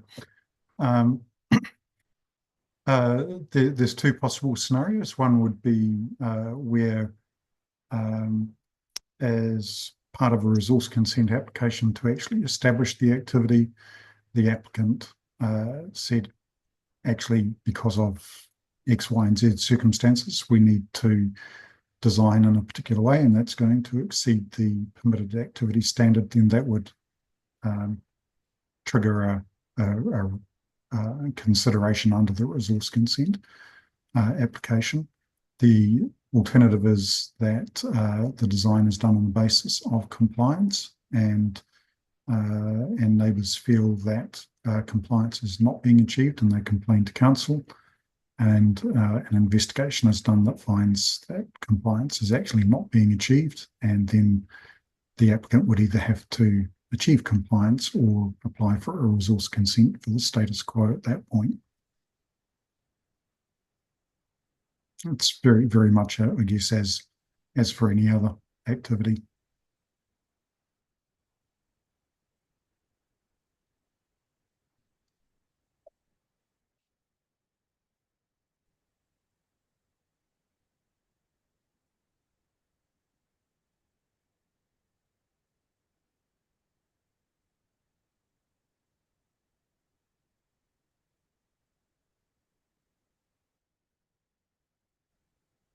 Final thing really, in terms of these special order characteristics, we address that in paragraph 56. And so in essence, they're not loading bays and access ways are not, or don't normally attract an SAC penalty. That's just because of the nature of the noise that they generate. Yeah, typically not. The obvious activity that could attract SAC would be reversing beepers on forklifts or vehicles, and I always tell clients now in such circumstances to ensure that they use a different type of warning device, whether that's appropriate to their circumstances, whether that's a strobe or a broadband reversing alarm, just so that any vehicles under their control in that area do not use reversing beepers.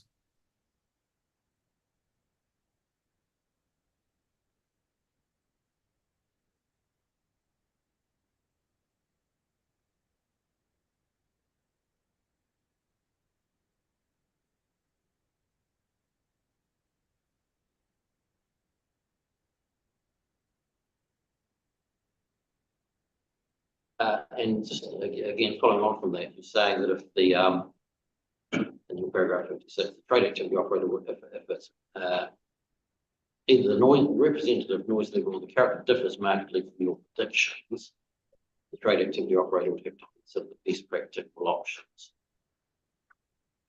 Right, so that's to basically bring it down to that, bring it down to a compliance level. Yeah. Or alternatively seek consent for it.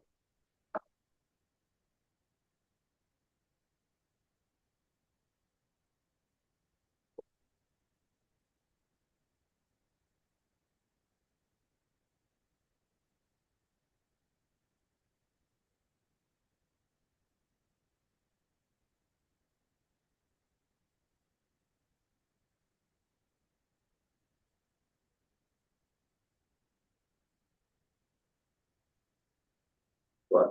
Thank you for that. Not a problem at all. Thank you. Thank you.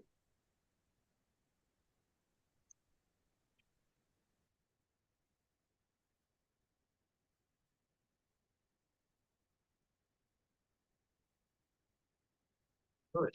But our last online person, Mr. Gilman, who looked at servicing and he looked at the statement quote, he'll make this.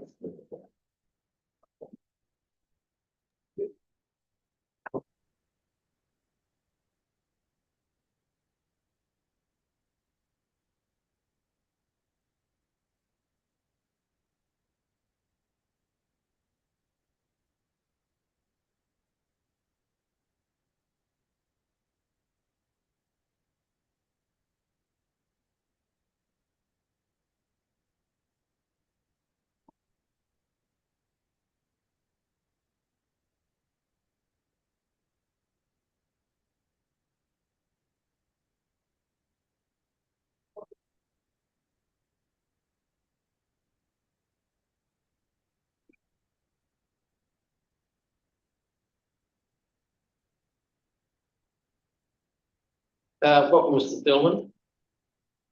Can you hear me all right? Yep. Hi, how's it going? Thank you.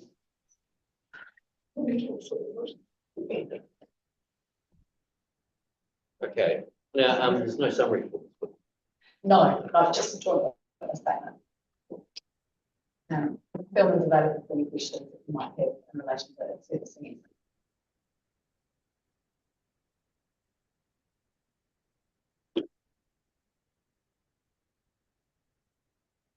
Witness statement. Bear with me a minute. It's fine, witness statement.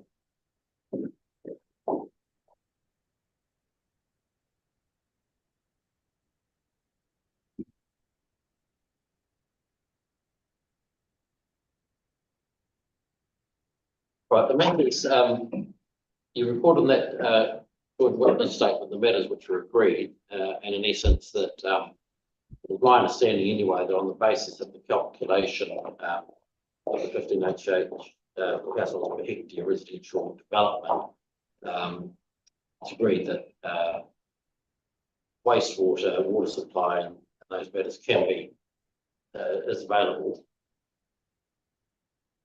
Yes, that's correct. And again, firefighting, it's agreed that that can be dealt with at the consenting stage. Yep. And trade waste consents will obviously need a consent, separate process. Yes, that's correct. Right, so the matter that's not agreed relates to this methodology for stormwater treatment and disposal, with the indicative location of the southeastern corner. And the proposal to extend Rolleston Drive. Can you just talk me through that and how So that can be resolved?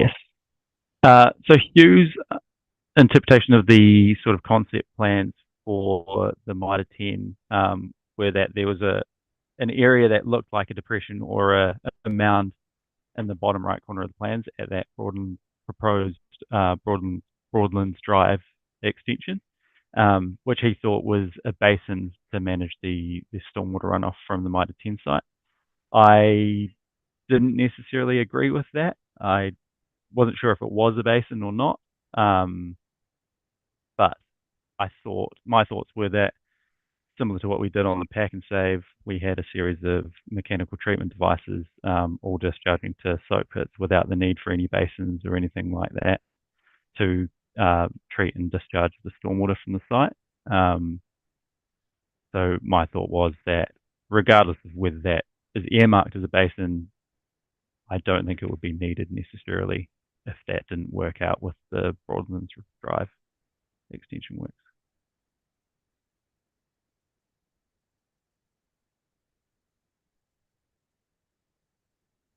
So what have you done on the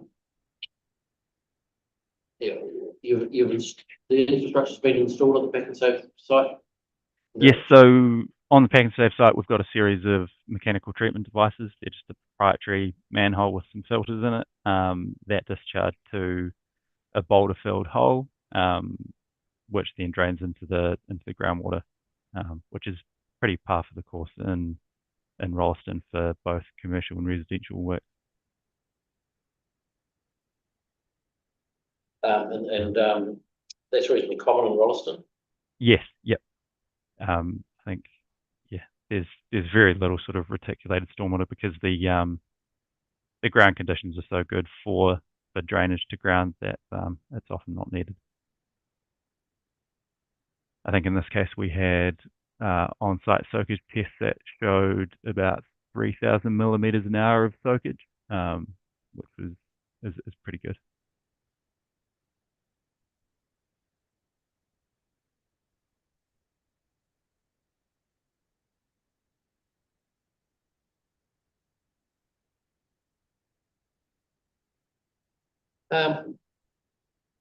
In terms of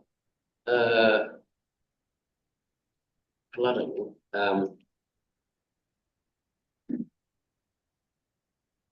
was a very string of packets over was raised concern. Yeah, so the main concern would be there was a secondary flow path that came from Levi Road and wrapped around, or sort of ran through the site, and then discharged onto Lincoln Rolleston Road, sort of 2/3 of the way down that road boundary. So that's been rerouted under the pack and save works to the green area to the northwest corner of the site, and then that sort of discharges out at the same point. So it wouldn't have any effect on the Mitre 10 development. There's a chance that any works on Broadlands Drive might have some implications, but they would have to be considered when that work is sort of carried out and the design for the Mitre 10 is done. In general, the site sort of falls to the south, so my thought would be the levels of the floor level for the Mitre 10 site would be pretty high relative to any of that flooding that would occur in the road. But it's a fall to the south, did you say? That's general terms. Yes, yep.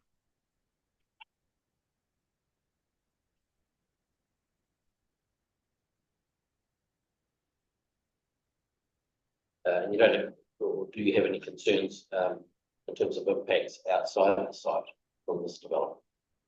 No, I don't think it would be any different to the proposed residential 15 households per hectare. All of the soak pits have been designed for the 1 in 50 year storm event, which is in excess of what's typically done for roading networks. So our stuff would be less likely to flood than sort of connecting roads within a subdivision there. And there's good maintenance sort of access to those soak pits and treatment devices, which you wouldn't get in a residential case either with their soak pits. So there's providing proper maintenance, which is in everyone's best interest. I don't think there would be any issues.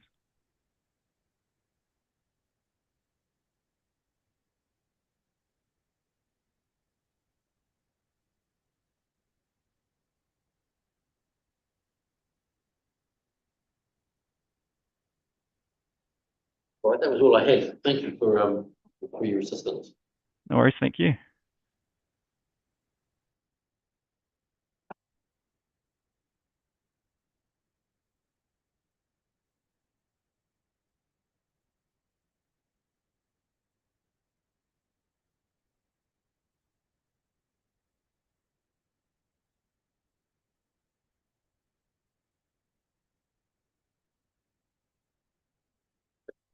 Been very patient.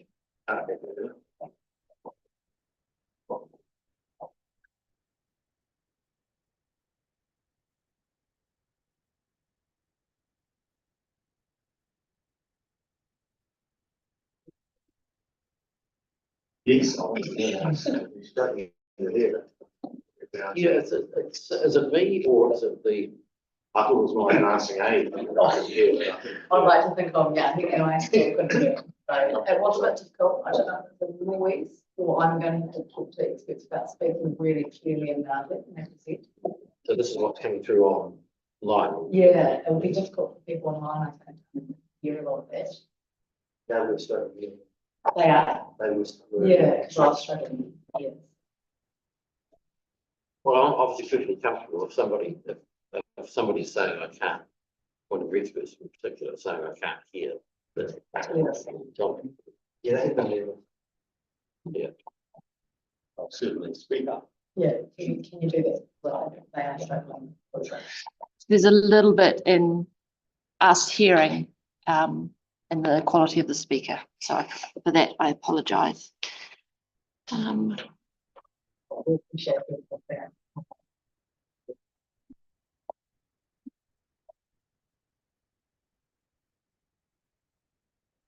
But welcome. And I've been provided with your summary. Perhaps you can take me through that for paragraph 6. Yeah, for sure. And it is over 5 pages, sir, and I'm happy if you are happy to paraphrase some and read some as well. If that works for you. Let's see how we go. So paragraph 6 and 7, I've actually outlined my methodology and my involvement, which is very clear. Prepared an LBA to start, followed by evidence chief, and both of those were informed by Manu, which is the landscape architect sky balancer.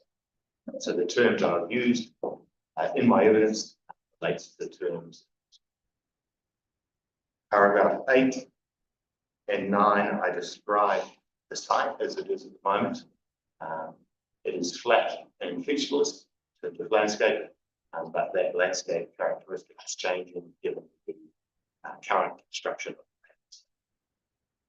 Therefore, a commercial character is involved on the site. So that covers paragraphs 8 and 9. Paragraph 10, I'll read this. The immediate receiving environment currently has a mix of rural and residential elements, including residential properties along both Levi and Rolleston Road.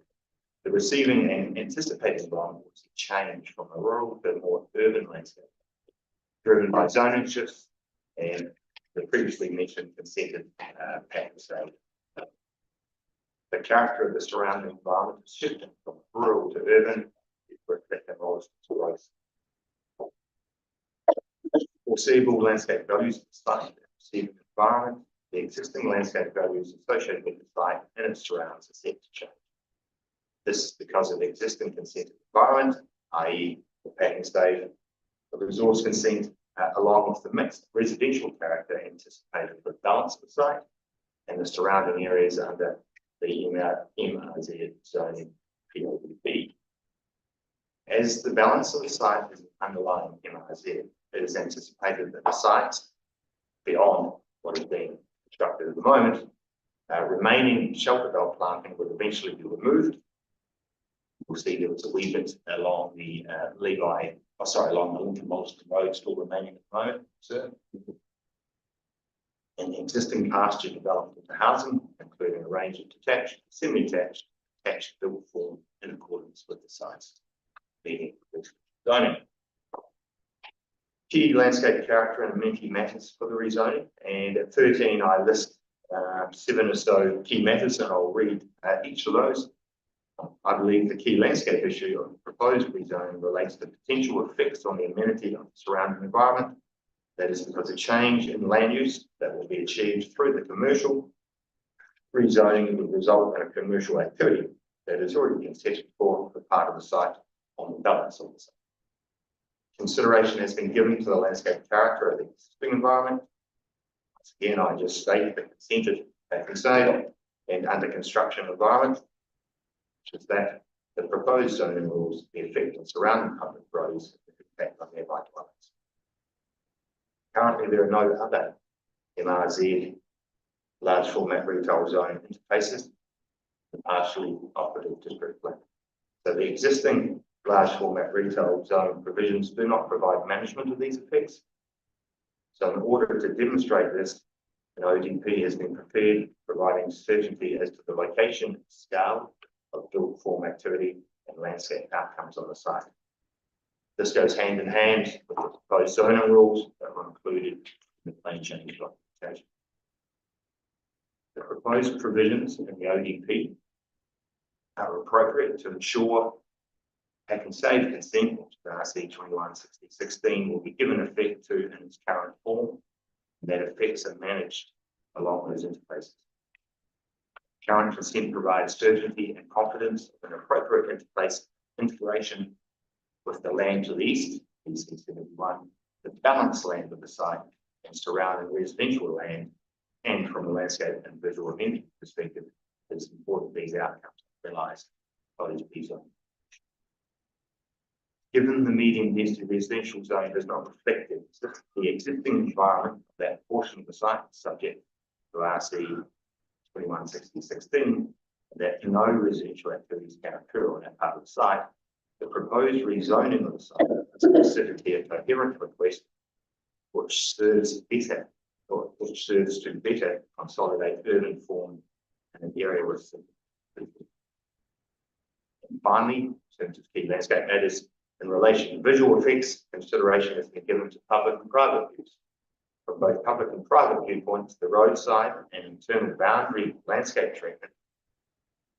I'll refer you to the ODP, which is part of my graphic attachment. It's also the bundle of graphics that you've previously seen on the screen.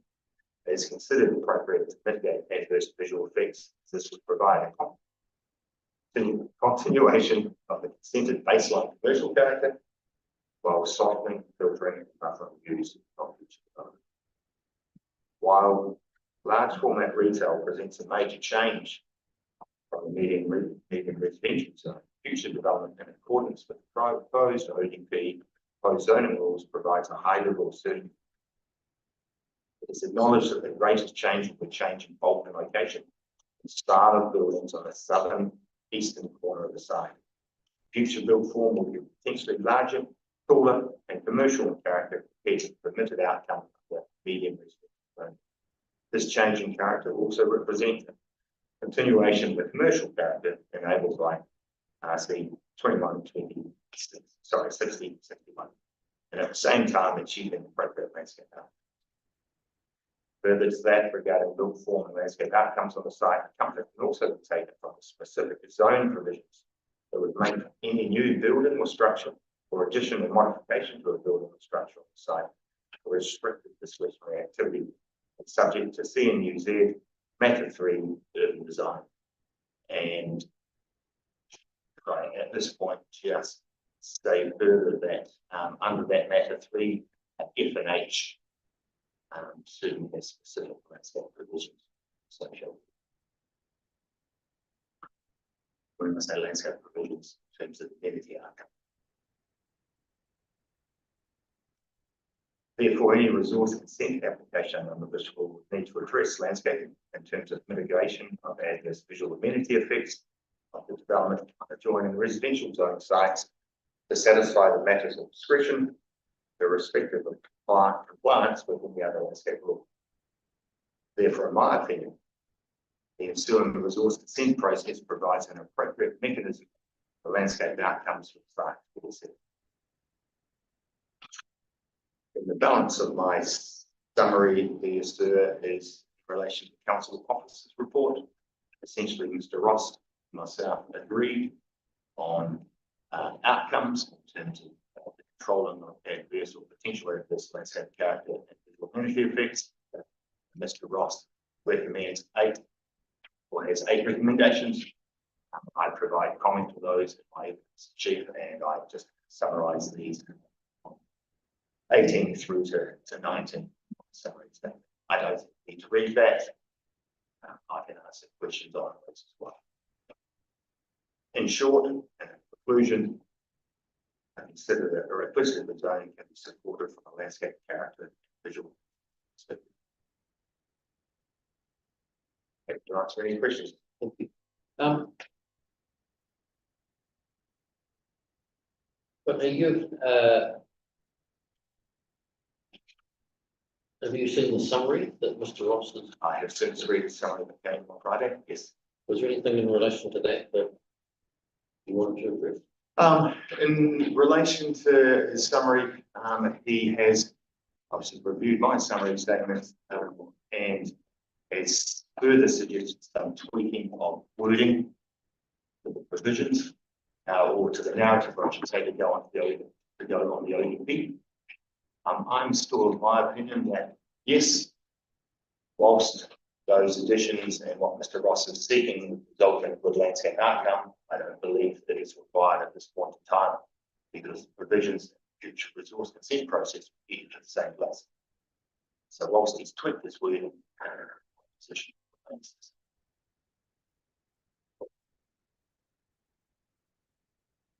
Would it provide more certainty if his provisions were in your view? In terms of No, look, I think that certainly is absolutely fine at the resource consent phase, because I think your matters of discretion, and particularly F and H, which I pointed out, also provide that certainty. And it's the certainty similar to the outcome we're getting with the or what is being achieved on site. So, yeah. One of the questions is, and it's for one tenant, but in terms of the framework that was fully discretionary activity, so yeah. Landscape, do you have any landscape comment on the would you like to draw my attention in terms of the rules of technique between rules that Sorry, tension, can you? Is it attention to landscape or tension? no, sorry, is there anything that you would like to address in the package of rules? Nothing further than what's been addressed. That I think the ODP that is contained in the package has sufficient narrative on it. That would result in a continuation of what is evolving from a landscape point of view on the safe site. I believe those matters of discretion are sufficient, and when you look at the wording of those matters of discretion, they're actually very broad in terms of visual amenity. So it gives council quite a wide range to consider making the decision.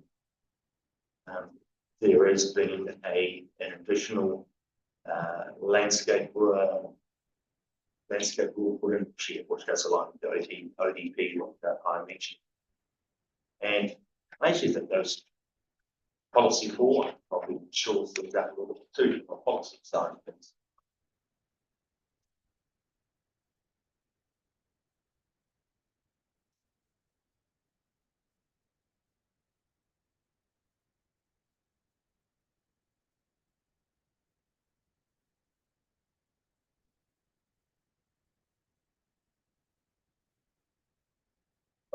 Just to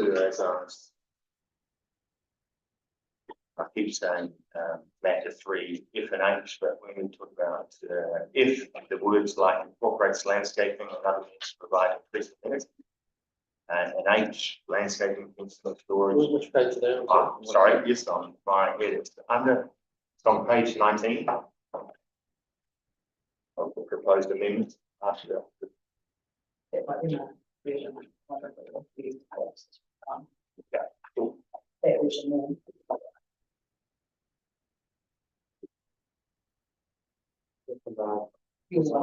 Yeah, just put that on. Sorry, there.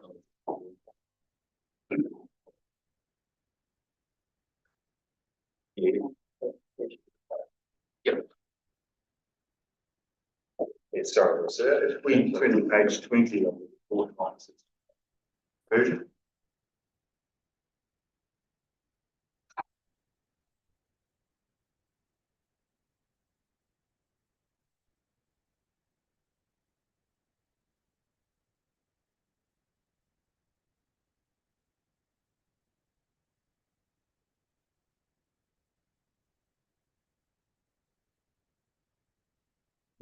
Same document here, you're referring to Yeah, so page 20. page 20, and it's CMUZ matter 3 has been done. And under that, and looking at it further, I've been saying F and H, I believe, are the ones, so 1 F and H. Actually, I'm going to have to take that to find it on. Yeah, no, the same document. The one that we're referring to is the reporting officer's summary of key points, and he attaches provisions which are now sort of like also. Which has some changes that are being put previously. Right, so this is the Mr. Cordell. Summary statement. Summary statement.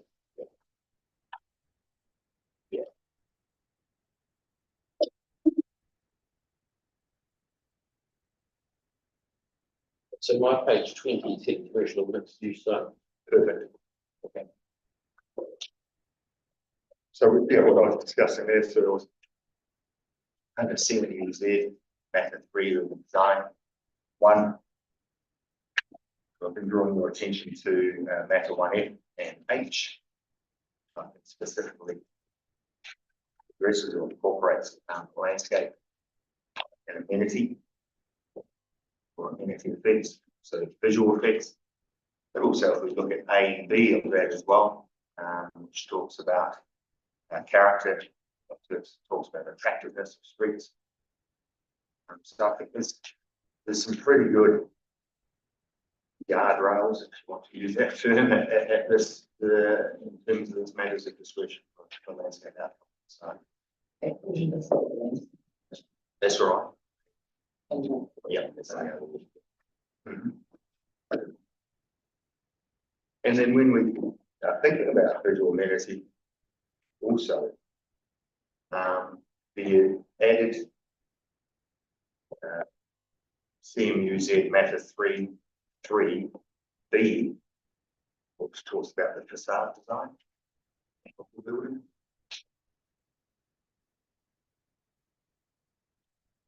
You're comfortable with that? Yes.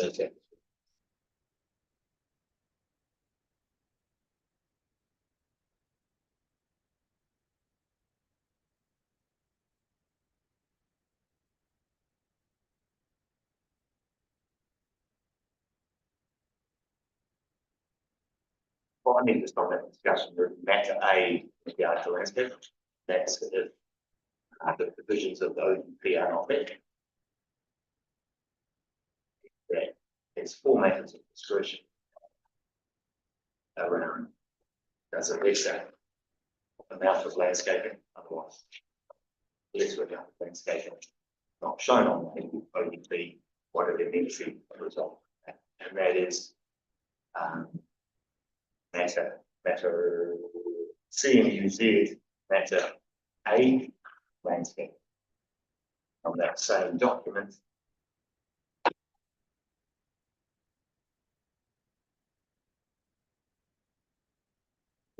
Use things to is not included because that document only includes the changes being proposed. I understand, Mr. Friedel. Just to explain that, the reason why we haven't relied only on this version is because it doesn't incorporate those general rules that are so applied district-wide that aren't sort to be changed. So if you look at Mr. Allen's vision, and I'm correct, Mr. Allen, you've included consumer landscaping, matters of discretion and other matters as well. So it's a bit confusing, and that's why we've got Mr. Allen's vision as well, which has additional district-wide, zone-wide matters as well. Yeah, that's the version attached to my, to our joint ones. Okay. Everything. No, that's a bit confusing, but we're doing it to the usually.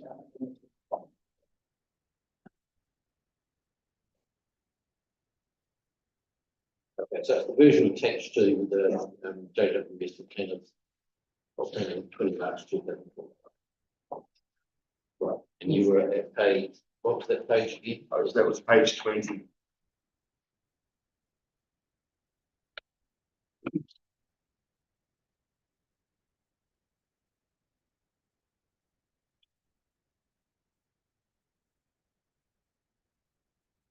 That's what large format retail is known.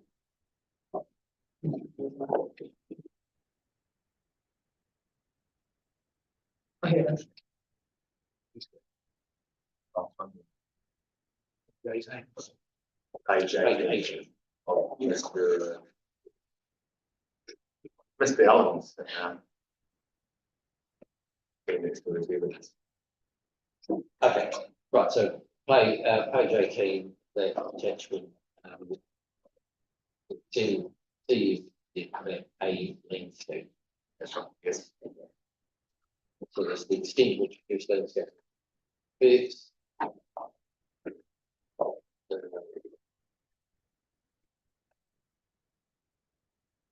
value respect of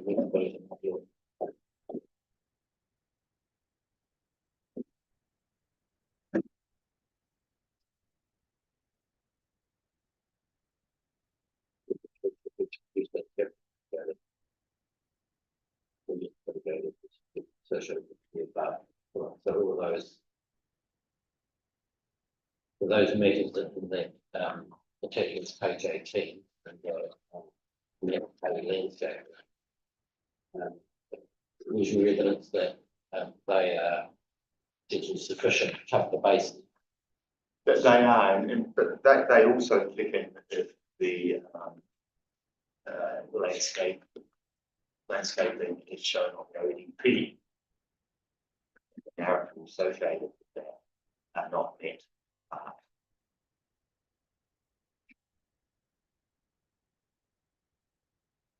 Things the matters under urban design. This is the urban design. It's CUMS. It is CUMZ matter 3 and matters 1 through 3. At that first level, sufficient to the landscape outcomes. Or to the second process. The combination, yes. Maybe just to round out my answer to your question about Mr. Ross's summary statement. Mr. Ross makes comment to it in regard to weeds and pests being caught in landscape maintenance and monitoring plans. He has some nervousness that might not be picked up. Source consent plans. I certainly don't know of any landscape management plans or maintenance plans that our office has produced that doesn't include pests. Are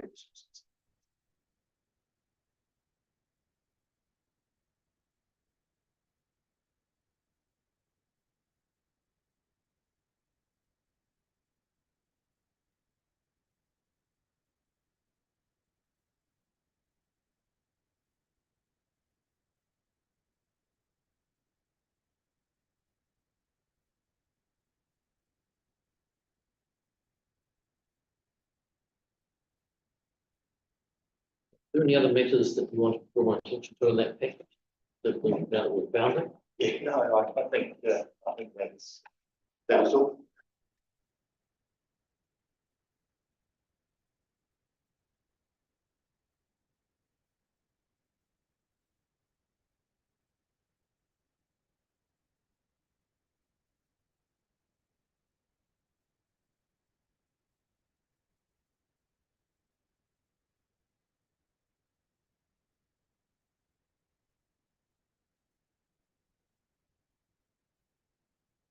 But just up there again, all the matters in terms of outdoor storage, landscape treatment, those sorts of things.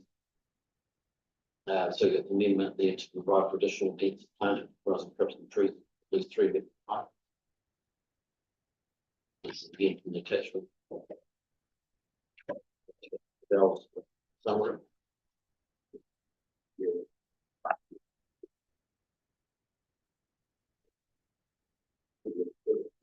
Yes, I don't resolve what I said because I think that's the told it was fine.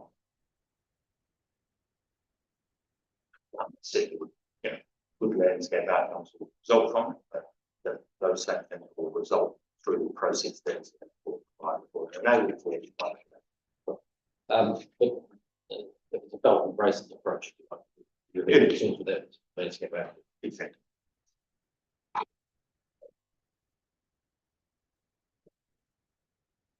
I suppose one thinks about it further. There is a certain flexibility that I believe is required when you move through the phases of the site design. And being too, let's say, belts, braces or onerous at a zoning level, sometimes can squeeze that flexibility. And for example, the tree purge and tree car parks. Ross, that was where he originally started on. He's arrived at a tree within 7.5 meter spacing. What's in the car? The narrative on the OP is 1 tree per 5 car park. And I think once one works through a site design for I can say, or 9 to 10 or finance or whatever it might be, by the time you factor with all the other consultants, you factor in lights and trolley bays and those sorts of things. You need that flexibility. You still will arrive at tree per 5 car park. So 1 tree per 5 car parks. Might not be the 3 car parks, might not be at 7.5 meters, could be 8, could be 9, be 2 trees very close to each other. But the outcome is seeking still the same. I've got trees in the car park, spread through. From one recollection of Mr. Ross on that position on that point, and there was concern about the reason for that. That was just to avoid, if you like, just a bunch at one spot here and a bunch at one spot there, which would still make up the numbers that you like. Yes. Yes. Look, very much understand that. 20 odd years of designing car parks for practice stages of the world, we have not yet arrived at that situation. Trees have been spread throughout the car park for 2 or 3 reasons. One is that they're diminishing the scale of the car park, so to speak. They are also providing some amenity in terms of sunlight and shading to park cars. Not that cars are sensitive, but people that get in the cars afterwards are in terms of warmth. And I've never come across a situation where we've had bunches of trees, 2 or 3 key locations for the rest of the car park and devoid of trees.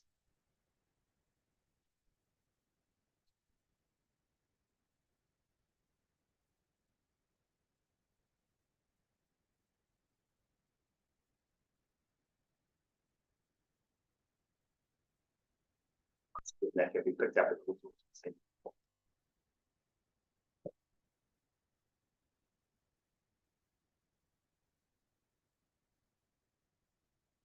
How much you as a landscape benefit from input from just very much so. A lot of our projects engagement, a large piece of, depending on the nature of the project. and that wasn't done here. I was not involved in consultation myself. I've only managed to gauge community input or feedback through our reading submissions.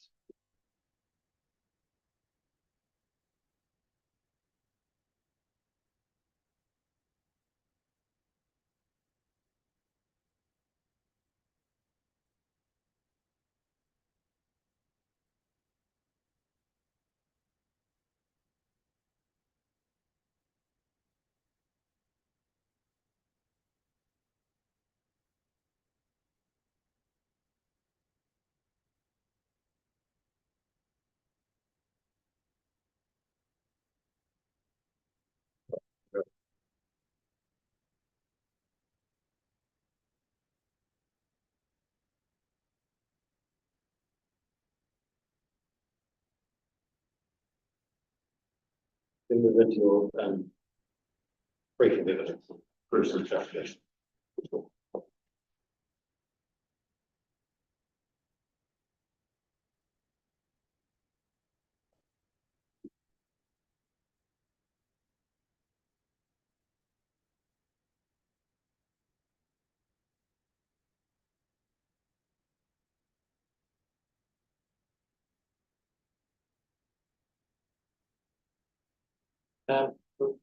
Just talk about you talked about the existing consenting environment, being packed say. I'm just interested in your view as chemical landscape architect perspective. This is obviously whether we look at it as cumulative or whatever, that's what I would get wrong. So it's part of the environment, but it's the cumulative nature of it. And one of the things that I would like, if you can, respond to is the, if you like, the comparison with a supermarket, which is surrounded by residential as it is, it might surrounded by residential zone land, as compared to a supermarket that then has the additional trade via potential. We don't go for yeah, so what's from a landscape perspective? Haven't framed that question well, or if they are government question, but I think that's So, that's an interesting question. I would be concerned that there would be a proliferation of future trade-related activity alongside the supermarket. I think one thing that's going in favour of this particular site is that it's a very well-contained, almost self site. And I believe, my true opinion is that if the landscape provisions, and when I say if, they've been provided for to roll over the back and state part of the site to balance the site.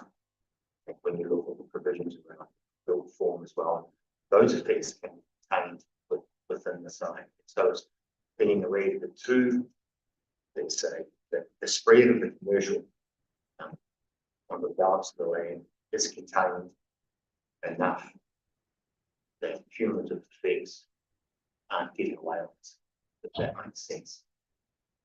Yes, if the balance of the site was also developed density residential, then the Painters Haven is contained there as well. And we would certainly that segment zone by adding commercial to the balance of the site. I don't think it certainly does not tip the balance to an adverse effect in terms of the spread of commercial. And it's contained also by two busy roads that plays a role from a landscape point of view, plays a role in terms of getting return to containing those effects.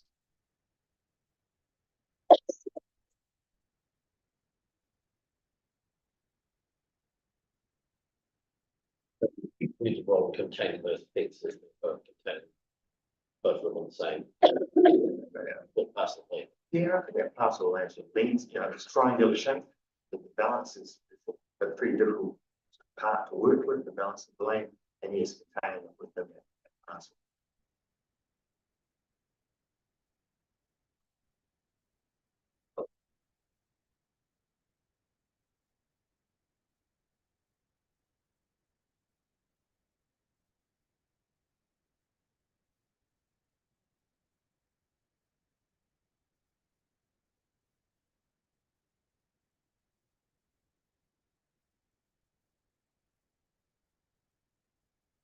We did sort of have a discussion about the potential run of mining or back so Run of mining, yes, yes. So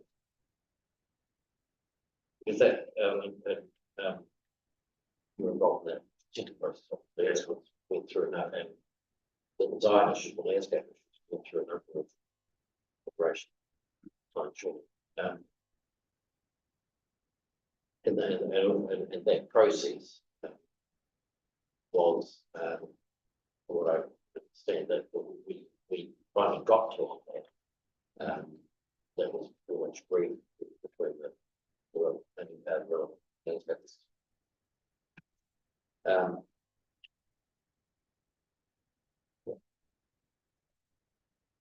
So I'm not, no, perhaps I won't take that in.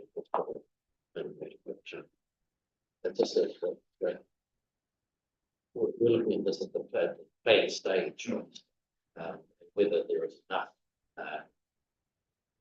in what's proposed for opinions the landscape architect to ensure that all issues can be properly addressed. Coming forward, they agree that Yeah, quite simply, yes, I.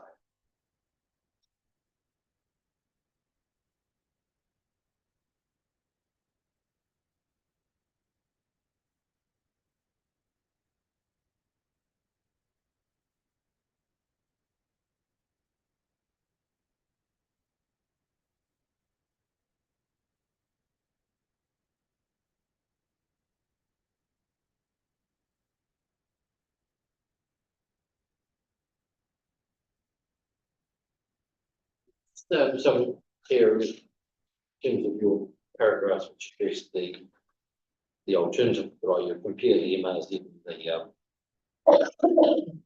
the other bars, comparison, paragraphs 14 through.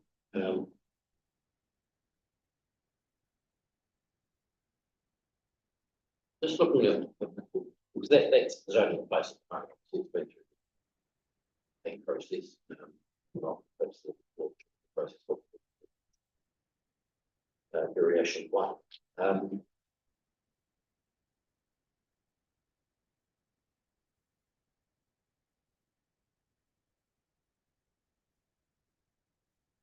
This, I think that,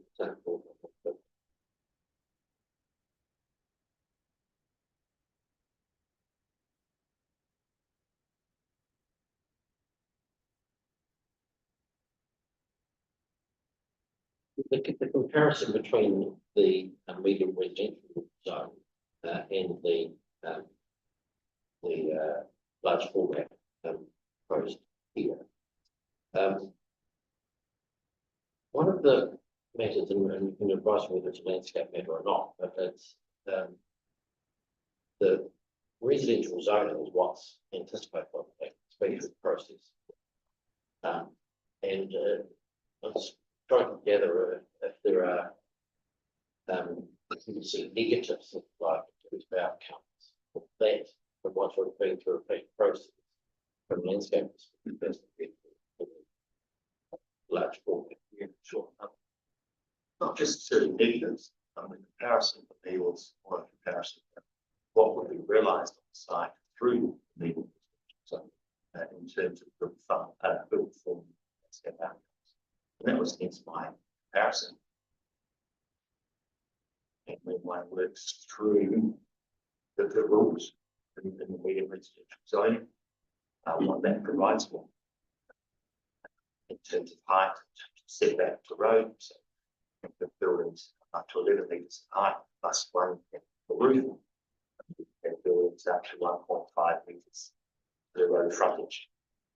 I think you require 1 tree per 10 metres, and landscape of a site is 20%, but that doesn't have to be a lot, it can be aggregated within a development, so it's set within internally within this site.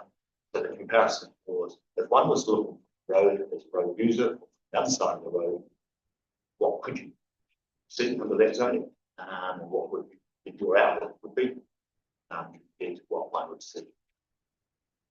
That's what the build form.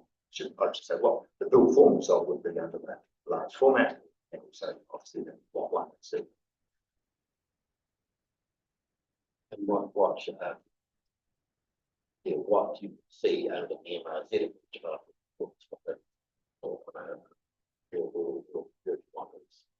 basically the residential zone.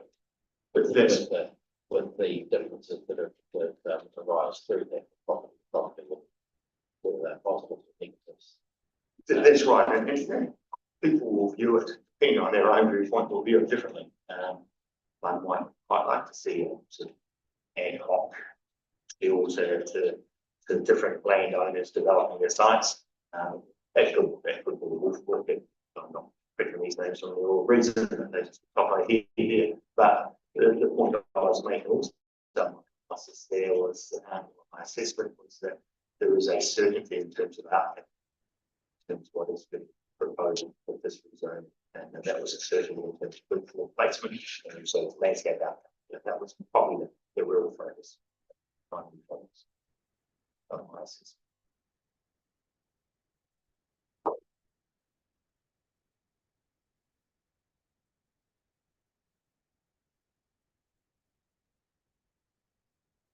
we were saying in paragraph here, which is to get it consolidated.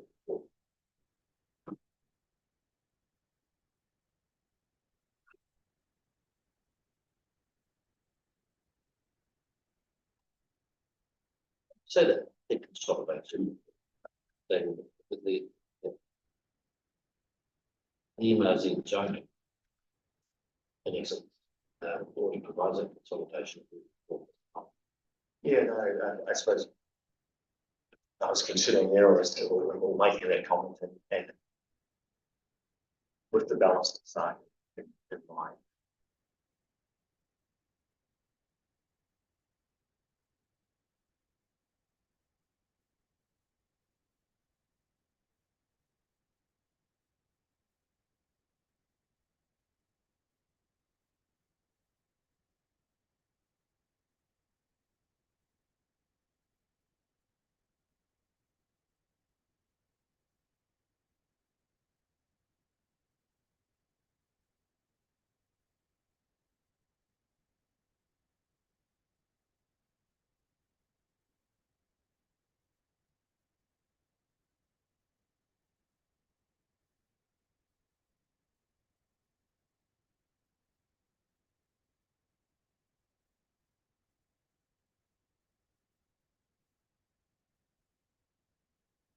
With that, good as gone to question.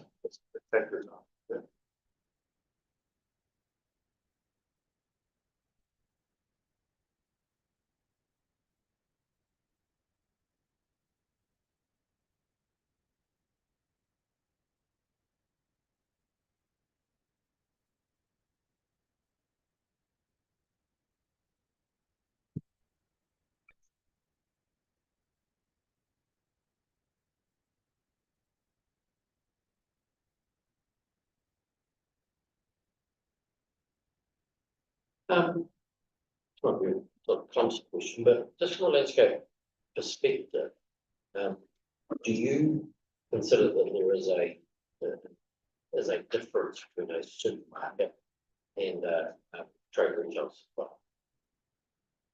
Depends what that trade retail supply is, I think, and if one looks at the various activities that are defined in the district plan, what could happen. Depending on which one it is, yes. However, if one thinks of something like a mitre team, the bundles analogy as well, because we do a lot of bundling science around New Zealand. I'm so familiar with that. I see, and Mr. Smith may well correct me if I'm wrong, but a lot of that the activity in those buildings now are contained within. Yes, the garden centre, but I would go and pick up my 4x2 of a racking system that essentially is internally it's housed inside. That seems to be the way some of these go. Some of them are going that I use anyway. And so a bit like the supermarket, a lot of the activity is actually housed within the building form. And I'm now talking if I can, not an expert role, but I pop down quite often to the local hardware store, pick up some nails or some fertilizer, whatever it might be, at the same time as perhaps buying a croissant. I won't bother noting. Yeah, I know you're not noting. As soon as I do yourself that, that's a right.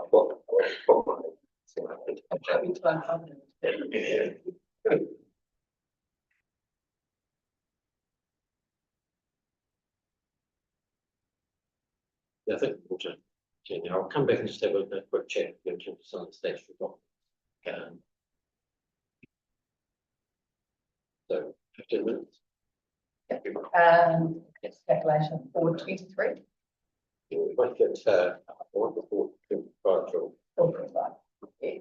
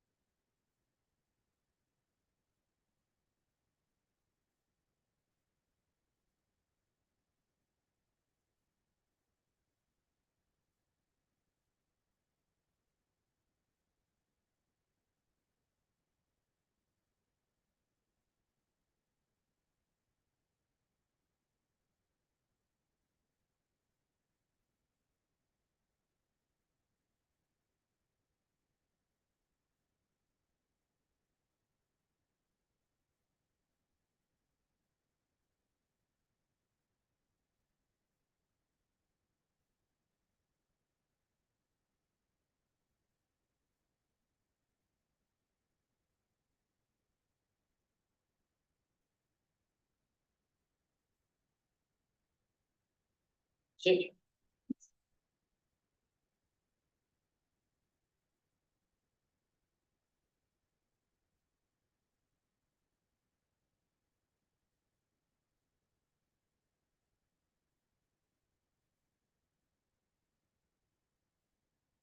Okay, visual effects, we've talked, I think, in our general discussions about visual effects.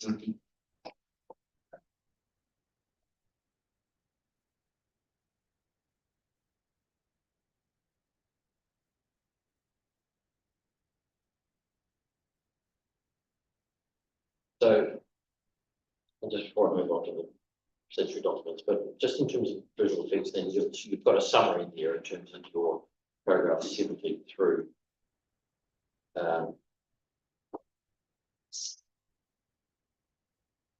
Through 70.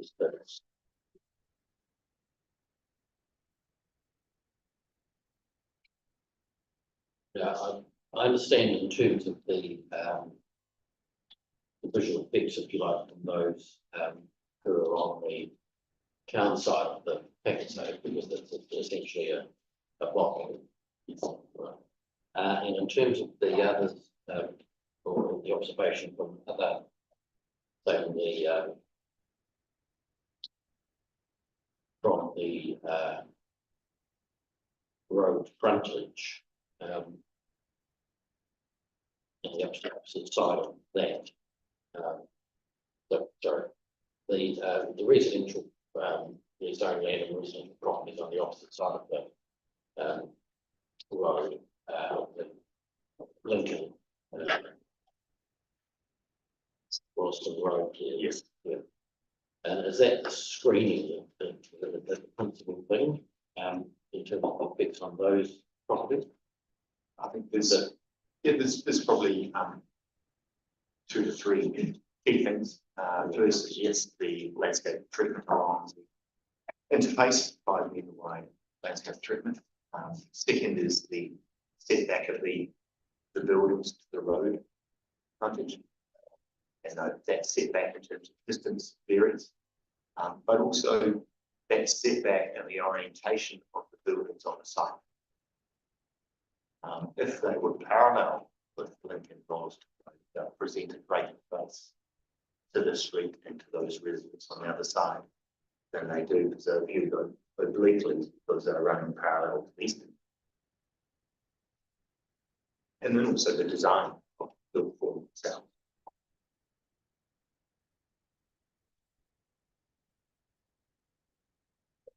Sure, I believe there's no probably better way to assess that than to see the current taken state buildings being constructed. That represents a very large in terms of visual effects.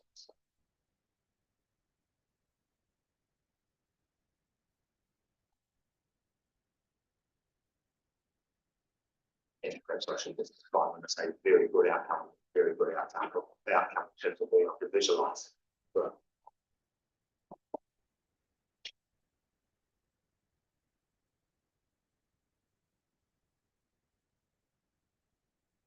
what about the buildings is one thing, and we talked about that, but you know, just in terms of outdoor storage and those sorts of, what are your views on that? Is that the landscaping that essentially addresses issues, visual effects in relation to that? yeah, I think once again, there's a couple of things where the storage lies on site or is situated on site.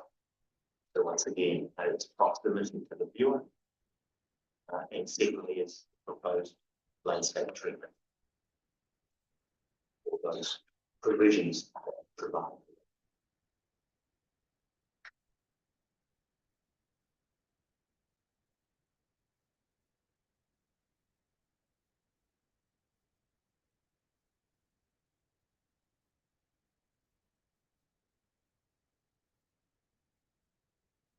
And maybe sort of I just draw your attention to LFRZ requirement 5, outdoor storage.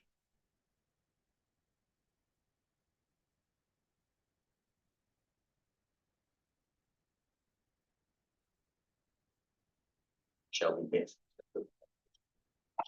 Right, so what do you, what's that referring to? So that is, That the attachment to, that's the attachment, Mr. Allen's. Here it is.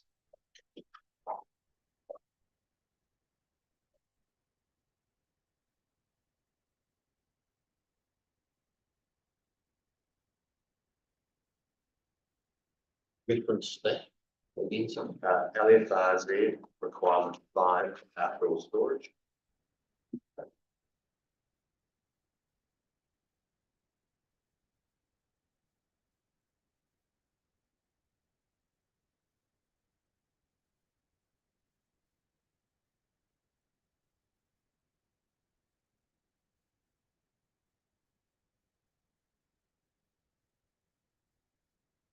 Fair, also clear that those matters of discretion in UZ matter 3, F and H also come into play at the same time.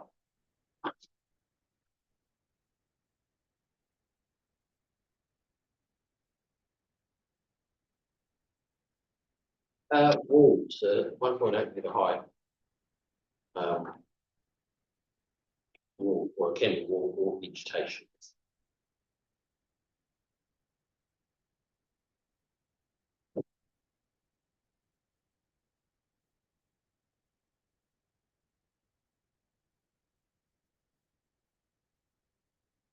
Mr. Ross states 3 meters in one of the provisions suggested.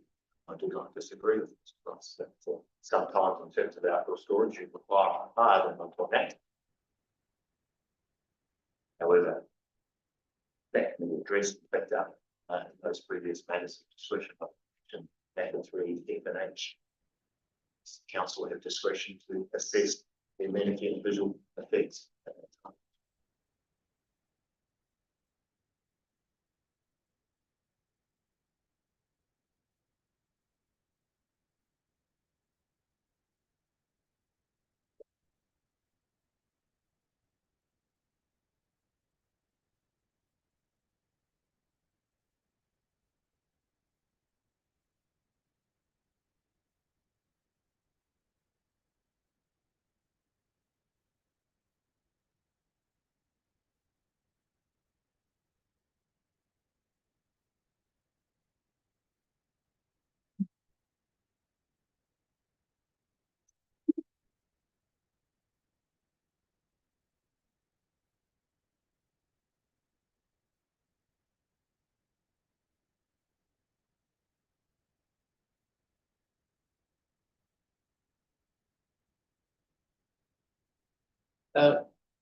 Final then the low and most low to moderate levels peaks. Provision 76. Just remind me where that fits in terms of the less than minor. That is fits in that no more than. Oh, yeah, no.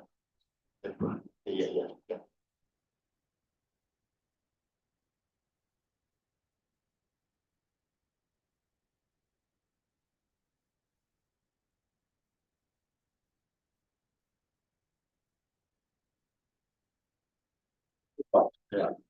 Yeah. Transport statutory provision.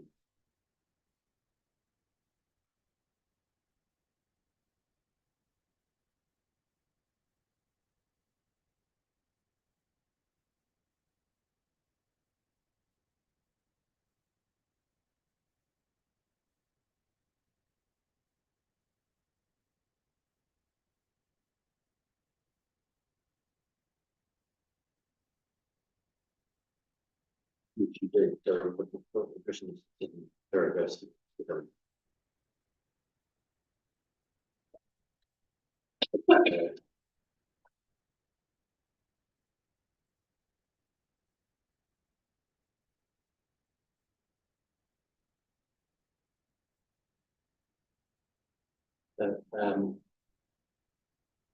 The policies 1 and 6, the original 6, so they're demonstrated by the fact and say, let's see.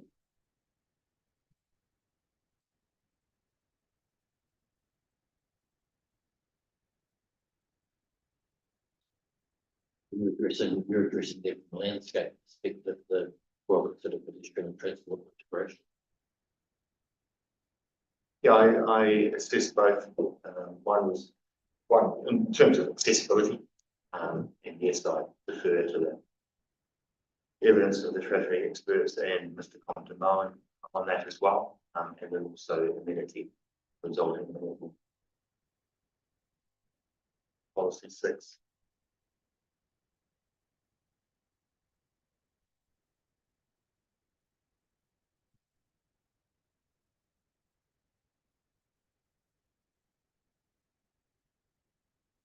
Acknowledging that in regard to amenity value, the LFRZ on the remainder of the site, make sure community value is created by some immediate neighbours. And is that the neighbours that open the road? Yes, that is right.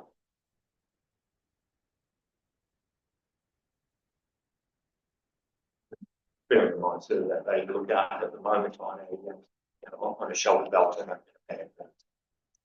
it's going to change.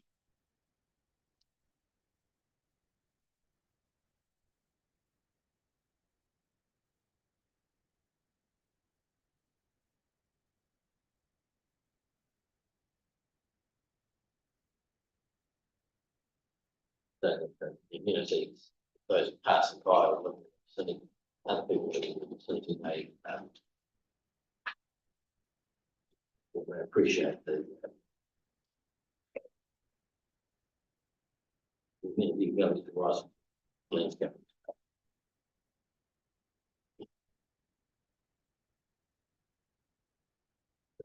Suppose at 80, there's the right item to say that change does not necessarily result in adverse amenity effects.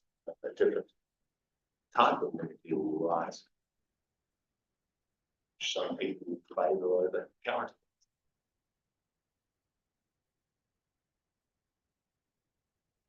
Does the degree of change influence that? No, you can get a massive change and your adverse effect will be very low or low.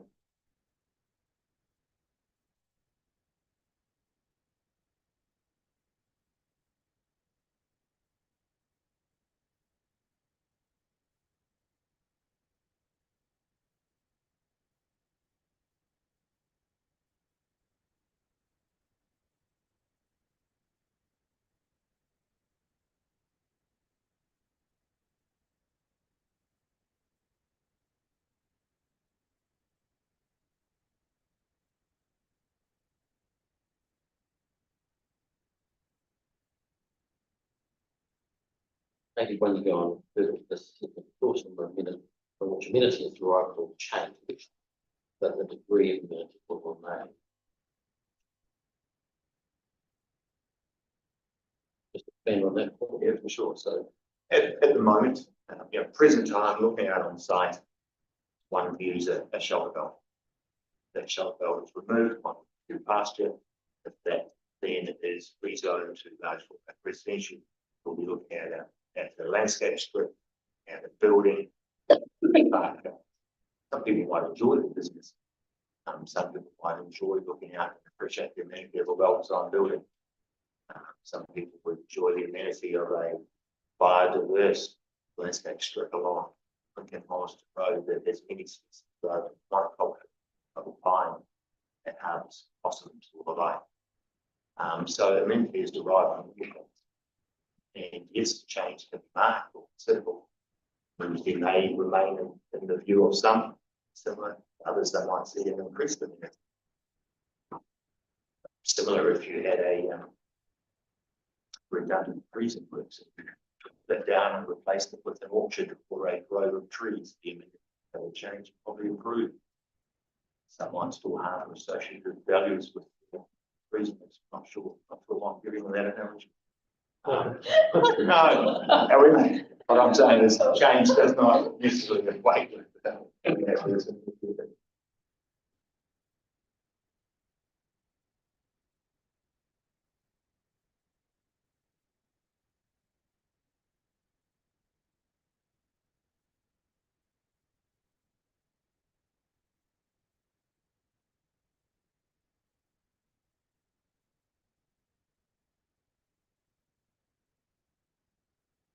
Okay, the sensational Selwyn.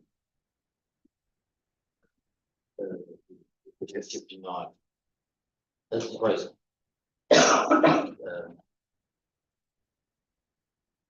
Specifically by one of the town church or one of the particularly in terms of the anticipated character.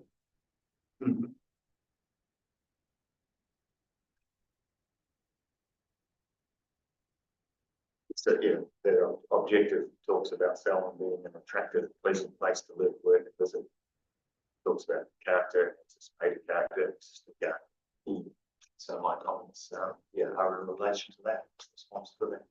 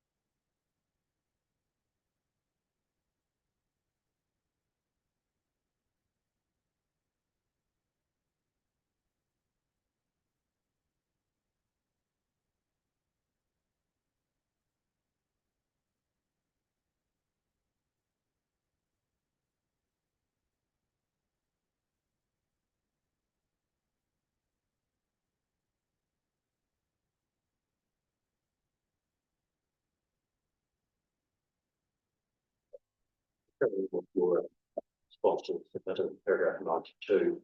For example, the traffic amenity needs noting the number of submitters opposed to the zoning due to the increased traffic, etc.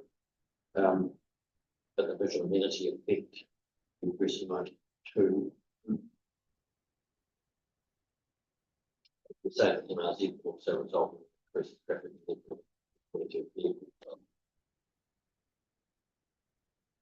Will be that's a subjective issue. Yes, look, certainly I'm not an expert in traffic matters, however, just in terms of business of people on the road, whether it's cars or people on the footpath, cycling, the cycle lanes, there's going to be an increased busyness on the street. I anticipate that. Leading residential zoning. And some people enjoy seeing people on the street. Some people sit in their living rooms, out the window, enjoy seeing people walk past. It gives them an increased sense of safety.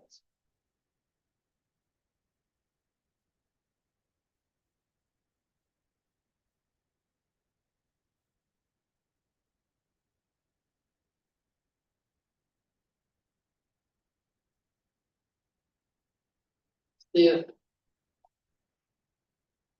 can your opinion be a difference between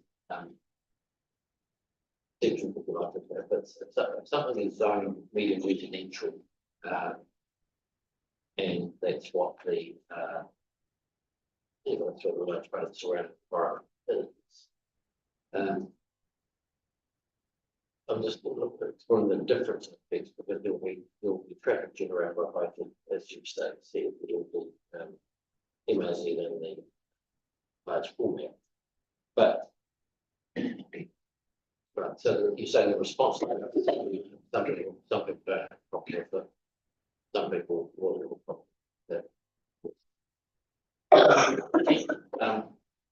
in terms of if the land is zoned for such and if the land is zoned for residential, I'm just trying to see the difference of that. If you've got land that's zoned for residential, and that's what people are anticipating, and then that's changed to combination of cars and vehicles, etc. It's changed the nature of the traffic. Is that nature of the traffic that doesn't necessarily reflect residential, what's anticipated for residential that in itself, does that impact on? Quite possibly. Yeah, I haven't turned my mind to that too much, but maybe with the residential, you get more people leaving at the start of the day and driving back at a certain time at the end of the day, whereas you might get a more constant flow during the course of the day. Or weekend, So, right, yeah, exactly. So, and people's perception of that may be different.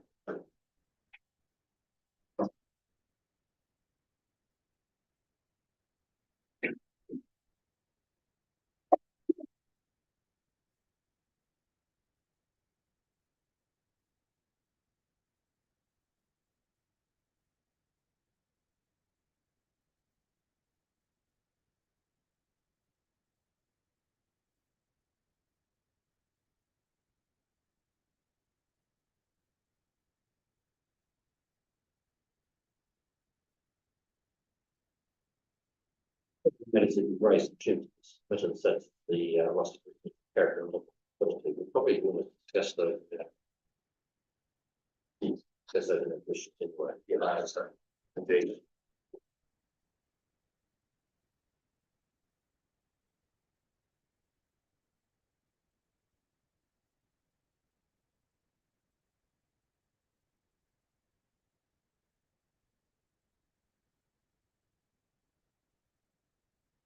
We talk about cultural, environment and cultural considerations. That is raised by Notary. Yeah, I just turned my mind to the NITO submission. I believe that the provision for the extension of the biodiversity strip along the eastern boundary recognises their submission exclusively use of native plant material, human material. Earlier about treatment of stormwater on site.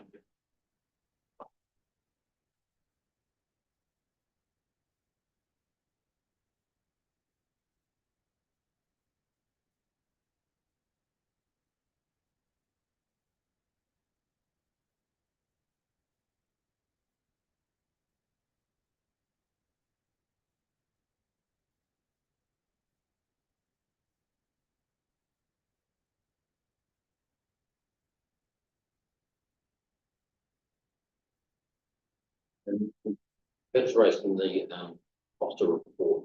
I've read through those, paragraphs 103 and 108 in particular. And we'll discuss the 133 for sure.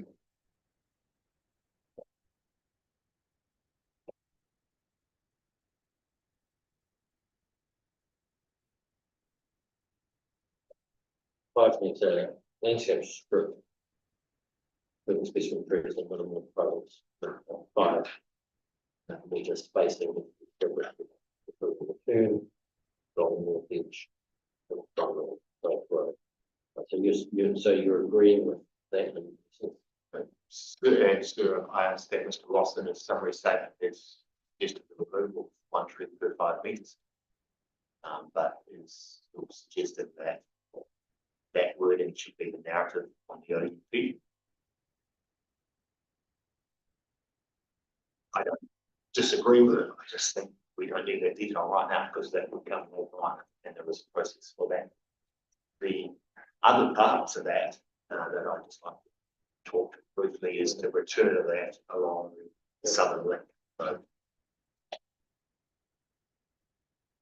There's still a lot of design to be done in terms of that end of the site. And therefore, I think flexibility is required at this level.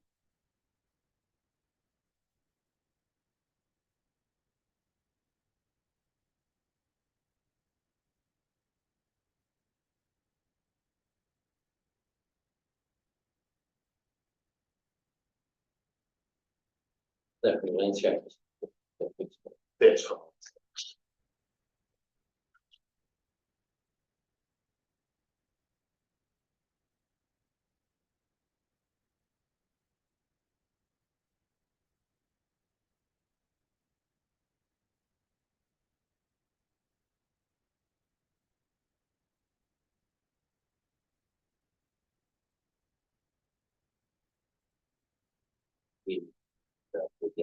in one. Once again, improvement, yes.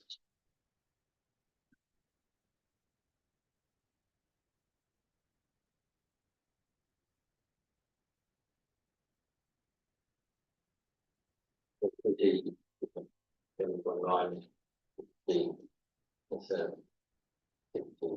measures and the planting. Yeah, the word stands for planting, and caught me by surprise. I just has to do with it.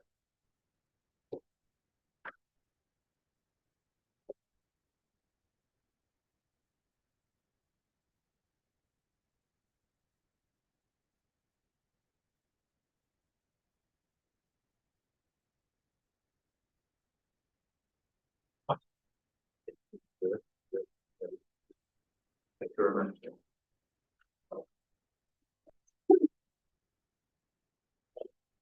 Now, we'll move on.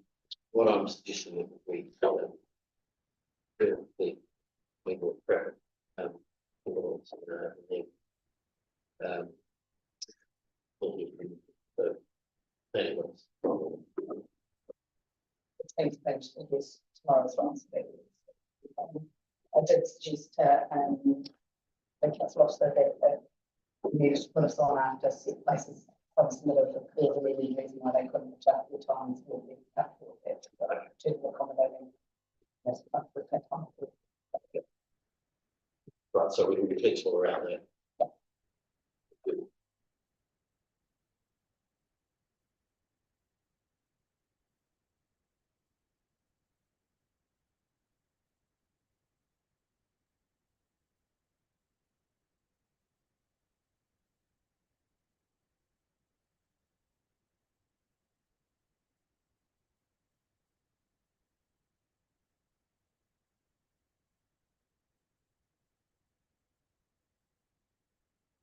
Perhaps people.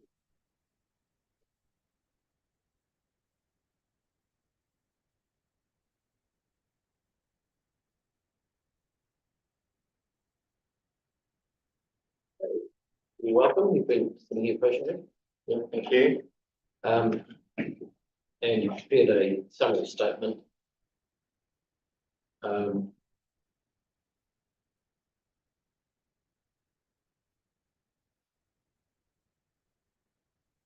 Yeah, perhaps if you could just start at paragraph 7. Sure.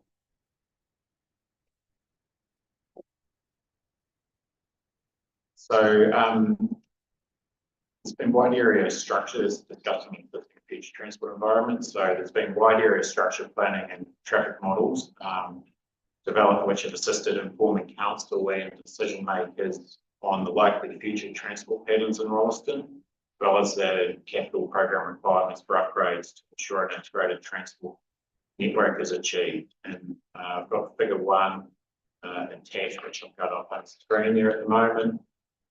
So that shows the zone future development areas. There's a lot, pretty much all of those. Get this going. So all of these areas in here are ODP areas, which is being developed at the moment. So there's a lot of growth to happen in the southeast of Rolleston. I guess a key feature, which just some of the submitters, I'll just touch on here. Got these sort of road networks going east to west, all the way through from Springston Rolleston Road through to Wiggins Road, and so they'll be developed over time, and they'll change the traffic patterns in this specific area. So that includes the likes of Broadlands Drive extension. There's Tweed Road through here. At the moment, this one's just about to be connected soon. So. And that's probably been exacerbated a little bit at the moment with the closure of the Levi Road, Lincoln Rolleston Road intersection.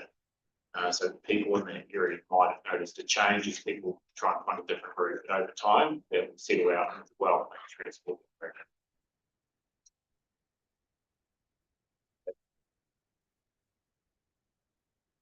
So then I've got figure 2, which is also up on the screen, and it shows future changes on and adjacent to the site.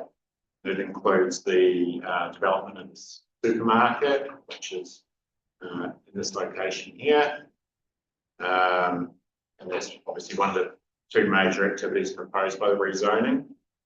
This traffic signal is currently being developed. It's at this intersection here, Lincoln Rolleston Road and Levi Road. So that's a council project which is to address existing congestion and safety concerns that existed with quite a small roundabout there for what is very much a key arterial intersection into Rolleston. So that will help control those sort of peak traffic volumes which have been exhibited in the past, particularly in the afternoon, evening peak, where the traffic started to back up a little bit. And I think that was quite that was modelled in a lot of detail through the pack and save process, identified as a suitable solution. We've also got this primary Broadlands Drive extension here, which as Booker sort of explained earlier, partially formed, but doesn't go all the way through. And at the moment, that's in the Selwyn District Plan to happen in the long-term plan as part of the capital program for 2033 to 34. So it's quite some time away still. Although you've got the submitter that's discussing what that might look like as well. And then this development area, RO12, it has a requirement for a roundabout to be positioned at the intersection here. And that has to happen before the development occurs, according to the rules. So all those things will help support connectivity and access in the area. And then obviously with this site at the moment, there's still kind of green field in this area. And this site will have residential development to the east, west and south of the site. And the other thing that's sort of not physically that you see on a plan, but the regional council also has plans to improve bus service frequency into Rolleston, and there'll be ongoing reviews as part of the sort of growth of Rolleston to make sure that there's sufficient supply of bus services to service the population. Paragraph 11, transport network performance with the rezoning. To address the various changes in the transport network and land use, I've adopted the council traffic model to investigate the expected transport network performance with the proposed rezoning. My assessment demonstrates that the road network is able to accommodate the changes in the traffic patterns. And I've shown figure 3 here. So this is the width of the essentially the line represents the traffic volume being carried in the PMP. And this is in the sort of long term after a lot of the development in Rolleston has happened. So it includes Broadlands Drive extension down here. This frontage road still that volume particularly increases over time. And this one here is obviously the other key kind of arterial road. So still on the intersection of the two important arterial roads in the future. This represents the accesses. So this is the Mitre 10 ones. This is the combined Mitre 10 and Pack and Save, and a sort of service access, minor access with Pack and Save. So they're sort of very much at the lower end of traffic generation compared to the surrounding road frontage. And so the surrounding road frontage volumes influence the performance of access and the sections. So I've written on there LOS, that means level of service. So we often refer to level of service as a bit of a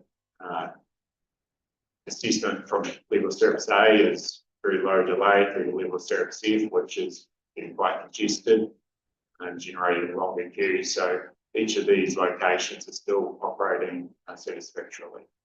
So when does it become unsatisfactory then? E? Particularly E in an urban environment, like level of service D, I think is It's probably in the order of 30 seconds per beat, but when we model this through the model, it doesn't generate any significant queuing at all. So it's sort of all, when I look at this modeling, this is for a plan change process, but when you consider how it will operate in the go through a more detailed process of integrated transport system for consent. I'm not seeing anything through this modeling that I would envisage will cause a large concern that you'd have to change the access arrangements. Importantly, the Broadlands Drive as a roundabout is forecast to operate satisfactory at level service speed. So that indicates again that it's got sufficient capacity to take traffic in this local area.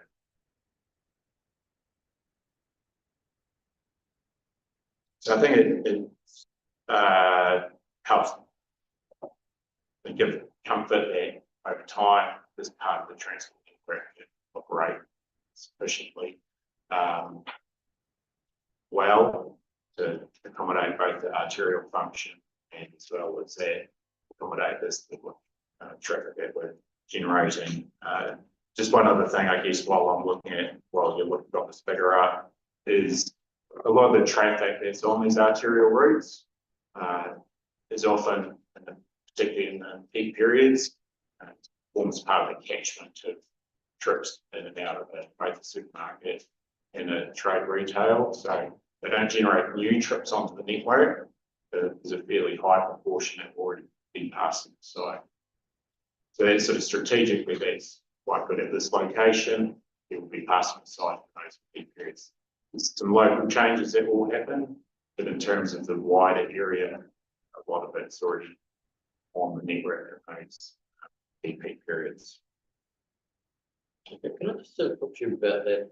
Because you talked about the discussion that I had this morning in terms of the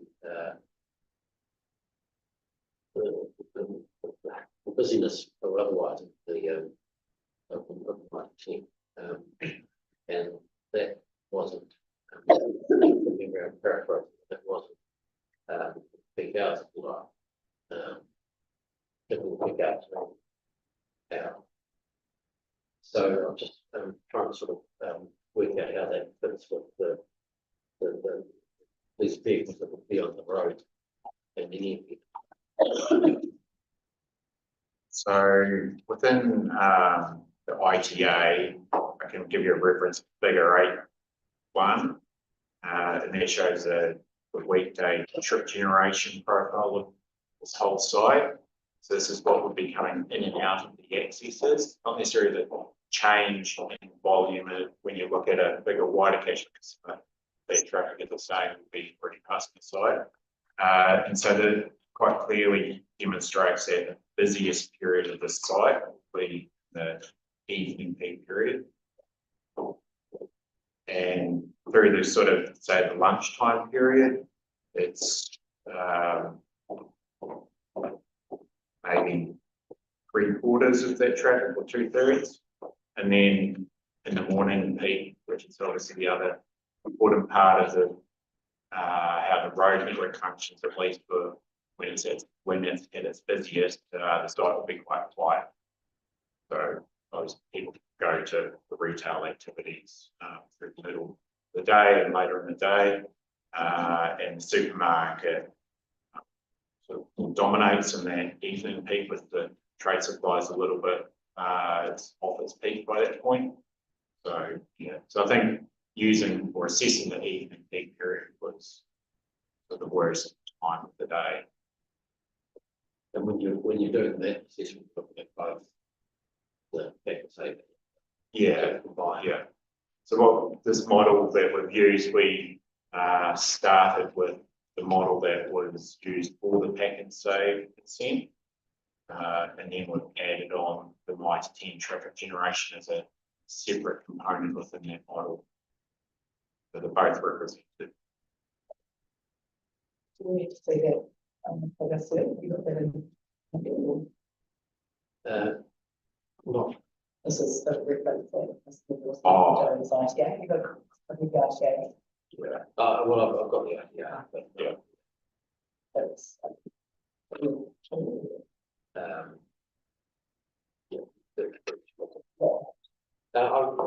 haven't got your attachments for it, I think it's the.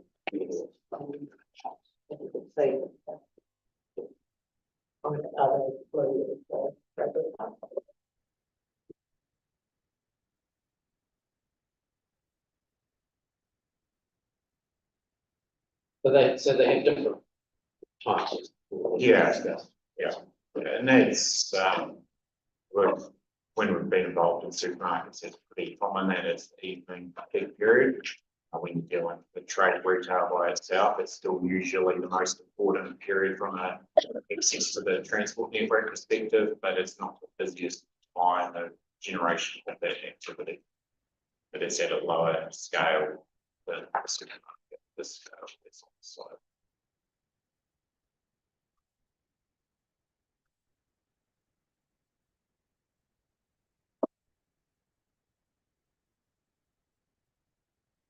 So picking up at paragraph 13, key transport matters. In my opinion, the key matters of consideration for the rezoning are the rezoning will achieve wider transport network benefits by locating a trade supply or trade retail activity close to the town centre and residential areas. And compared with other options in the existing LFRZ or Christchurch City, the location of the activity will reduce travel distance and increase accessibility to the activity by walking, cycling and public transport. The site is able to be provided with suitably located and designed site access. The pack and save is consented with specific provision for access that are reflected in the proposed ODP. I've got that at figure 4 of my evidence. Did you mention you didn't have my attachment? Not to the summary. Right. But that might be it. But I can get those, tomorrow. yeah, so this is figure 4, it's just the ODP, just so I had that there to reference. The trade retail activity is based on concept plan 110, as you heard earlier. I consider the access is able to be suitably located to achieve the desired outcomes for access. And these are then reflected on the ODP to support more detailed assessment of future consent processes, which will be subject to the wide range of council discretion for existing transport provisions of the district plan. Site is able to be integrated with adjacent roads, which will involve urbanisation of the existing road frontage. The pack and save has already established the required road frontage upgrades for Levi Road and Rolleston Road in front of that part of the site. And a comparable upgrade can be anticipated at the site south with a trade retail activity. These requirements are determined through the consent process where council has a range of matters of discretion to consider the requirements. From a traffic perspective, would it be of any assistance if those matters were included at this stage, being comparable? So it's anticipated, well, south of road will comparable upgrade. While you've got another submitter who's prepared plans and pretty much shown a continuation of the existing road frontage along. I mean, that's what I've described in my report as well. I think it's reasonably obvious what should be provided. And the ITA is a pretty comprehensive process, so being able to largely identify what that would be at the plan change stage, and as you go through the detail of the consent process, fill it out, filter out as well. So I think, yeah, this is obviously a fairly detailed ODP for a relatively small site in comparison to ODPs overall. And it already has quite a lot of detail on it. I think that the rest can be suitably picked up through those processes. In terms of traffic. Yes.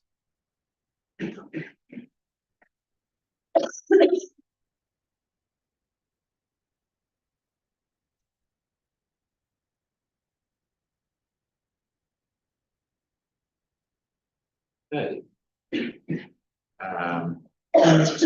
D, the site, ODP supports a suitable level of connectivity to adjacent land use. The site ODP provides provision of the future primary road at the south of the site to enable the eastward continuation of the Portland Drive extension. And that will support the change in pedestrian and cycle and vehicle access availability, which is otherwise not provided for across the eastern boundary of the site. And got figure 5, which was in my evidence, Chief, shows the changes in walk and cycle distance are largely unchanged from Div RO12, which is one over here, to and from key destinations. So there's been a bit of commentary in the council reports about this specific diagram. I think the comment really was that, in my evidence, I commented that I'd anticipate some connection across here where there's currently no ODP connection through. But at the moment, the ODP connection is there and here. With the proposed ODP for the site, that connection is provided. It removes probably, a couple of, adds availability of a couple of lots to Div RO12. And so as that goes through the subdivision process, my experience normally, they would also be looking at that walkability for their particular site. So yes, that's a bit of an assumption that you can walk through connection there or there, but I don't think that's necessarily unreasonable. Yes, the other key things to look at with this diagram is this is one of the key destinations of reference, which is the Rolleston College, the recreation grounds and the stadium pool, and the other one is out in the town centre. Those are already sort of slightly longer walk distances, but the change in those walk movements won't be particularly significant, in my opinion. This is a bit of a worst case. I've picked a middle point in this ODP area, which is the residential area, and this point here, which would be the most active within this development area. And it's potentially got a couple of 100 metres walk distance, potentially more, if they had to go right around these ODP roads. But that would be that's essentially a residential to residential walk movement. The context of walk movements from any individual houses make up quite a small portion of those walk movements. And as a destination, the Mitre 10 and the pack and say potentially be bringing in pedestrians from a much wider catchment. If I go back to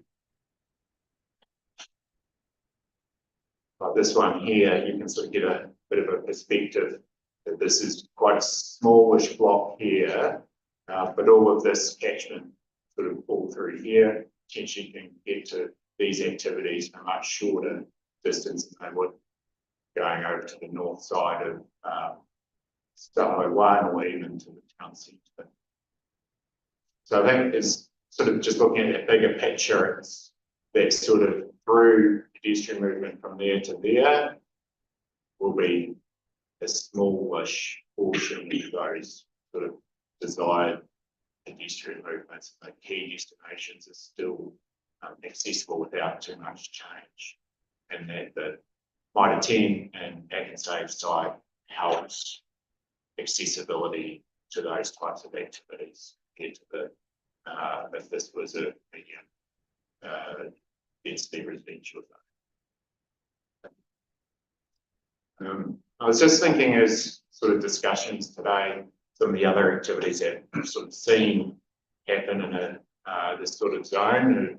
A retirement village might be something that sometimes crops up, and they would be on a bigger site than this.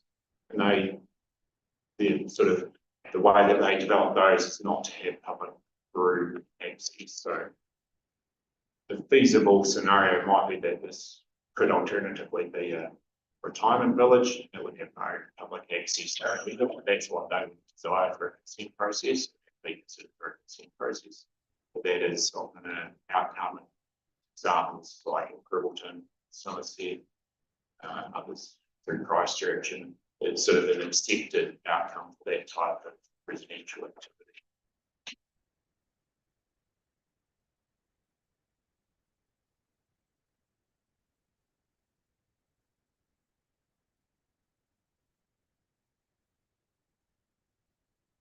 Just, and then I had my evidence check attachment A, which was a comparison of, or I guess a queue of transport chapter assessment matters that I think will be triggered, potentially triggered through the consent process.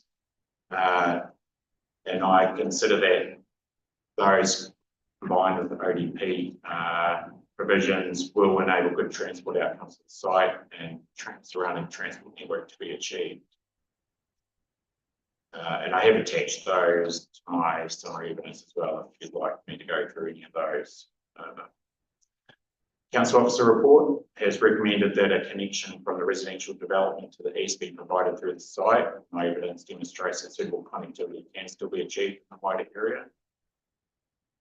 Council report also adopts recommendations from Mr. Carr that site-specific matters need to be addressed in future integrated transport assessment.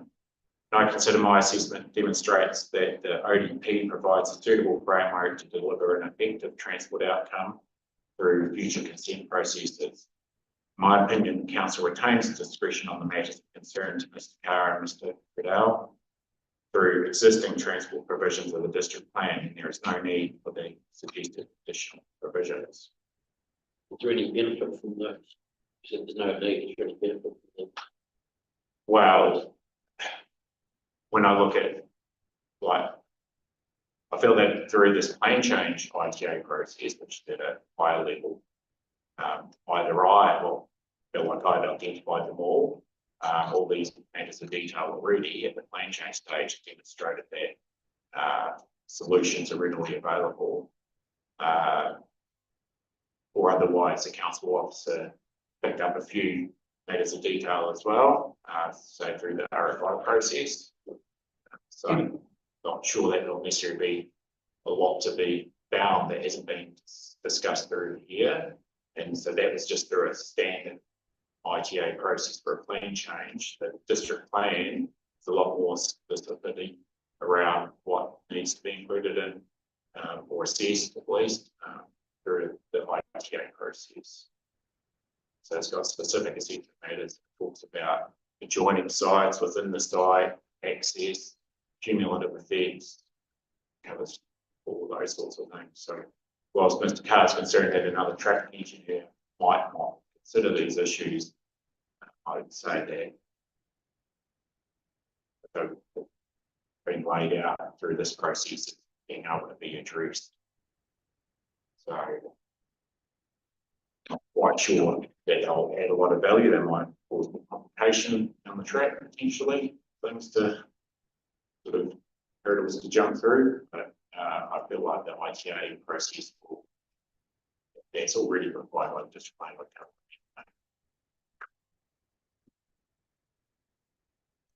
Submitted evidence. I've reviewed the evidence of Mr. Vaughan with Selwyn District Council. I've noted the concept road alignment presented by Mr. Vaughan does not continue the existing Broadlands Drive alignment or the proposed road alignment shown on DFRO 2. Moves it north away from the boundary by approximately 20 metres. In the road position as per development RO2, I consider a signalised intersection would not have a material difference in land and access requirements when compared to a roundabout with the same road position. That was, as I'd indicated and described in figure 10 to the ITA. So I sort of set out in that how I envisaged the access positioning might work from very concept level understanding where a roundabout might be positioned. I think that a signalised intersection could be positioned in a similar location. The concept plans are being developed by council for this emergency management facility have shifted a bit further north, but I'm not quite clear why that is. So I consider the rules already provide sufficient discretion for assessment of access. It's unnecessary to hold it aside for DP. So in conclusion, for the reasons I've set out, I consider that the requested rezoning can be supported from a transportation perspective.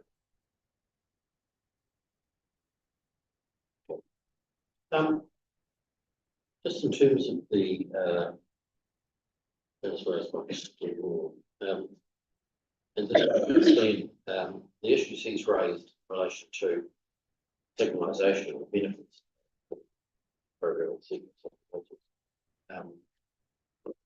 are they ones that you would see as a benefit of signalisation as opposed to a roundabout?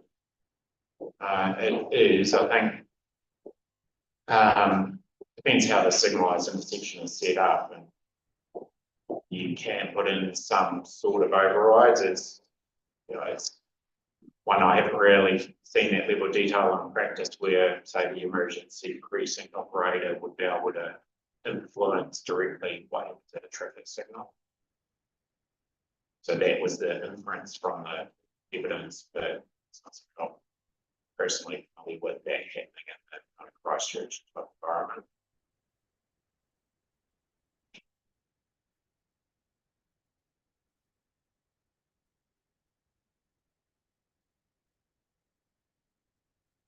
And where the access position is, so original submission and access, but I understood that they were considering an access directly onto Lincoln Rolleston Road, and they were considering that access opposite might cause some sort of concern. I didn't feel that, I didn't share that concern, felt that that can be managed through a sort of, usually in an emergency vehicle access, you have, say, a keep clear type arrangement, so that and as vehicles are exiting that sort of environment, they would have their the lights and that flashing, so that others that use the road. If they're accessing the side road, then they'll be interested in making sure that they can avoid any queues that were happening. My analysis indicated that there's any particular queuing issues. So, look, it's something that they would be working through. I'm sure I haven't seen that level of detail because it's looks like they've sort of only just really started on it. From a traffic engineering perspective, is there any, do you have any difficulty with the notation apparently in terms of? Look, I think the way I've described it is treating each of these axes as indicative to a certain extent because they are not shown as fixed effectively. So my experience, these sort of notations are generally considered indicative until something's been put in, where it is absolutely critical that something is in that location. I've seen the use of lots of fixed and even had examples for a site and a plan change where they put a dimension to the access. None of that's proposed here, so I think it by nature retains indicative, but it's probably one more ultimately as to how that's interpreted. Yeah, well, from a traffic perspective, would you have any problem with that award? Look, yeah, it's not a great for me. I guess it's just whether the applicant will feel that they have a little bit more certainty that they would be able to have at least seeking access at that position unless something cropped up in the meantime that suggested it needed to most likely go further north. So the word is not a traffic, it makes no difference for traffic.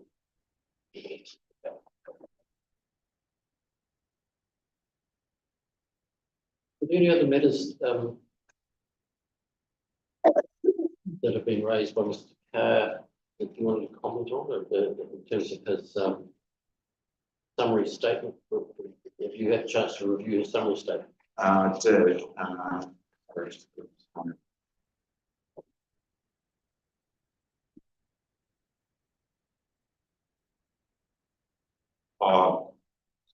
Probably just returning to the walking and cycling connection through this.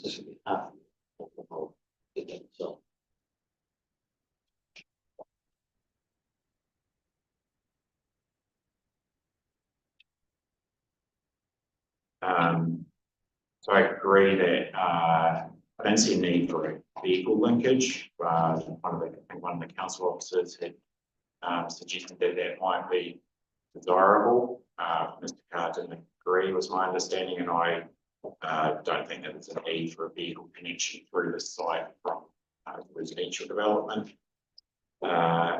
He comments about the walking and cycling connection going through the site.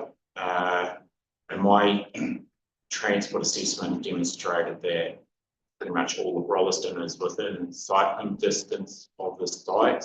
Cover a lot of distance quickly on a cycle. I don't think that this discussion about cycle connection through the site is necessary at all. So I just make that distinction between walking and cycling in this case.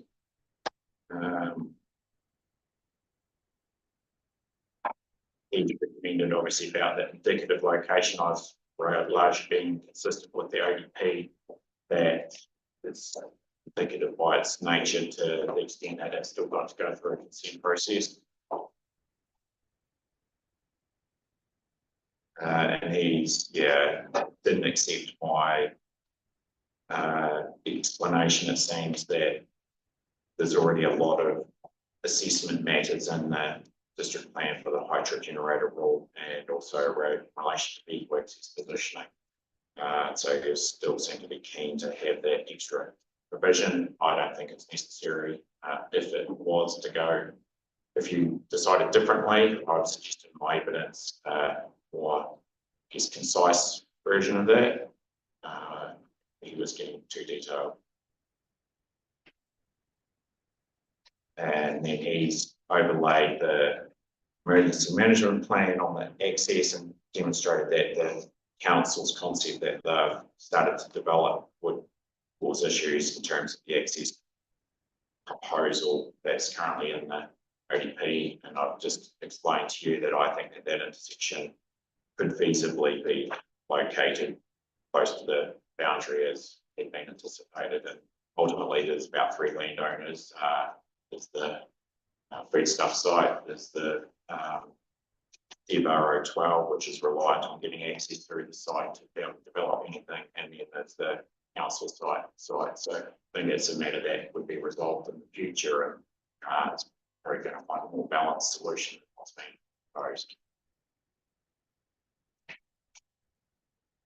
That more balanced solution. Being closer to the southern boundary. So don't sort of, I guess, make an efficient use of both the DBRO 2 site and the variation 2 site.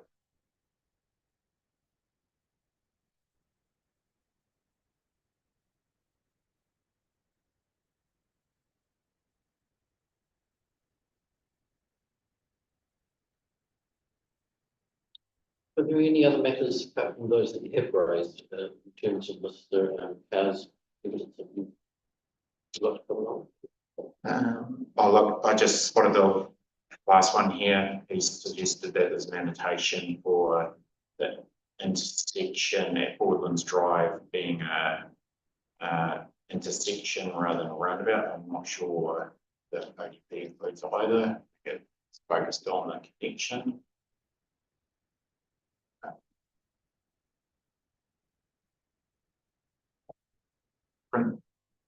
Sorry.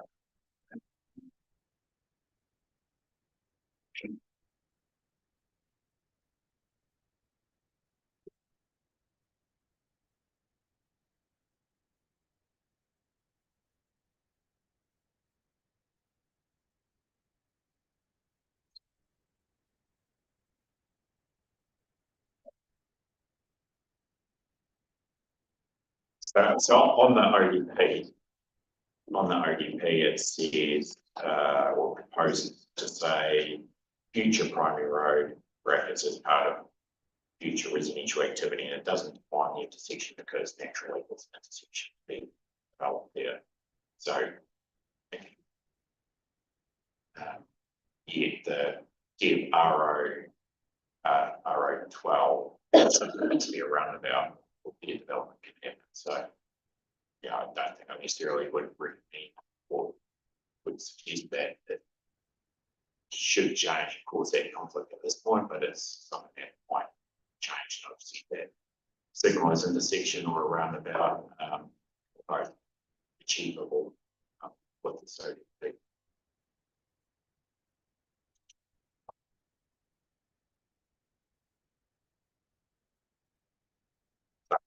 I guess, yes, I think there will be an intersection.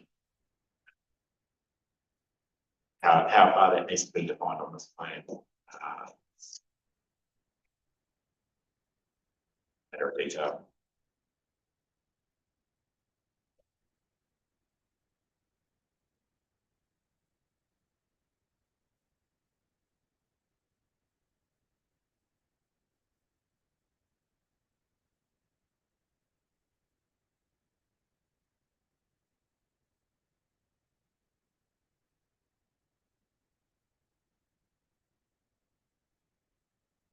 And you may have mentioned it, but in terms of the identification of traffic movements in and out of the country, can you just refresh me on what your position is on those and just what Carr said about? So I think Mr. Carr had a general concern that, so if I'm looking up on this diagram up on the screen at the moment, that with a signalised intersection here, people will want to travel through the Pack and Save site and out the Lincoln Rolleston Road access or accesses to avoid those traffic signals. And possibly also the extent that people may enter Levi Road to get to the Mitre 10 site, whether that changes what the consent position of Pack and Save was.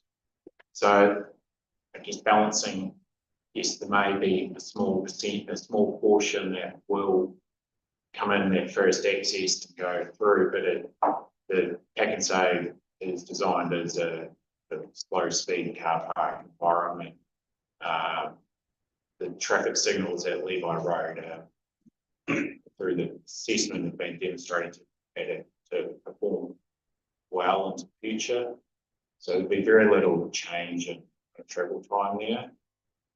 And what you'll find with these two activities is that probably anything that does go through one site to the other will be reduced by the complementary nature of those activities. So there will be a teaching internal trip. It's hard to judge or estimate what that will be. Traditionally, there's been some guidance that might allow for a sort of 10%, 20% reduction as you get combinations of activities.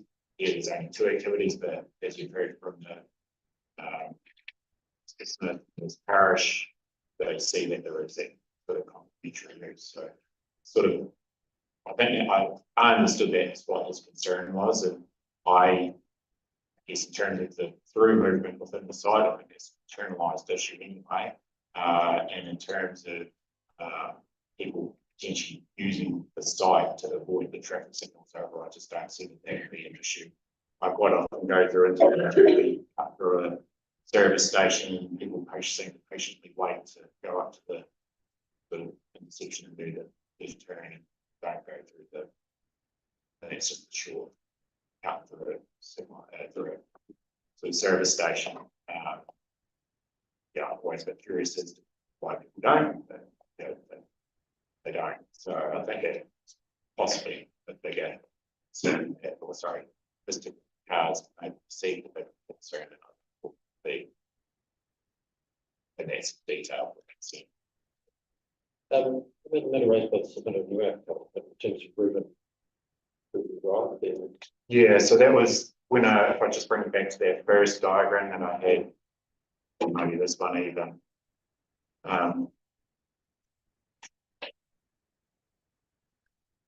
So in this area here, there is nothing to do at the moment with the closure of this intersection. This extension doesn't exist. There's roads further down that aren't quite connected yet. To get from this side through here, there is traffic that will be kind of winding their way through this residential network.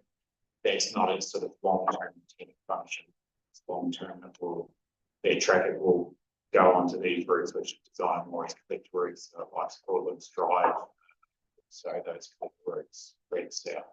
So I think that they shouldn't be quite as concerned that that would be an outcome that will exist in a short time frame as some of those other more logical network connections are made.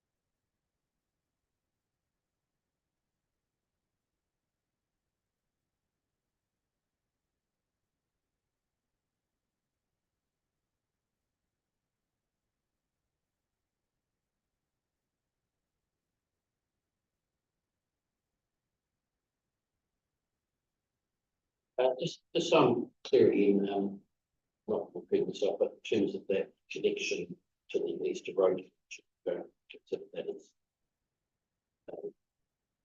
necessary for several connectivity will achieve that.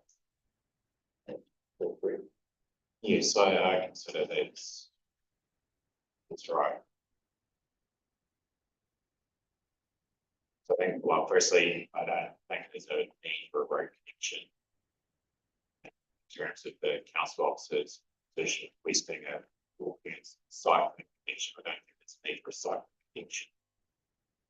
And in terms of the pedestrian connection, it's obviously a balance, but this is a different side of the extension development.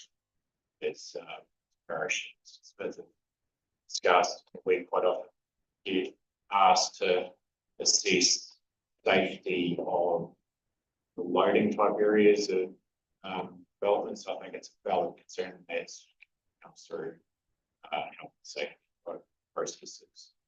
So it's not something generated by consent process, but it's something that site owners themselves seek out, make sure that they're covered off. What is it? So I think there's that intention for a site list.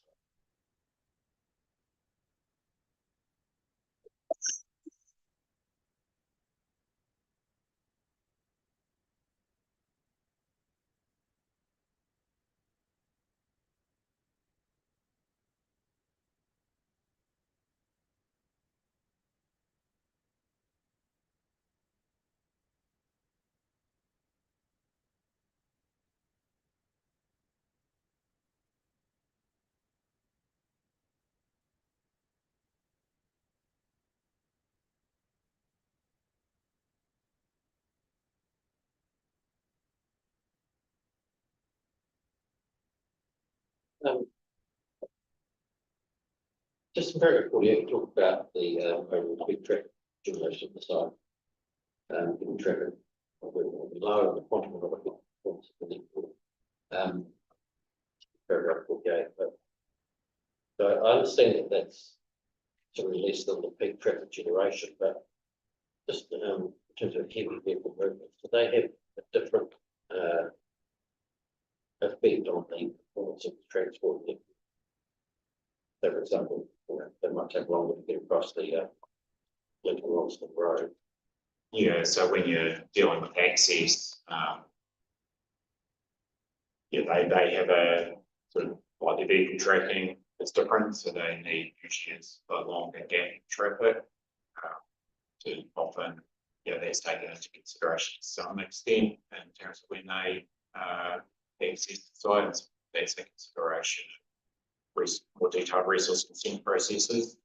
But the site, like the Pack and Save sites, already been designed to accommodate those heavy vehicle movements, and the circulation plan at its highest sort of level has been set out through this sort of process as well, with how the trade supplier, trade retail would be serviced. It is, yeah, I think the volume of heavy vehicles compared to the infrastructure that will be in place to service it, will be able to be accommodated. I think what I was also trying to point out here was that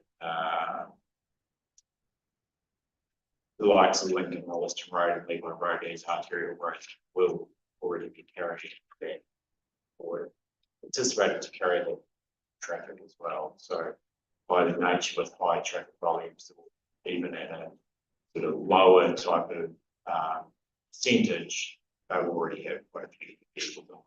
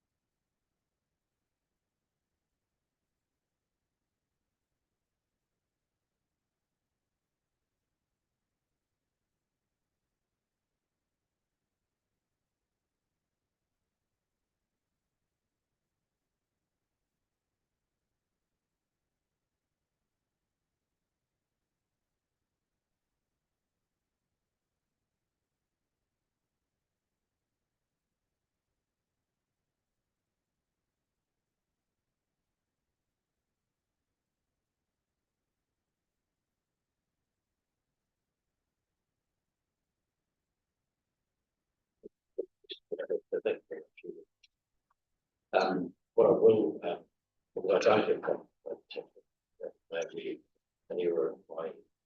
Are we talking about these figures? Yeah. Okay, so I was thinking for on the drop of the money. Sorry, that's right, yeah, so. So the transport, not just contained in the same package as the landscape. Yeah, have you got that one? Yeah, so what we did to assist was anyone who was picking out figures from the evidence, they extracted them from, for example, their ITA and we put them in one graphic attachment that we've got up here that we can click through and refer to. And it's this is not. It is that. That's that. Well done. Yeah, so Mr. Needle's figures will be, if he's presented last towards the back. They are Yeah, no. things that have been extracted out of the various application documents, just for the purpose of the presentation. Okay. Thanks.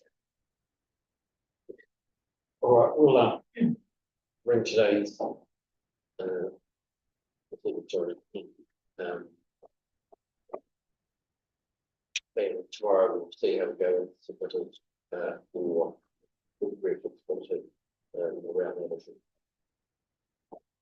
Commissioner, I've heard from one of the solicitors, he's happy to be here for 10 or is, still waiting for the other two, but I will follow that.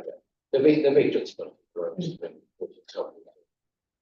Definitely, it will accommodate with that taking time from work, so we're just having to move the hour around. okay, very good. All right, so we will, reconvene at public board.